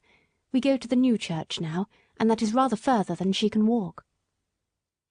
"Thank you, sir," said Jerry, "but I have only taken out a 6 days' license, and therefore I could not take a fare on a Sunday. It would not be legal." "Oh," said the other, "I did not know yours was a 6 days' cab, but of course it would be very easy to alter your license. I would see that you did not lose by it. The fact is, Mrs. Briggs very much prefers you to drive her." "I should be glad to oblige the lady, sir, but I had a 7 days' license once, and the work was too hard for me, and too hard for my horses. Year in and year out, not a day's rest, and never a Sunday with my wife and children, and never able to go to a place of worship, which I had always been used to do before I took to the driving box. So for the last 5 years I have only taken a 6 days' license, and I find it better all the way round." "Well, of course," replied Mr. Briggs, "it is very proper that every person should have rest, and be able to go to church on Sundays, but I should have thought you would not have minded such a short distance for the horse, and only once a day. You would have all the afternoon and evening for yourself, and we are very good customers, you know." "Yes, sir, that is true, and I am grateful for all favours, I am sure, and anything that I could do to oblige you or the lady I should be proud and happy to do, but I can't give up my Sundays, sir, indeed I can't. I read that God made man, and he made horses and all the other beasts, and as soon as he had made them, he made a day of rest, and bade that all should rest 1 day in 7. And I think, sir, he must have known what was good for them, and I am sure it is good for me.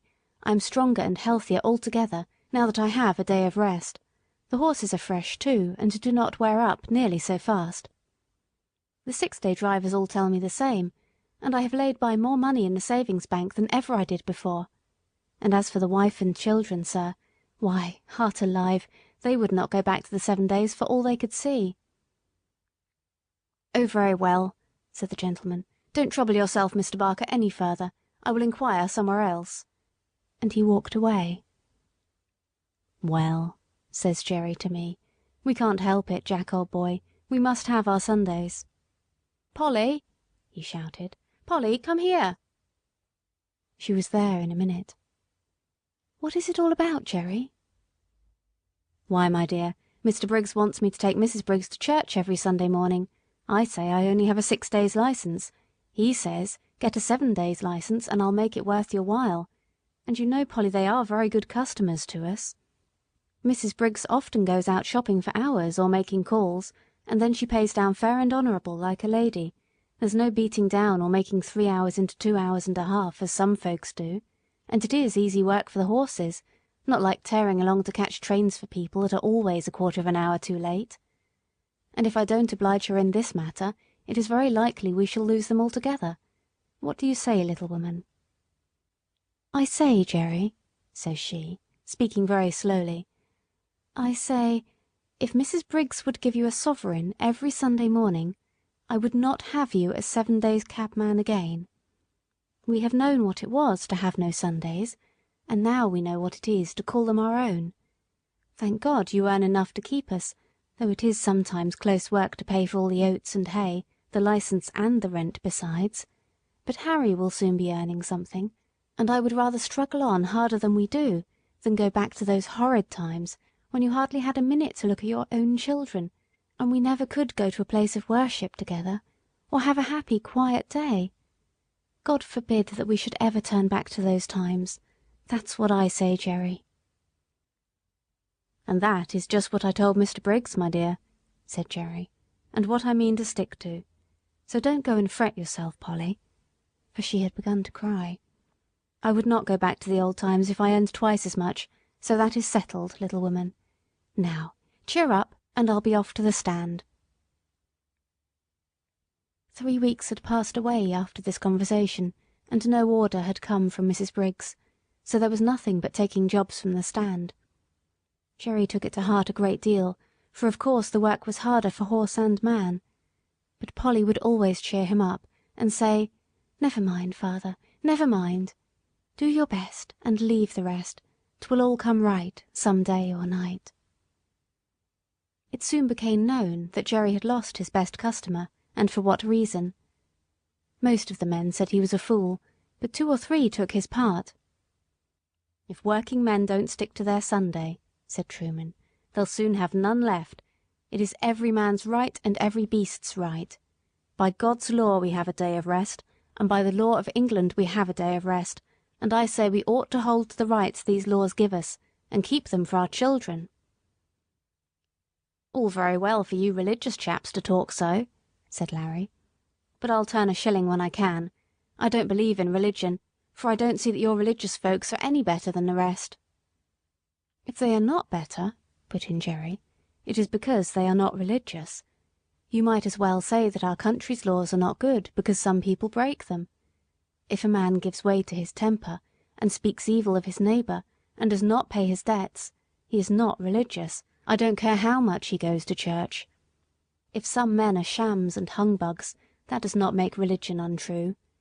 Real religion is the best and truest thing in the world, and the only thing that can make a man really happy, or make the world we live in any better." "If religion was good for anything," said Jones, "it would prevent your religious people from making us work on Sundays, as you know many of them do, and that's why I say religion is nothing but a sham. Why, if it was not for the church and chapel goers, it would be hardly worth while our coming out on a Sunday. But they have their privileges, as they call them, and I go without. I shall expect them to answer for my soul if I can't get a chance of saving it." Several of the men applauded this, till Jerry said, "That may sound well enough, but it won't do. Every man must look after his own soul. You can't lay it down at another man's door like a foundling, and expect him to take care of it. And don't you see, if you are always sitting on your box waiting for a fare, they will say, 'If we don't take him, someone else will,' and he does not look for any Sunday. Of course, they don't go to the bottom of it, or they would see if they never came for a cab it would be no use you standing there. But people don't always like to go to the bottom of things. It may not be convenient to do it, but if you Sunday drivers would all strike for a day of rest, the thing would be done." "And what would all the good people do if they could not get to their favourite preachers?" said Larry. "'Tis not for me to lay down plans for other people," said Jerry, "but if they can't walk so far, they can go to what is nearer, and if it should rain they can put on their mackintoshes as they do on a week-day. If the thing is right, it can be done, and if it is wrong, it can be done without, and a good man will find a way. And that is as true for us cabmen as it is for the church-goers." Chapter 37. The Golden Rule. 2 or 3 weeks after this, as we came into the yard rather late in the evening, Polly came running across the road with the lantern. She always brought it to him, if it was not very wet. "It has all come right, Jerry. Mrs. Briggs sent her servant this afternoon to ask you to take her out to-morrow at 11 o'clock. I said, yes, I thought so, but we supposed she employed someone else now. 'Well,' said he, 'the real fact is, master was put out because Mr. Barker refused to come on Sundays, and he has been trying other cabs, but there's something wrong with them all. Some drive too fast, and some too slow, and the mistress says there is not one of them so nice and clean as yours, and nothing will suit her but Mr. Barker's cab again.'" Polly was almost out of breath, and Jerry broke out into a merry laugh. "'Twill all come right some day or night. You were right, my dear, you generally are. Run in and get the supper, and I'll have Jack's harness off and make him snug and happy in no time." After this, Mrs. Briggs wanted Jerry's cab quite as often as before, never, however, on a Sunday. But there came a day when we had Sunday work, and this was how it happened. We had all come home on the Saturday night very tired, and very glad to think that the next day would be all rest, but so it was not to be. On Sunday morning Jerry was cleaning me in the yard, when Polly stepped up to him, looking very full of something. "What is it?" said Jerry. "Well, my dear," she said, "poor Dinah Brown has just had a letter brought to say that her mother is dangerously ill, and that she must go directly if she wishes to see her alive.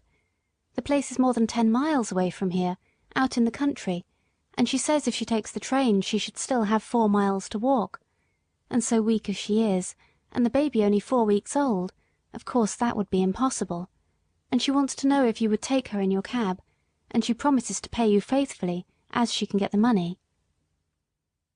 "Tut, tut, we'll see about that. It was not the money I was thinking about, but of losing our Sunday.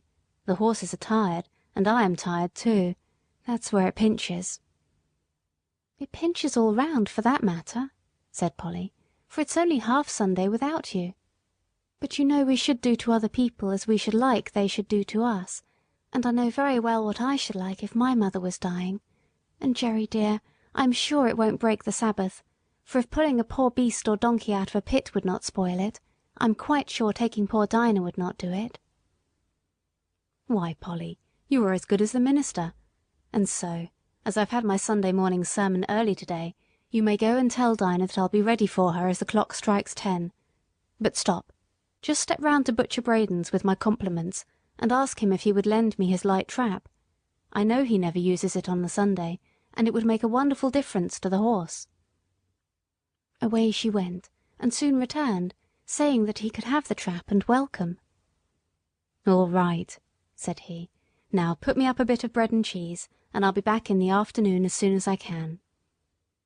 "And I'll have the meat pie ready for an early tea instead of for dinner," said Polly, and away she went, while he made his preparations to the tune of "Polly's the Woman and no Mistake," of which tune he was very fond.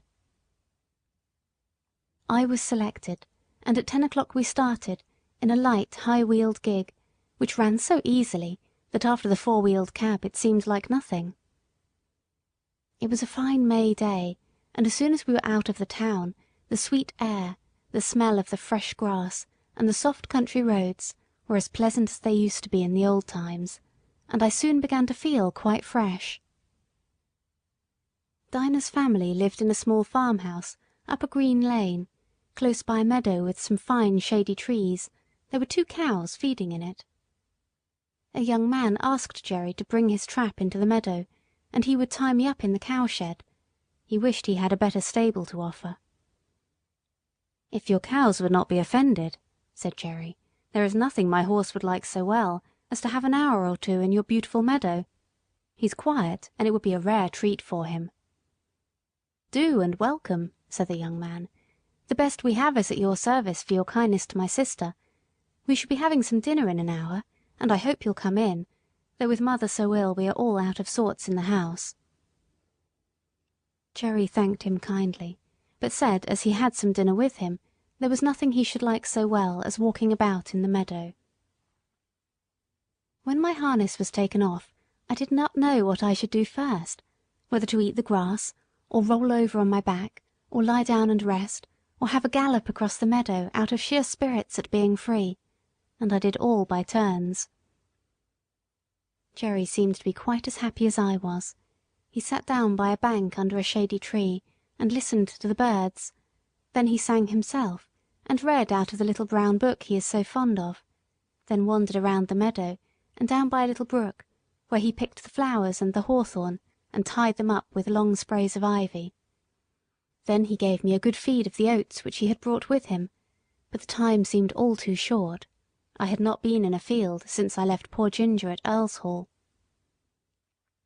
We came home gently, and Jerry's first words were, as we came into the yard, "Well, Polly, I have not lost my Sunday after all, for the birds were singing hymns in every bush, and I joined in the service, and as for Jack, he was like a young colt." When he handed Dolly the flowers, she jumped about for joy. Chapter 38. Dolly and a Real Gentleman.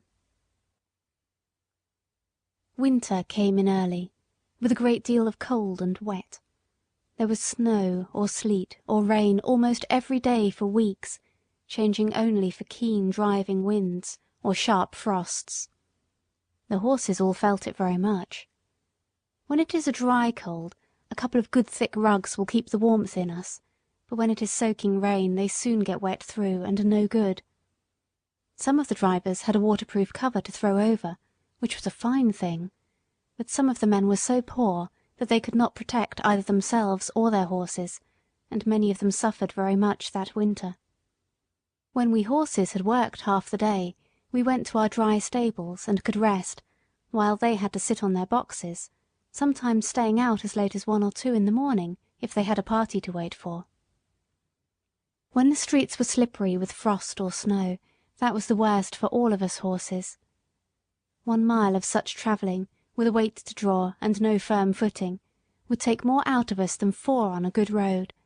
Every nerve and muscle of our bodies is on the strain to keep our balance, and, added to this, the fear of falling is more exhausting than anything else. If the roads are very bad indeed, our shoes are roughened, but that makes us feel nervous at first. When the weather was very bad, many of the men would go and sit in a tavern close by, and get someone to watch for them, but they often lost a fare in that way, and could not, as Jerry said, be there without spending money. He never went to the Rising Sun. There was a coffee shop near, where he now and then went, or he bought of an old man who came to our rank with tins of hot coffee and pies. It was his opinion that spirits and beer made a man colder afterward, and that dry clothes, good food, cheerfulness, and a comfortable wife at home were the best things to keep a cabman warm. Polly always supplied him with something to eat when he could not get home, and sometimes he would see little Dolly peeping from the corner of the street to make sure if father was on the stand. If she saw him, she would run off at full speed and soon come back with something in a tin or basket, some hot soup or pudding Polly had ready.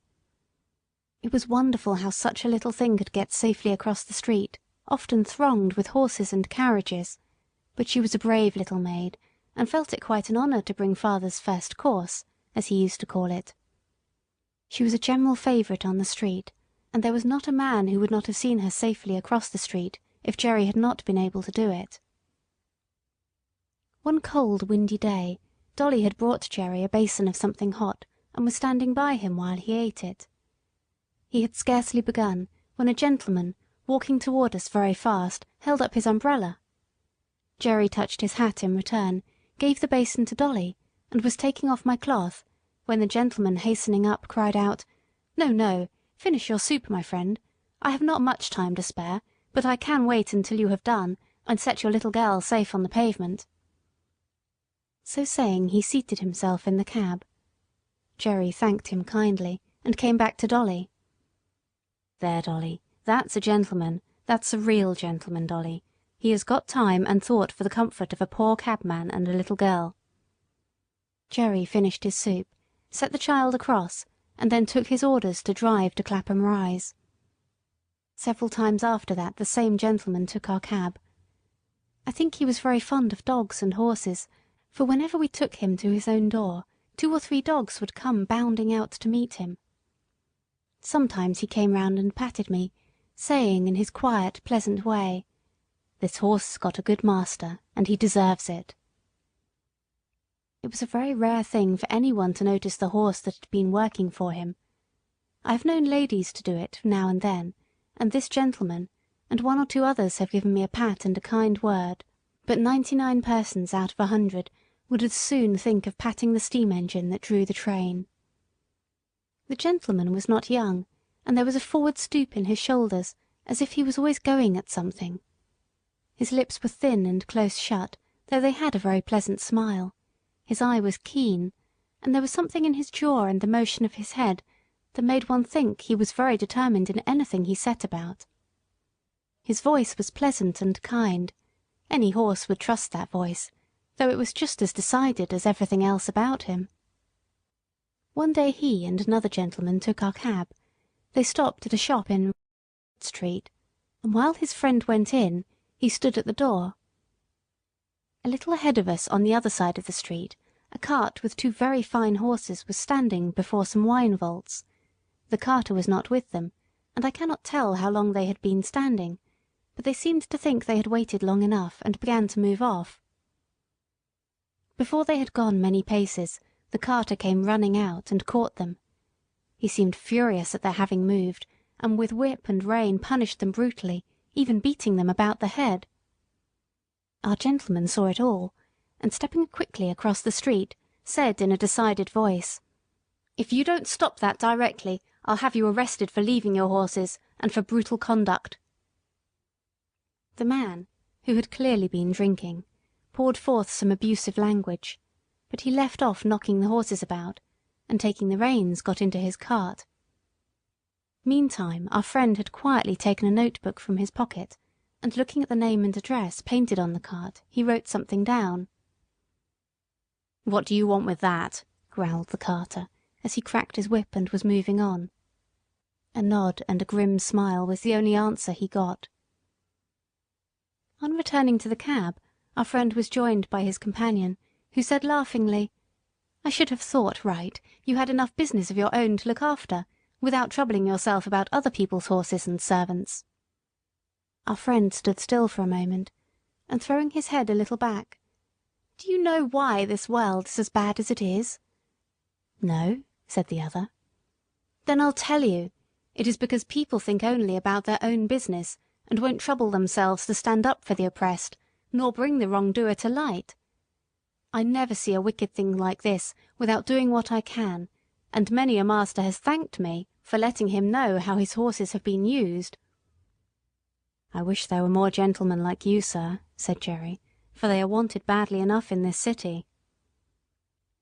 After this we continued our journey, and as they got out of the cab, our friend was saying, "My doctrine is this, that if we see cruelty or wrong that we have the power to stop, and do nothing, we make ourselves sharers in the guilt." Chapter 39. Seedy Sam. I should say that for a cab horse I was very well off indeed. My driver was my owner, and it was his interest to treat me well and to not overwork me, even had he not been so good a man as he was. But there were a great many horses which belonged to the large cab owners, who let them out to their drivers for so much money a day. As the horses did not belong to these men, the only thing they thought of was how to get their money out of them, first to pay the master, and then to provide for their own living, and a dreadful time some of these horses had of it. Of course I understood but little, but it was often talked over on the stand, and the governor, who was a kind-hearted man and fond of horses, would sometimes speak up if one came in very much jaded or ill-used. One day a shabby, miserable-looking driver, who went by the name of Seedy Sam, brought in his horse looking dreadfully beat, and the governor said, "You and your horse look more fit for the police station than for this rank." The man flung his tattered rug over the horse, turned full round upon the governor, and said in a voice that sounded almost desperate, "If the police have any business with the matter, it ought to be with the masters who charge us so much, or with the fares that are fixed so low. If a man has to pay 18 shillings a day for the use of a cab and 2 horses, as many of us have to do in a season, and must make that up before we earn a penny for ourselves, I say 'tis more than hard work. 9 shillings a day to get out of each horse before you begin to get your own living. You know that's true, and if the horses don't work we must starve, and I and my children have known what that is before now. I've 6 of 'em, and only one earns anything. I'm on the stand 14 or 16 hours a day, and I haven't had a Sunday these 10 or 12 weeks. You know Skinner never gives a day if he can help it, and if I don't work hard, tell me who does. I want a warm coat and a mackintosh, but with so many to feed, how can a man get it? I had to pledge my clock a week ago to pay Skinner, and I shall never see it again." Some of the other drivers stood round nodding their heads and saying he was right. The man went on, "You that have your own horses and cabs, or drive for good masters, have a chance of getting on and a chance of doing right. I haven't. We can't charge more than 6pence a mile after the first, within the 4-mile radius. This very morning I had to go a clear 6 miles, and only took 3 shillings. I could not get a return fare, and had to come all the way back. There's 12 miles for the horse, and 3 shillings for me. After that I had a 3-mile fare, and there were bags and boxes enough to have brought in a good many 2pences if they had been put outside, but you know how people do. All that could be piled up inside on the front seat were put in, and 3 heavy boxes went on the top.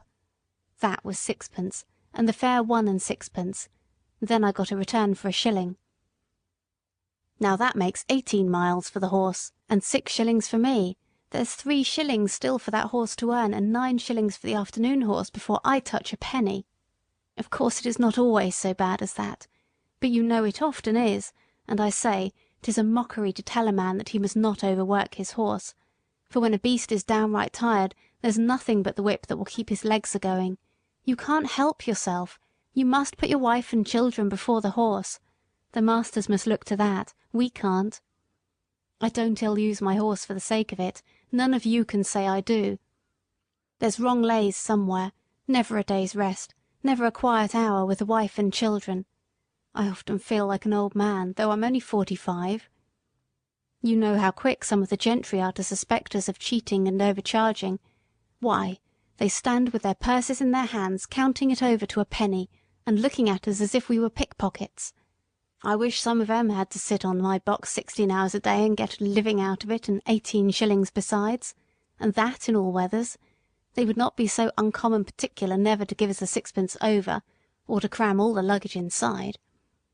Of course, some of 'em tip us pretty handsome now and then, or else we could not live, but you can't depend upon that." The men who stood round much approved this speech, and one of them said, "It is desperate hard, and if a man sometimes does what is wrong, it is no wonder, and if he gets a dram too much, who's to blow him up?" Jerry had taken no part in this conversation, but I never saw his face look so sad before. The governor had stood with both his hands in his pockets. Now he took his handkerchief out of his hat and wiped his forehead. "You've beaten me, Sam," he said, "for all it's true, and I won't cast it up to you any more about the police. It was the look in that horse's eye that came over me. It is hard lines for man, and it is hard lines for beast, and who's to mend it I don't know. But anyway, you might tell the poor beast that you were sorry to take it out of him in that way. Sometimes a kind word is all we can give 'em, poor brutes, and 'tis wonderful what they do understand." A few mornings after this talk, a new man came on the stand with Sam's cab. "Halloa!" said one. "What's up with Seedy Sam?" "He's ill in bed," said the man. "He was taken last night in the yard and could scarcely crawl home.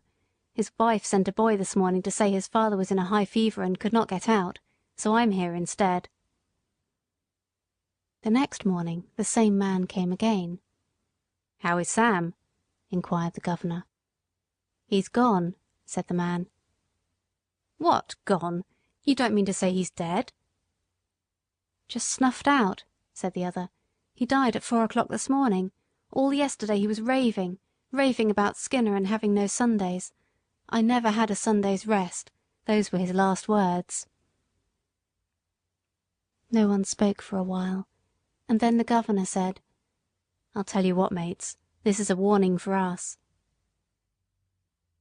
Chapter 40. Poor Ginger. One day, while our cab and many others were waiting outside one of the parks where music was playing, a shabby old cab drove up beside ours. The horse was an old worn-out chestnut, with an ill-kept coat, and bones that showed plainly through it, the knees knuckled over, and the forelegs were very unsteady. I had been eating some hay, and the wind rolled a little lock of it that way, and the poor creature put out her long thin neck, and picked it up, and then turned and looked about for more.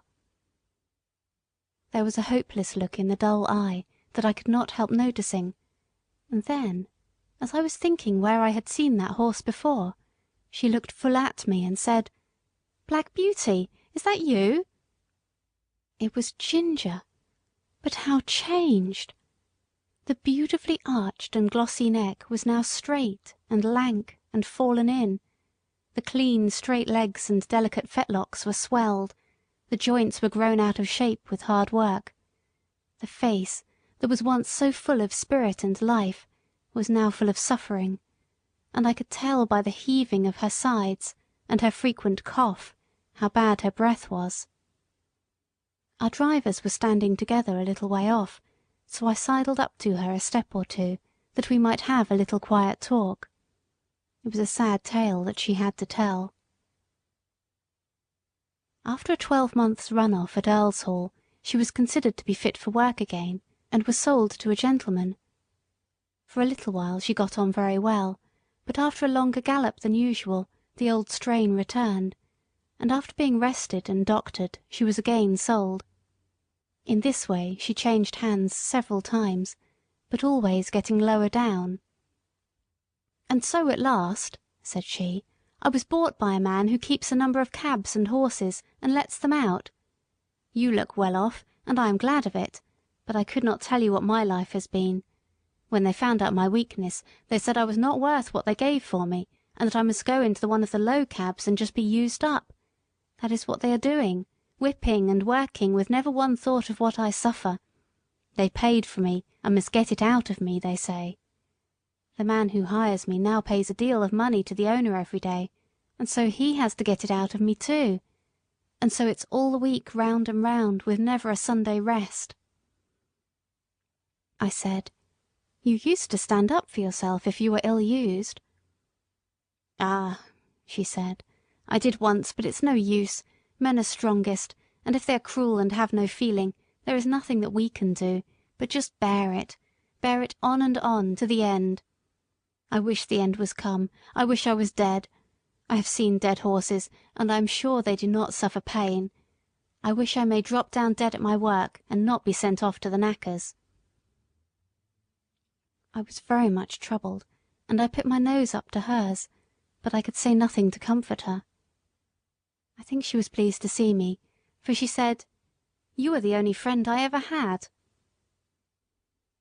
Just then her driver came up, and with a tug at her mouth backed her out of the line and drove off, leaving me very sad indeed. A short time after this a cart with a dead horse in it passed our cab stand. The head hung out of the cart tail, the lifeless tongue was slowly dropping with blood, and the sunken eyes, but I can't speak of them, the sight was too dreadful. It was a chestnut horse with a long thin neck. I saw a white streak down the forehead. I believe it was Ginger. I hoped it was, for then her troubles would be over. Oh, if men were more merciful, they would shoot us before we came to such misery. Chapter 41. The Butcher. I saw a great deal of trouble among the horses in London, and much of it might have been prevented by a little common sense. We horses do not mind hard work if we are treated reasonably, and I am sure there are many driven by quite poor men who have a happier life than I had when I used to go in the Countess of 's carriage with my silver-mounted harness and high feeding. It often went to my heart to see how the little ponies were used, straining along with heavy loads, or staggering under heavy blows from some low, cruel boy. Once I saw a little grey pony, with a thick mane and a pretty head, and so much like Merrylegs that if I had not been in harness I should have neighed to him. He was doing his best to pull a heavy cart, while a strong, rough boy was cutting him under the belly with his whip and chucking cruelly at his little mouth. Could it be Merrylegs? It was just like him, but then Mr. Bloomfield was never to sell him, and I think he would not do it. But this might have been quite as good a little fellow, and had as happy a place when he was young. I often noticed the great speed at which butchers' horses were made to go, though I did not know why it was so, till one day when we had to wait some time in St. John's Wood. There was a butcher's shop next door, and as we were standing, a butcher's cart came dashing up at a great pace. The horse was hot and much exhausted. He hung his head down, while his heaving sides and trembling legs showed how hard he had been driven. The lad jumped out of the cart and was getting the basket, when the master came out of the shop much displeased. After looking at the horse, he turned angrily to the lad. "How many times shall I tell you not to drive in this way? You ruined the last horse and broke his wind, and you are going to ruin this in the same way. If you were not my own son, I would dismiss you on the spot. It is a disgrace to have a horse brought to the shop in a condition like that. You are liable to be taken up by the police for such driving. And if you are, you need not look to me for bail, for I have spoken to you till I'm tired. You must look out for yourself." During this speech the boy had stood by, sullen and dogged. But when his father ceased he broke out angrily. It wasn't his fault, and he wouldn't take the blame. He was only going by orders all the time. You always say, "Now be quick, now look sharp," and when I go to the houses, one wants a leg of mutton for an early dinner, and I must be back with it in a quarter of an hour. Another cook has forgotten to order the beef. I must go and fetch it and be back in no time, or the mistress will scold. And the housekeeper says they have company coming unexpectedly. I must have some chops sent up directly. And the lady at number 4 in the Crescent never orders her dinner till the meat comes in for lunch, and it's nothing but hurry, hurry all the time. If the gentry would think of what they want, and order their meat the day before, there need not be this blow-up. I wish to goodness they would, said the butcher. 'Twould save me a wonderful deal of harass, and I could suit my customers much better if I knew beforehand.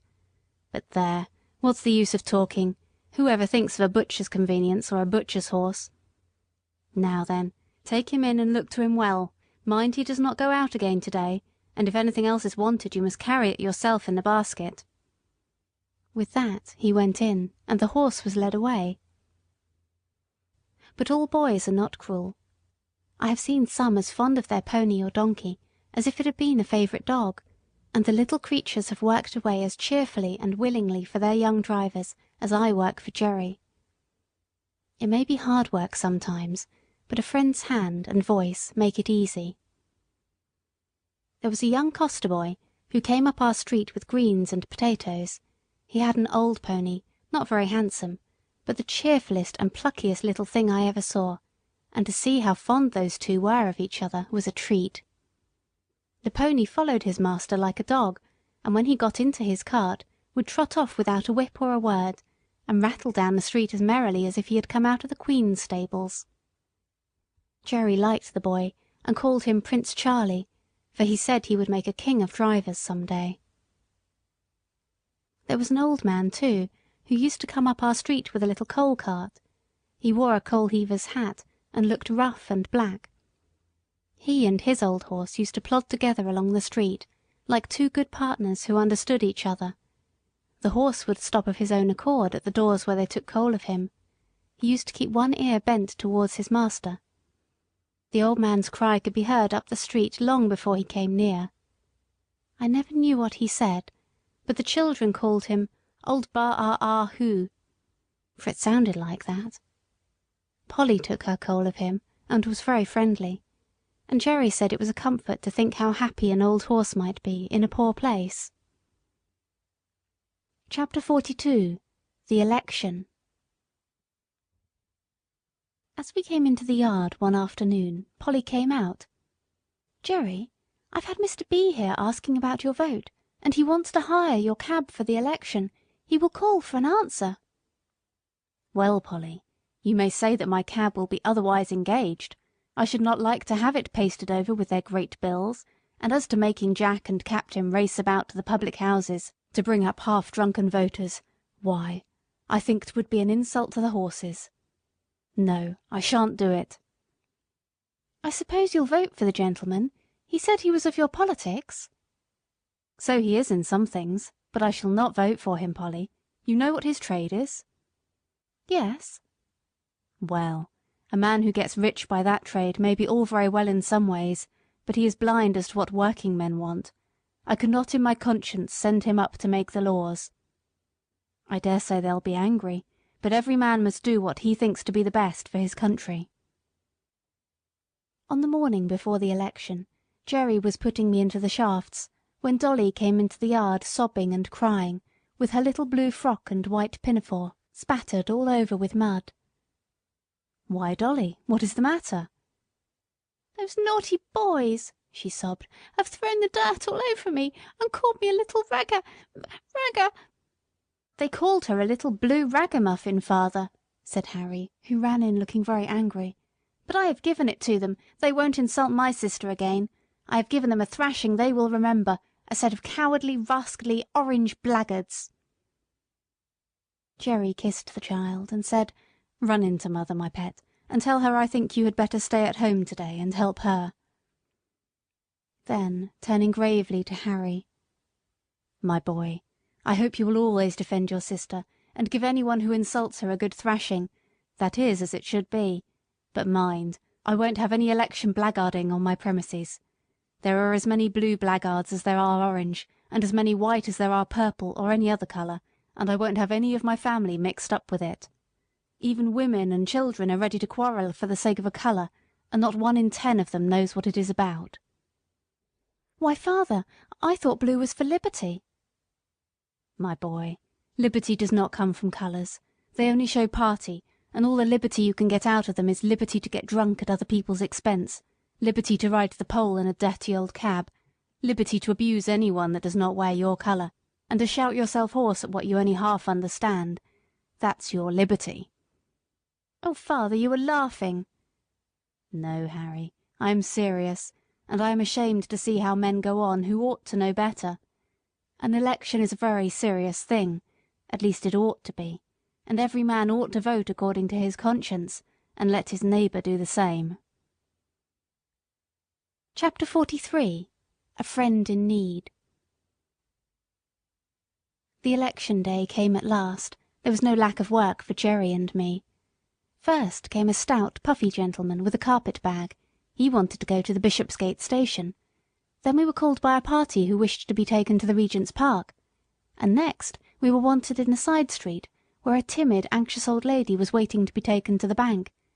There we had to stop to take her back again, and just as we had set her down, a red-faced gentleman with a handful of papers came running up out of breath, and before Jerry could get down he had opened the door, popped himself in, and called out, "Bow Street Police Station, quick!"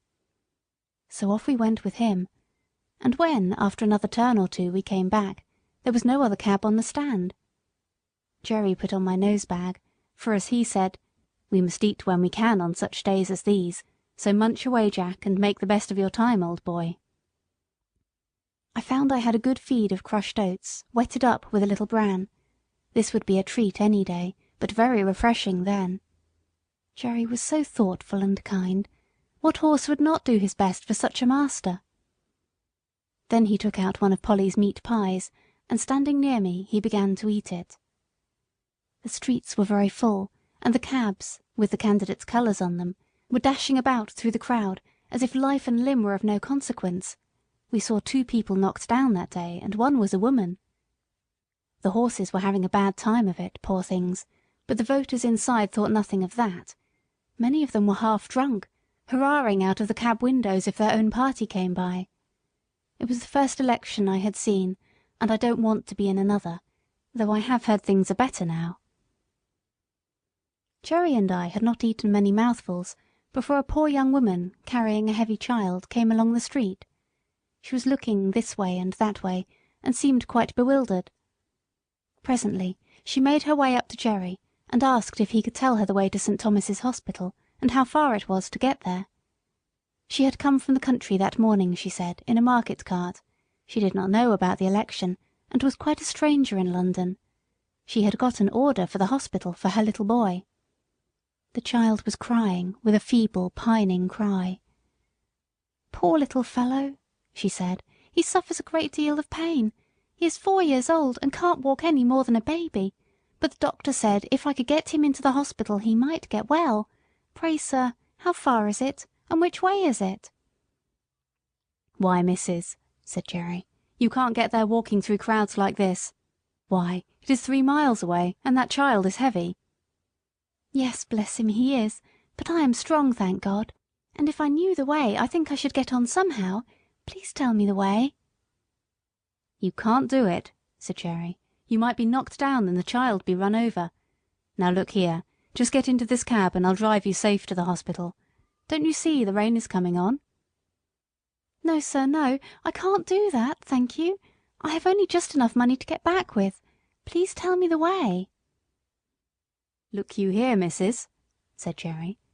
"I've got a wife and dear children at home, and I know a father's feelings. Now get you into that cab and I'll take you there for nothing. I'd be ashamed of myself to let a woman and a sick child run a risk like that." "Heaven bless you," said the woman, and burst into tears. "There, there, cheer up, my dear. I'll soon take you there. Come, let me put you inside." As Jerry went to open the door, 2 men, with colours in their hats and buttonholes, ran up, calling out, "Cab!" "Engaged," cried Jerry, but one of the men, pushing past the woman, sprang into the cab, followed by the other. Jerry looked as stern as a policeman. "This cab is already engaged, gentlemen, by that lady." "Lady," said one of them. "Oh, she can wait. Our business is very important. Besides, we were in first. It is our right, and we shall stay in." A droll smile came over Jerry's face as he shut the door upon them. "All right, gentlemen, pray stay in as long as it suits you. I can wait while you rest yourselves." And turning his back upon them, he walked up to the young woman who was standing near me. "They'll soon be gone," he said, laughing. "Don't trouble yourself, my dear." And they soon were gone, for when they understood Jerry's dodge they got out, calling him all sorts of bad names and blustering about his number and getting a summons. After this little stoppage we were soon on our way to the hospital, going as much as possible through by-streets. Jerry rung the great bell and helped the young woman out. "Thank you 1,000 times," she said. "I could never have got here alone." "You're kindly welcome, and I hope the dear child will soon be better." He watched her go in at the door, and gently he said to himself, "Inasmuch as ye have done it to one of the least of these." Then he patted my neck, which was always his way when anything pleased him. The rain was now coming down fast, and just as we were leaving the hospital the door opened again, and the porter called out, "Cab!" We stopped, and a lady came down the steps. Jerry seemed to know her at once. She put back her veil and said, "Barker? Jeremiah Barker? Is it you? I am very glad to find you here. You are just the friend I want, for it is very difficult to get a cab in this part of London to-day." "I shall be proud to serve you, ma'am. I am right glad I happened to be here. Where may I take you to, ma'am?" "To the Paddington Station, and then, if we are in good time, as I think we shall be, you shall tell me all about Mary and the children." We got to the station in good time, and being under shelter the lady stood a good while talking to Jerry. I found she had been Polly's mistress, and after many inquiries about her, she said, "How do you find the cab work suit you in winter? I know Mary was rather anxious about you last year." "Yes, ma'am, she was. I had a bad cough that followed me quite up into the warm weather, and when I am kept out late she does worry herself a good deal. You see, ma'am, it is all hours and all weathers, and that does try a man's constitution, but I am getting on pretty well, and I should feel quite lost if I had not horses to look after. I was brought up to it, and I am afraid I should not do so well at anything else." "Well, Barker," she said, "it would be a great pity that you should seriously risk your health in this work, not only for your own, but for Mary's and the children's sake. There are many places where good drivers or good grooms are wanted, and if ever you think you ought to give up this cab work, let me know."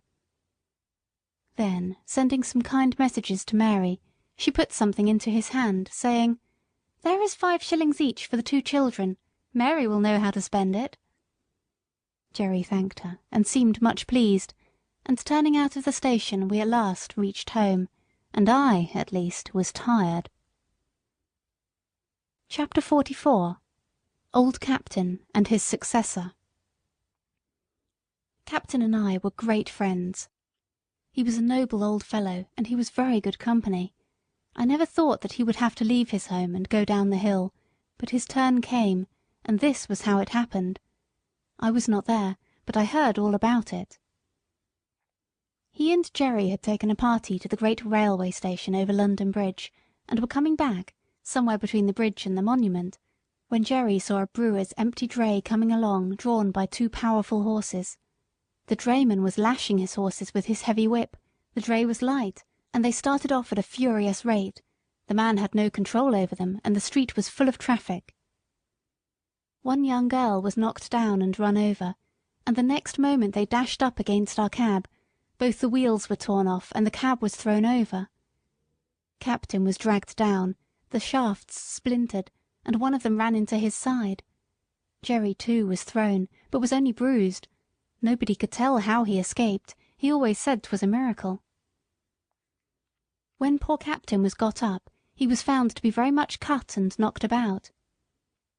Jerry led him home gently, and a sad sight it was to see the blood soaking into his white coat and dropping from his side and shoulder. The drayman was proved to be very drunk, and was fined, and the brewer had to pay damages to our master, but there was no one to pay damages to poor Captain. The farrier and Jerry did the best they could to ease his pain and make him comfortable.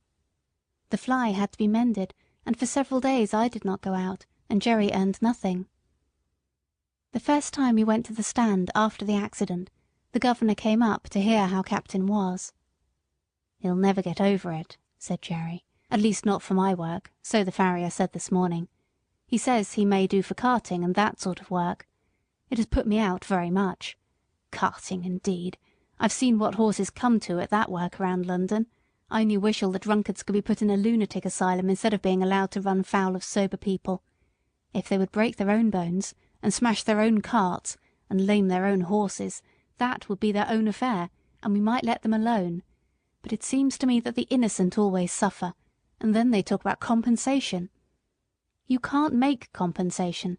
There's all the trouble, and vexation, and loss of time, besides losing a good horse that's like an old friend. It's nonsense talking of compensation. If there's one devil that I should like to see in the bottomless pit more than another, it's the drink devil." "I say, Jerry," said the governor, "you are treading pretty hard on my toes, you know. I'm not so good as you are, more shame to me. I wish I was." "Well," said Jerry, "why don't you cut with it, governor? You are too good a man to be the slave of such a thing." "I'm a great fool, Jerry, but I tried once for 2 days, and I thought I should have died. How did you do?"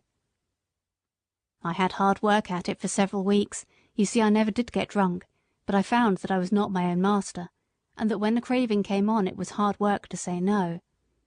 I saw that one of us must knock under, the drink devil or Jerry Barker, and I said that it should not be Jerry Barker, God helping me. But it was a struggle, and I wanted all the help I could get, for till I tried to break the habit I did not know how strong it was. But then Polly took such pains that I should have good food, and when the craving came on I used to get a cup of coffee, or some peppermint, or read a bit in my book, and that was a help to me. Sometimes I had to say over and over to myself, 'Give up the drink or lose your soul. Give up the drink or break Polly's heart.' But thanks be to God, and my dear wife, my chains were broken, and now for 10 years I have not tasted a drop, and never wish for it." "I've a great mind to try at it," said Grant, "for 'tis a poor thing not to be one's own master." "Do, governor, do. You'll never repent it. And what a help it would be to some of the poor fellows in our rank if they saw you do without it. I know there's 2 or 3 would like to keep out of that tavern if they could." At first Captain seemed to do well, but he was a very old horse, and it was only his wonderful constitution, and Jerry's care, that had kept him up at the cab work so long.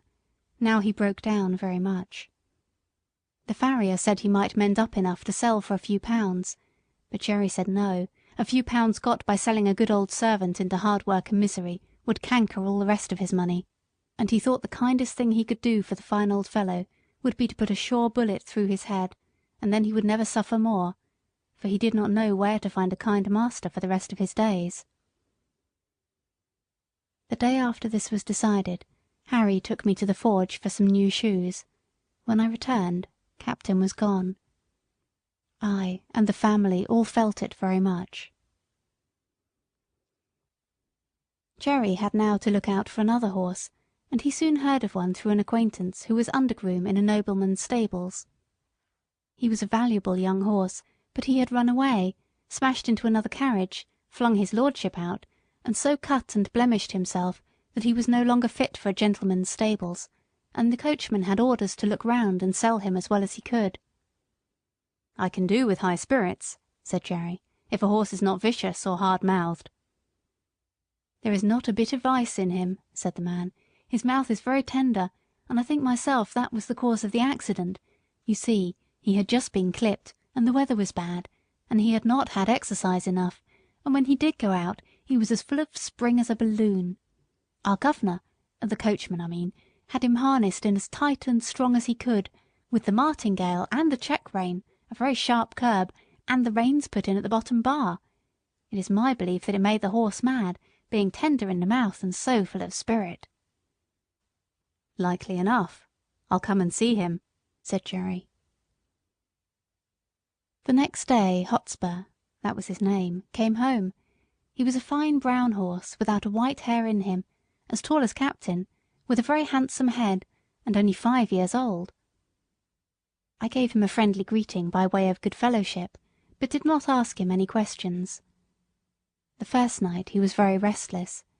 Instead of lying down, he kept jerking his halter rope up and down through the ring and knocking the block about against the manger till I could not sleep. However, the next day, after 5 or 6 hours in the cab, he came in quiet and sensible. Jerry patted and talked to him a good deal, and very soon they understood each other, and Jerry said that with an easy bit and plenty of work he would be as gentle as a lamb, and that it was an ill wind that blew nobody good, for if his lordship had lost a 100-guinea favourite, the cabman had gained a good horse with all his strength in him. Hotspur thought it a great come-down to be a cab-horse, and was disgusted at standing in the rank, but he confessed to me at the end of the week that an easy mouth and a free head made up for a great deal, and, after all, the work was not so degrading as having one's head and tail fastened to each other at the saddle. In fact, he settled in well, and Jerry liked him very much. Chapter 45. Jerry's New Year. For some people, Christmas and the New Year are very merry times, but for cabmen and cabmen's horses it is no holiday, though it may be a harvest. There are so many parties, balls, and places of amusement open that the work is hard and often late. Sometimes driver and horse have to wait for hours in the rain or frost, shivering with the cold, while the merry people within are dancing away to the music. I wonder if the beautiful ladies ever think of the weary cabman waiting on his box, and his patient beast standing till his legs get stiff with cold. I had now most of the evening work, as I was well accustomed to standing, and Jerry was also more afraid of Hotspur taking cold. We had a great deal of late work in the Christmas week, and Jerry's cough was bad, but however late we were, Polly sat up for him, and came out with a lantern to meet him, looking anxious and troubled. On the evening of the New Year we had to take 2 gentlemen to a house in one of the West End squares. We set them down at 9 o'clock, and were told to come again at 11. "But," said one, "as it is a card party, you may have to wait a few minutes, but don't be late." As the clock struck 11 we were at the door, for Jerry was always punctual. The clock chimed the quarters, 1, 2, 3, and then struck 12, but the door did not open. The wind had been very changeable, with squalls of wind during the day, but now it came on sharp, driving sleet, which seemed to come all the way round. It was very cold, and there was no shelter. Jerry got off his box and came and pulled one of my cloths a little more over my neck. Then he took a turn or two up and down, stamping his feet. Then he began to beat his arms, but that set him off coughing, so he opened the cab door, and sat at the bottom with his feet on the pavement, and was a little sheltered. Still the clock chimed the quarters, and no one came. At 12:30 he rang the bell, and asked the servant if he would be wanted that night. "Oh yes, you'll be wanted safe enough," said the man. "You must not go, it will soon be over." And again Jerry sat down, but his voice was so hoarse I could hardly hear him. At 1:15 the door opened, and the 2 gentlemen came out. They got into the cab without a word, and told Jerry where to drive, that was nearly 2 miles. My legs were numb with cold, and I thought I should have stumbled. When the men got out they never said they were sorry to have kept us waiting so long, but were angry at the charge. However, as Jerry never charged more than was his due, so he never took less, and they had to pay for the 2 hours and a quarter waiting, but it was hard-earned money to Jerry. At last we got home. He could hardly speak, and his cough was dreadful. Polly asked no questions, but opened the door and held the lantern for him. "Can't I do something?" she said. "Yes, get Jack something warm, and then boil me some gruel." This was said in a hoarse whisper. He could hardly get his breath, but he gave me a rub-down as usual, and even went up into the hayloft for an extra bundle of straw for my bed. Polly brought me a warm mash that made me comfortable, and then they locked the door. It was late the next morning before anyone came, and then it was only Harry. He cleaned us and fed us and swept out the stalls, Then he put the straw back again as if it was Sunday. He was very still, and neither whistled nor sang. At noon he came again and gave us our food and water. This time Dolly came with him. She was crying, and I could gather from what they said that Jerry was dangerously ill, and the doctor said it was a bad case. So 2 days passed, and there was great trouble indoors. We only saw Harry, and sometimes Dolly. I think she came for company, for Polly was always with Jerry, and he had to be kept very quiet. On the 3rd day, while Harry was in the stable, a tap came at the door, and Governor Grant came in. "I wouldn't go to the house, my boy," he said, "but I want to know how your father is." "He is very bad," said Harry. "He can't be much worse. They call it bronchitis. The doctor thinks it will turn one way or another tonight." "That's bad, very bad," said Grant, shaking his head.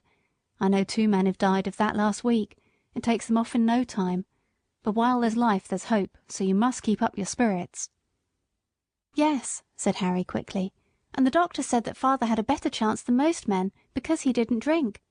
He said yesterday the fever was so high that if father had been a drinking man it would have burned him up like a piece of paper. But I believe he thinks he will get over it. Don't you think he will, Mr. Grant?" The governor looked puzzled. "If there's any rule that good men should get over these things, I'm sure he will, my boy. He's the best man I know. I'll look in early tomorrow." Early next morning he was there. "Well?" said he. "Father is better," said Harry. "Mother hopes he will get over it." "Thank God," said the governor. "And now you must keep him warm and keep his mind easy, and that brings me to the horses. You see, Jack will be all the better for the rest of a week or 2 in a warm stable, and you can easily take him a turn up and down the street to stretch his legs. But this young one, if he does not get work, he will soon be all up on end, as you may say, and will be rather too much for you, and when he does go out there'll be an accident." "It is like that now," said Harry. "I have kept him short of corn, but he's so full of spirit I don't know what to do with him." "Just so," said Grant. "Now look here, will you tell your mother that if she is agreeable I will come for him every day till something is arranged, and take him for a good spell of work, and whatever he earns I'll bring your mother half of it, and that will help with the horses' feed. Your father is in a good club, I know, but that won't keep the horses, and they'll be eating their heads off all this time. I'll come at noon and hear what she says." And without waiting for Harry's thanks, he was gone. At noon I think he went and saw Polly, for he and Harry came to the stable together, harnessed Hotspur, and took him out. For a week or more he came for Hotspur, and when Harry thanked him or said anything about his kindness, he laughed it off, saying it was all good luck for him, for his horses were wanting a little rest which they would not have otherwise had. Jerry grew better steadily, but the doctor said he must never go back to the cab work again if he wished to be an old man. The children had many consultations together about what father and mother would do, and how they could help to earn money. One afternoon Hotspur was brought in very wet and dirty. "The streets are nothing but slush," said the governor. "It will give you a good warming, my boy, to get him clean and dry." "All right, governor," said Harry. "I shall not leave him till he is. You know I have been trained by my father." "I wish all the boys had been trained like you," said the governor. While Harry was sponging off the mud from Hotspur's body and legs, Dolly came in, looking very full of something. "Who lives at Fairstowe, Harry?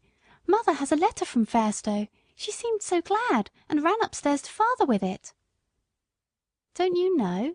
Why, it is the name of Mrs. Fowler's place, mother's old mistress, you know, the lady that father met last summer, who sent you and me 5 shillings each." "Oh, Mrs. Fowler! Of course I know all about her. I wonder what she is writing to mother about." "Mother wrote to her last week," said Harry. "You know she told father if ever he gave up the cab work she would like to know. I wonder what she says. Run in and see, Dolly." Harry scrubbed away at Hotspur with a whoosh, whoosh, like any old hostler. In a few minutes Dolly came dancing into the stable. "Oh, Harry, there was never anything so beautiful! Mrs. Fowler says we are all to go and live near her. There is a cottage now empty that will just suit us, with a garden and a hen house and apple trees and everything, and her coachman is going away in the spring, and then she will want father in his place. And there are good families round where you can get a place in the garden or the stable or as a page boy, and there's a good school for me, and mother is laughing and crying by turns, and father does look so happy." "That's uncommon jolly," said Harry, "and just the right thing, I should say. It will suit father and mother both. But I don't intend to be a page boy with tight clothes and rows of buttons. I'll be a groom or a gardener." It was quickly settled that as soon as Jerry was well enough they should remove to the country, and that the cab and horses should be sold as soon as possible. This was heavy news for me, for I was not young now, and could not look for any improvement in my condition. Since I left Birtwick I had never been so happy as with my dear Master Jerry, but 3 years of cab work, even under the best conditions, will tell on one's strength, and I felt that I was not the horse that I had once been. Grant said at once that he would take Hotspur, and there were men on the stand who would have bought me, but Jerry said I should not go to cab work again with just anybody, and the governor promised to find a place for me where I should be comfortable. The day came for going away. Jerry had not been allowed to go out yet, and I never saw him after that New Year's Eve. Polly and the children came to bid me good-bye. "Poor old Jack, dear old Jack, I wish we could take you with us," she said, and then laying her hand on my mane, she put her face close to my neck and kissed me. Dolly was crying and kissed me too. Harry stroked me a great deal, but said nothing, only he seemed very sad, and so I was led away to my new place. Chapter 46. Jakes and the Lady. I was sold to a corn dealer and baker, whom Jerry knew, and with him he thought I should have good food and fair work. In the first he was quite right, and if my master had always been on the premises, I do not think I should have been overloaded, but there was a foreman who was always hurrying and driving everyone, and frequently, when I had quite a full load, he would order something else to be taken on.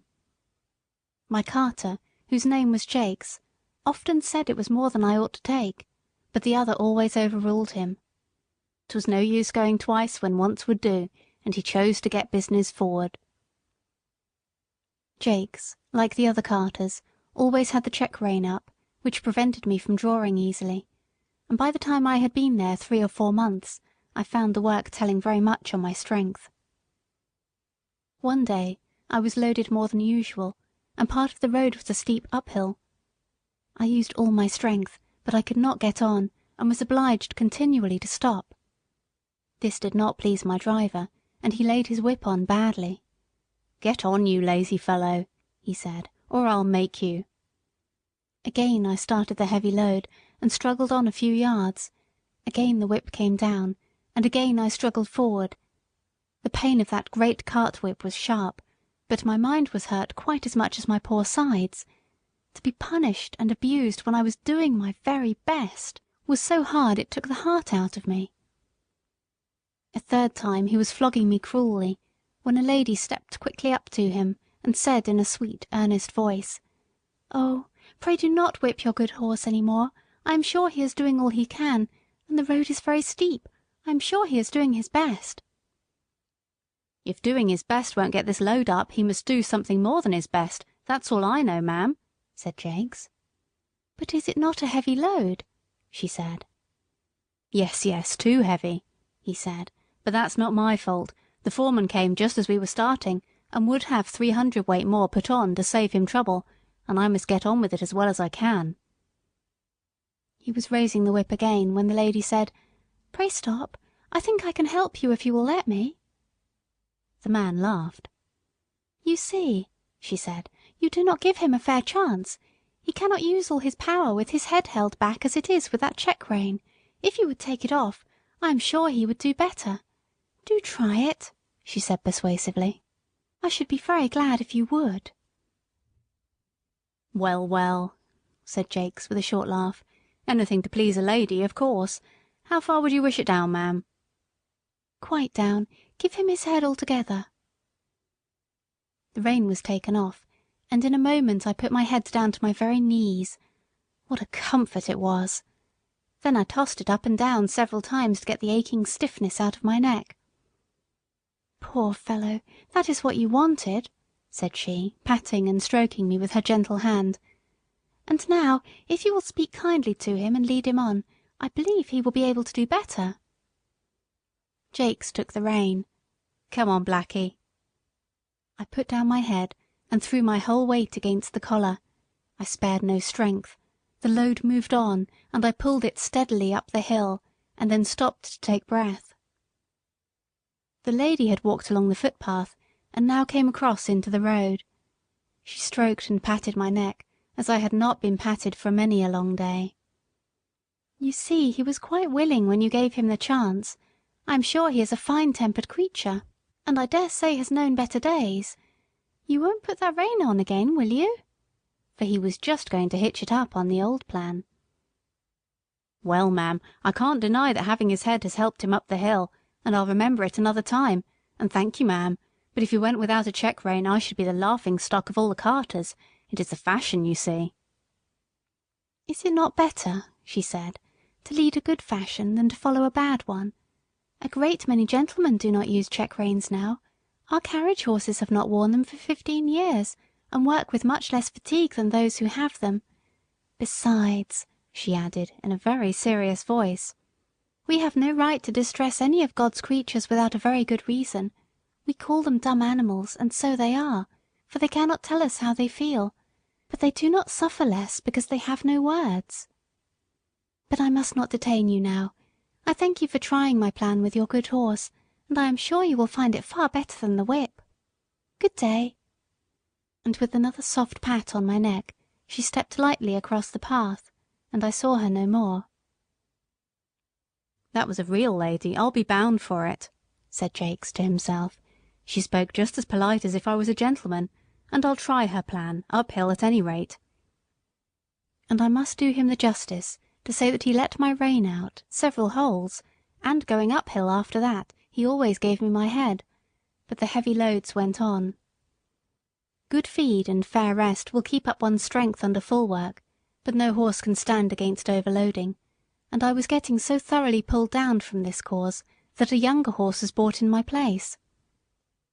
I may as well mention here what I suffered at this time from another cause. I had heard horses speak of it, but had never myself had experience of the evil. This was a badly lighted stable. There was only one very small window at the end, and the consequence was that the stalls were almost dark. Besides the depressing effect this had on my spirits, it very much weakened my sight, and when I was suddenly brought out of the darkness into the glare of daylight, it was very painful to my eyes. Several times I stumbled over the threshold and could scarcely see where I was going. I believe, had I stayed there very long, I should have become purblind, and that would have been a great misfortune, for I have heard men say that a stone-blind horse was safer to drive than one which had imperfect sight, as it generally makes them very timid. However, I escaped without any permanent injury to my sight, and was sold to a large cab owner. Chapter 47. Hard Times. My new master I shall never forget. He had black eyes and a hooked nose, his mouth was as full of teeth as a bulldog's, and his voice was as harsh as the grinding of cartwheels over gravelled stones. His name was Nicholas Skinner, and I believe he was the man that poor seedy Sam drove for. I have heard men say that seeing is believing, but I should say that feeling is believing, for as much as I had seen before, I never knew till now the utter misery of a cab horse's life. Skinner had a low set of cabs and a low set of drivers. He was hard on the men, and the men were hard on the horses. In this place we had no Sunday rest, and it was in the heat of summer. Sometimes, on a Sunday morning, a party of fast men would hire the cab for the day, 4 of them inside and another with a driver, and I had to take them 10 or 15 miles out into the country and back again. Never would any of them get down to walk up a hill, let it be ever so steep, or the day ever so hot, unless, indeed, when the driver was afraid I should not manage it. And sometimes I was so fevered and worn that I could hardly touch my food. How I used to long for the nice bran mash with nitre in it that Jerry used to give us on Saturday nights in hot weather, that used to cool us down and make us so comfortable. Then we had 2 nights and a whole day for unbroken rest, and on Monday morning we were as fresh as young horses again. But here there was no rest, and my driver was just as hard as his master. He had a cruel whip with something so sharp at the end that it sometimes drew blood, and he would even whip me under the belly and flip the lash out at my head. Indignities like these took the heart out of me terribly, but still I did my best and never hung back, for, as poor Ginger said, it was no use, men are the strongest. My life was now so utterly wretched that I wished I might, like Ginger, drop down dead at my work and be out of my misery. And one day my wish very nearly came to pass. I went on the stand at 8 in the morning, and had done a good share of work, when we had to take a fare to the railway. A long train was just expected in, so my driver pulled up at the back of some of the outside cabs to take the chance of a return fare.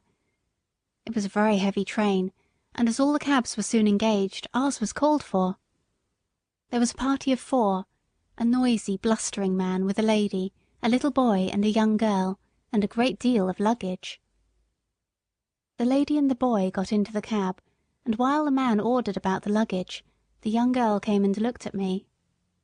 "Papa," she said, "I am sure this poor horse cannot take us and all our luggage so far. He is so very weak and worn up. Do look at him." "Oh, he's all right, miss," said my driver. "He's strong enough." The porter, who was pulling about some heavy boxes, suggested to the gentleman, as there was so much luggage, whether he would not take a second cab. "Can your horse do it, or can't he?" said the blustering man. "Oh, he can do it all right, sir. Send up the boxes, porter. He could take more than that."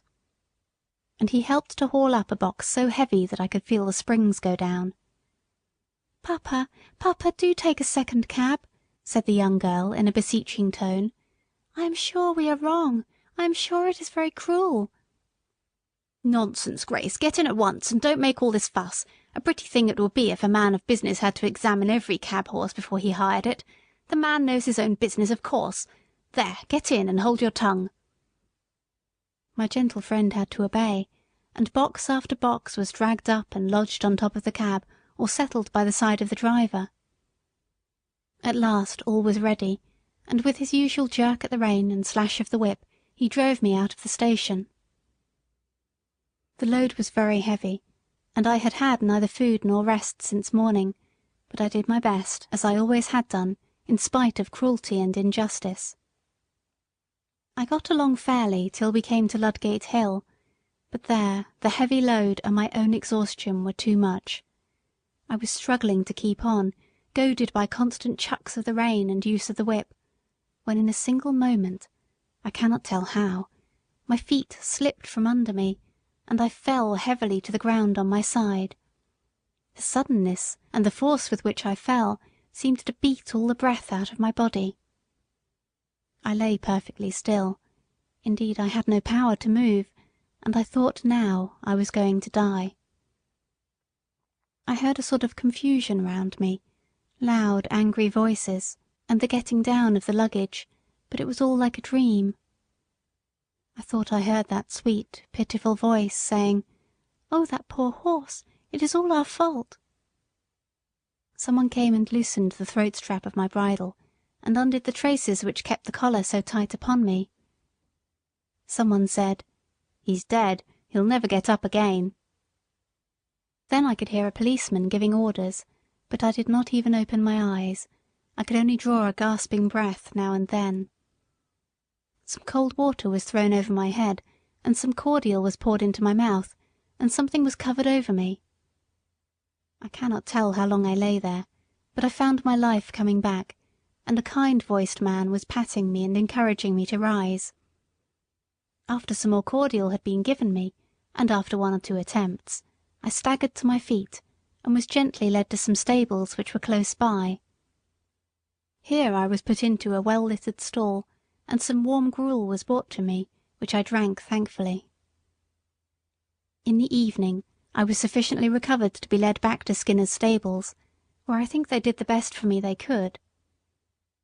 In the morning Skinner came with a farrier to look at me. He examined me very closely and said, "This is a case of overwork more than disease, and if you could give him a run-off for 6 months he would be able to work again, but now there is not an ounce of strength left in him." "Then he must just go to the dogs," said Skinner. "I have no meadows to nurse sick horses in. He might get well or he might not. That sort of thing doesn't suit my business. My plan is to work 'em as long as they'll go, and then sell 'em for what they'll fetch, at the knackers or elsewhere." "If he was broken-winded," said the farrier, "you had better have killed him out of hand, but he is not. There is a sale of horses coming off in about 10 days. If you rest him and feed him up he may pick up, and you may get more than his skin is worth at any rate."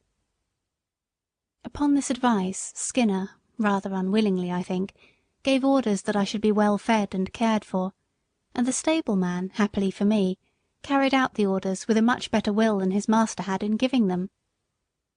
10 days of perfect rest, plenty of good oats, hay, bran mashes, with boiled linseed mixed in them, did more to get up my condition than anything else could have done. Those linseed mashes were delicious, and I began to think, after all, it might be better to live than to go to the dogs. When the 12th day after the accident came, I was taken to the sale, a few miles out of London. I felt that any change from my present place must be an improvement, so I held up my head and hoped for the best. Chapter 48. Farmer Thorogood and his grandson Willie. At this sale, of course I found myself in company with the old broken-down horses, some lame, some broken-winded, some old, and some that I am sure it would have been merciful to shoot. The buyers, and sellers too, many of them, looked not much better off than the poor beasts they were bargaining about. There were poor old men trying to get a horse or a pony for a few pounds that might drag about some little wood or coal cart. There were poor men trying to sell a worn-out beast for 2 or 3 pounds, rather than have the greater loss of killing him. Some of them looked as if poverty and hard times had hardened them all over, but there were others that I would have willingly used the last of my strength in serving, poor and shabby, but kind and human, with voices that I could trust. There was one tottering old man who took a great fancy to me, and I to him, but I was not strong enough. It was an anxious time. Coming from the better part of the fair, I noticed a man who looked like a gentleman farmer, with a young boy by his side. He had a broad back and round shoulders, a kind ruddy face, and he wore a broad-brimmed hat. When he came up to me and my companions, he stood still and gave a pitiful look round upon us. I saw his eye rest on me. I still had a good mane and tail, which did something for my appearance. I pricked my ears and looked at him. "There's a horse, Willie, that has known better days." "Poor old fellow," said the boy. "Do you think, Grandpapa, he was ever a carriage horse?" "Oh yes, my boy," said the farmer, coming closer. "He might have been anything when he was young. Look at his nostrils and his ears, the shape of his neck and shoulder. There's a deal of breeding about that horse." He put out his hand and gave me a kind pat on the neck. I put out my nose in answer to his kindness. The boy stroked my face. "Poor old fellow! See, Grandpapa, how well he understands kindness. Could not you buy him and make him young again, as you did with Ladybird?" "My dear boy, I can't make all old horses young. Besides, Ladybird was not so very old, as she was run down and badly used."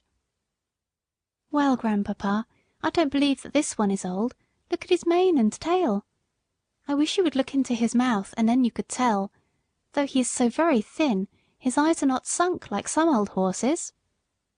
The old gentleman laughed. "Bless the boy, he is as horsey as his old grandfather." "But do look at his mouth, Grandpapa, and ask the price. I am sure he would grow young in our meadows." The man who had brought me for sale now put in his word. "The young gentleman's a real knowing one, sir. Now the fact is, this here horse is just pulled down with overwork in the cabs. He's not an old one, and I heerd as how the veterinary should say that a 6 months' run off should set him right up, being as how his wind was not broken. I've had the tending of him these 10 days past, and a gratefuller, pleasanter animal I never met with, and 'twould be worth a gentleman's while to give a £5 note for him, and let him have a chance. I'll be bound he'd be worth £20 next spring." The old gentleman laughed, and the little boy looked up eagerly. "Oh, Grandpapa, did you not say the colt sold for £5 more than you expected? You would not be poorer if you did buy this one." The farmer slowly felt my legs, which were much swelled and strained. Then he looked at my mouth. 13 or 14, I should say. Just trot him out, will you?" I arched my poor thin neck, raised my tail a little, and threw out my legs as well as I could, for they were very stiff. "What is the lowest you will take for him?" said the farmer as I came back. £5, sir. That was the lowest price my master set." "'Tis a speculation," said the old gentleman, shaking his head, but at the same time slowly drawing out his purse. "Quite a speculation. Have you any more business here?" he said, counting the sovereigns into his hand. "No, sir. I can take him for you to the inn, if you please." "Do so. I am now going there." They walked forward, and I was led behind. The boy could hardly control his delight, and the old gentleman seemed to enjoy his pleasure. I had a good feed at the inn, and was then gently ridden home by a servant of my new master's, and turned into a large meadow with a shed in one corner of it. Mr. Thorogood, for that was the name of my benefactor, gave orders that I should have hay and oats every night and morning, and the run of the meadow during the day, and "You, Willie," said he, "must take the oversight of him. I give him in charge to you." The boy was proud of his charge, and undertook it in all seriousness. There was not a day when he did not pay me a visit, sometimes picking me out from among the other horses and giving me a bit of carrot, or something good, or sometimes standing by me while I ate my oats. He always came with kind words and caresses, and of course I grew very fond of him. He called me old crony, as I used to come to him in the field and follow him about. Sometimes he brought his grandfather, who always looked closely at my legs. "This is our point, Willie," he would say, "but he is improving so steadily that I think we shall see a change for the better in the spring." The perfect rest, the good food, the soft turf, and gentle exercise soon began to tell on my condition and my spirits. I had a good constitution from my mother, and I was never strained when I was young, so that I had a better chance than many horses who have been worked before they came to their full strength. During the winter my legs improved so much that I began to feel quite young again. The spring came round, and one day in March Mr. Thorogood determined that he would try me in the phaeton. I was well pleased, and he and Willie drove me a few miles. My legs were not stiff now, and I did the work with perfect ease. "He's growing young, Willie. We must give him a little gentle work now, and by midsummer he will be as good as Ladybird. He has a beautiful mouth and good paces. They can't be better." "Oh, Grandpapa, how glad I am you brought him." "So am I, my boy, but he has to thank you more than me. We must now be looking out for a quiet, genteel place for him, where he will be valued." Chapter 49. My Last Home. One day during this summer the groom cleaned and dressed me with such extraordinary care that I thought some new change must be at hand. He trimmed my fetlocks and legs, passed the tar brush over my hoofs, and even parted my forelock. I think the harness had an extra polish. Willie seemed half anxious, half merry, as he got into the chaise with his grandfather. "If the ladies take to him," said the old gentleman, "they'll be suited and he'll be suited. We can but try."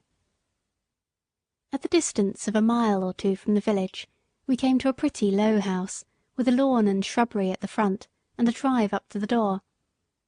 Willie rang the bell, and asked if Miss Bloomfield or Miss Ellen was at home. Yes, they were. So, while Willie stayed with me, Mr. Thorogood went into the house. In about 10 minutes he returned, followed by 3 ladies. One tall, pale lady, wrapped in a white shawl, leaned on a younger lady, with dark eyes and a merry face. The other, a very stately-looking person, was Mrs. Bloomfield. They all came and looked at me and asked questions.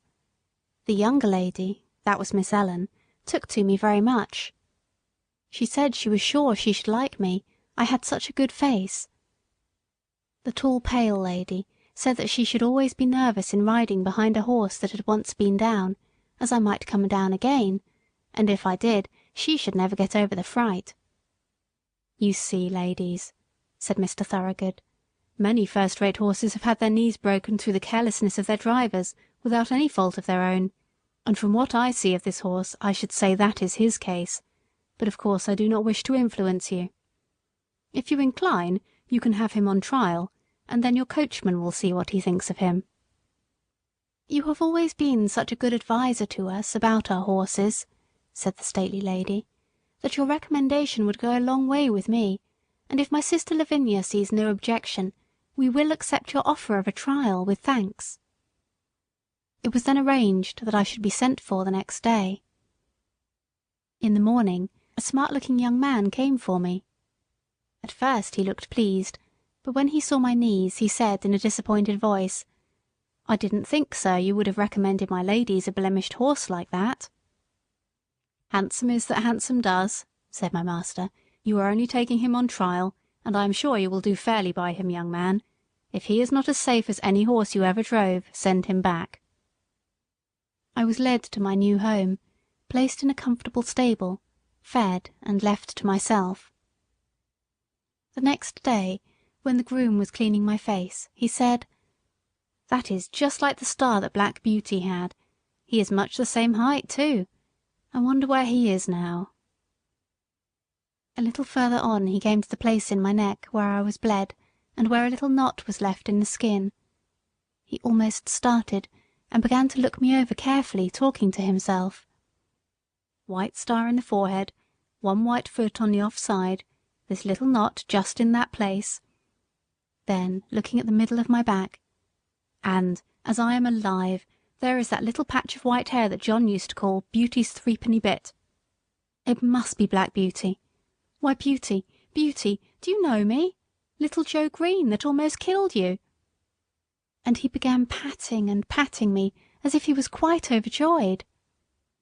I could not say that I remembered him, for now he was a fine grown young fellow, with black whiskers and a man's voice, but I was sure he knew me, and that he was Joe Green, and I was very glad. I put my nose up to him, and tried to say that we were friends. I never saw a man so pleased. "Give you a fair trial? I should think so indeed. I wonder who the rascal was that broke your knees, my old beauty. You must have been badly served out somewhere. Well, well, it won't be my fault if you haven't good times of it now. I wish John Manley was here to see you." In the afternoon I was put into a low park chair and brought to the door. Miss Ellen was going to try me, and Green went with her. I soon found that she was a good driver, and she seemed pleased with my paces. I heard Joe telling her about me, and that he was sure I was Squire Gordon's old Black Beauty. When we returned, the other sisters came out to hear how I had behaved myself. She told them what she had just heard, and said, "I shall certainly write to Mrs. Gordon, and tell her that her favourite horse has come to us. How pleased she will be!" After this I was driven every day for a week or so, and as I appeared to be quite safe, Miss Lavinia at last ventured out in the small close carriage. After this it was quite decided to keep me, and call me by my old name of Black Beauty. I have now lived in this happy place a whole year. Joe is the best and kindest of grooms. My work is easy and pleasant, and I feel my strength and spirits all coming back again. Mr. Thorogood said to Joe the other day, "In your place he will last till he is 20 years old, perhaps more." Willie always speaks to me when he can, and treats me as his special friend. My ladies have promised that I shall never be sold, and so I have nothing to fear, and here my story ends. My troubles are all over, and I am at home, and often, before I am quite awake, I fancy I am still in the orchard at Birtwick, standing with my old friends under the apple trees. End of Black Beauty, The Autobiography of a Horse. Translated from the original equine by Anna Sewell. Recording by Corrie Samuel.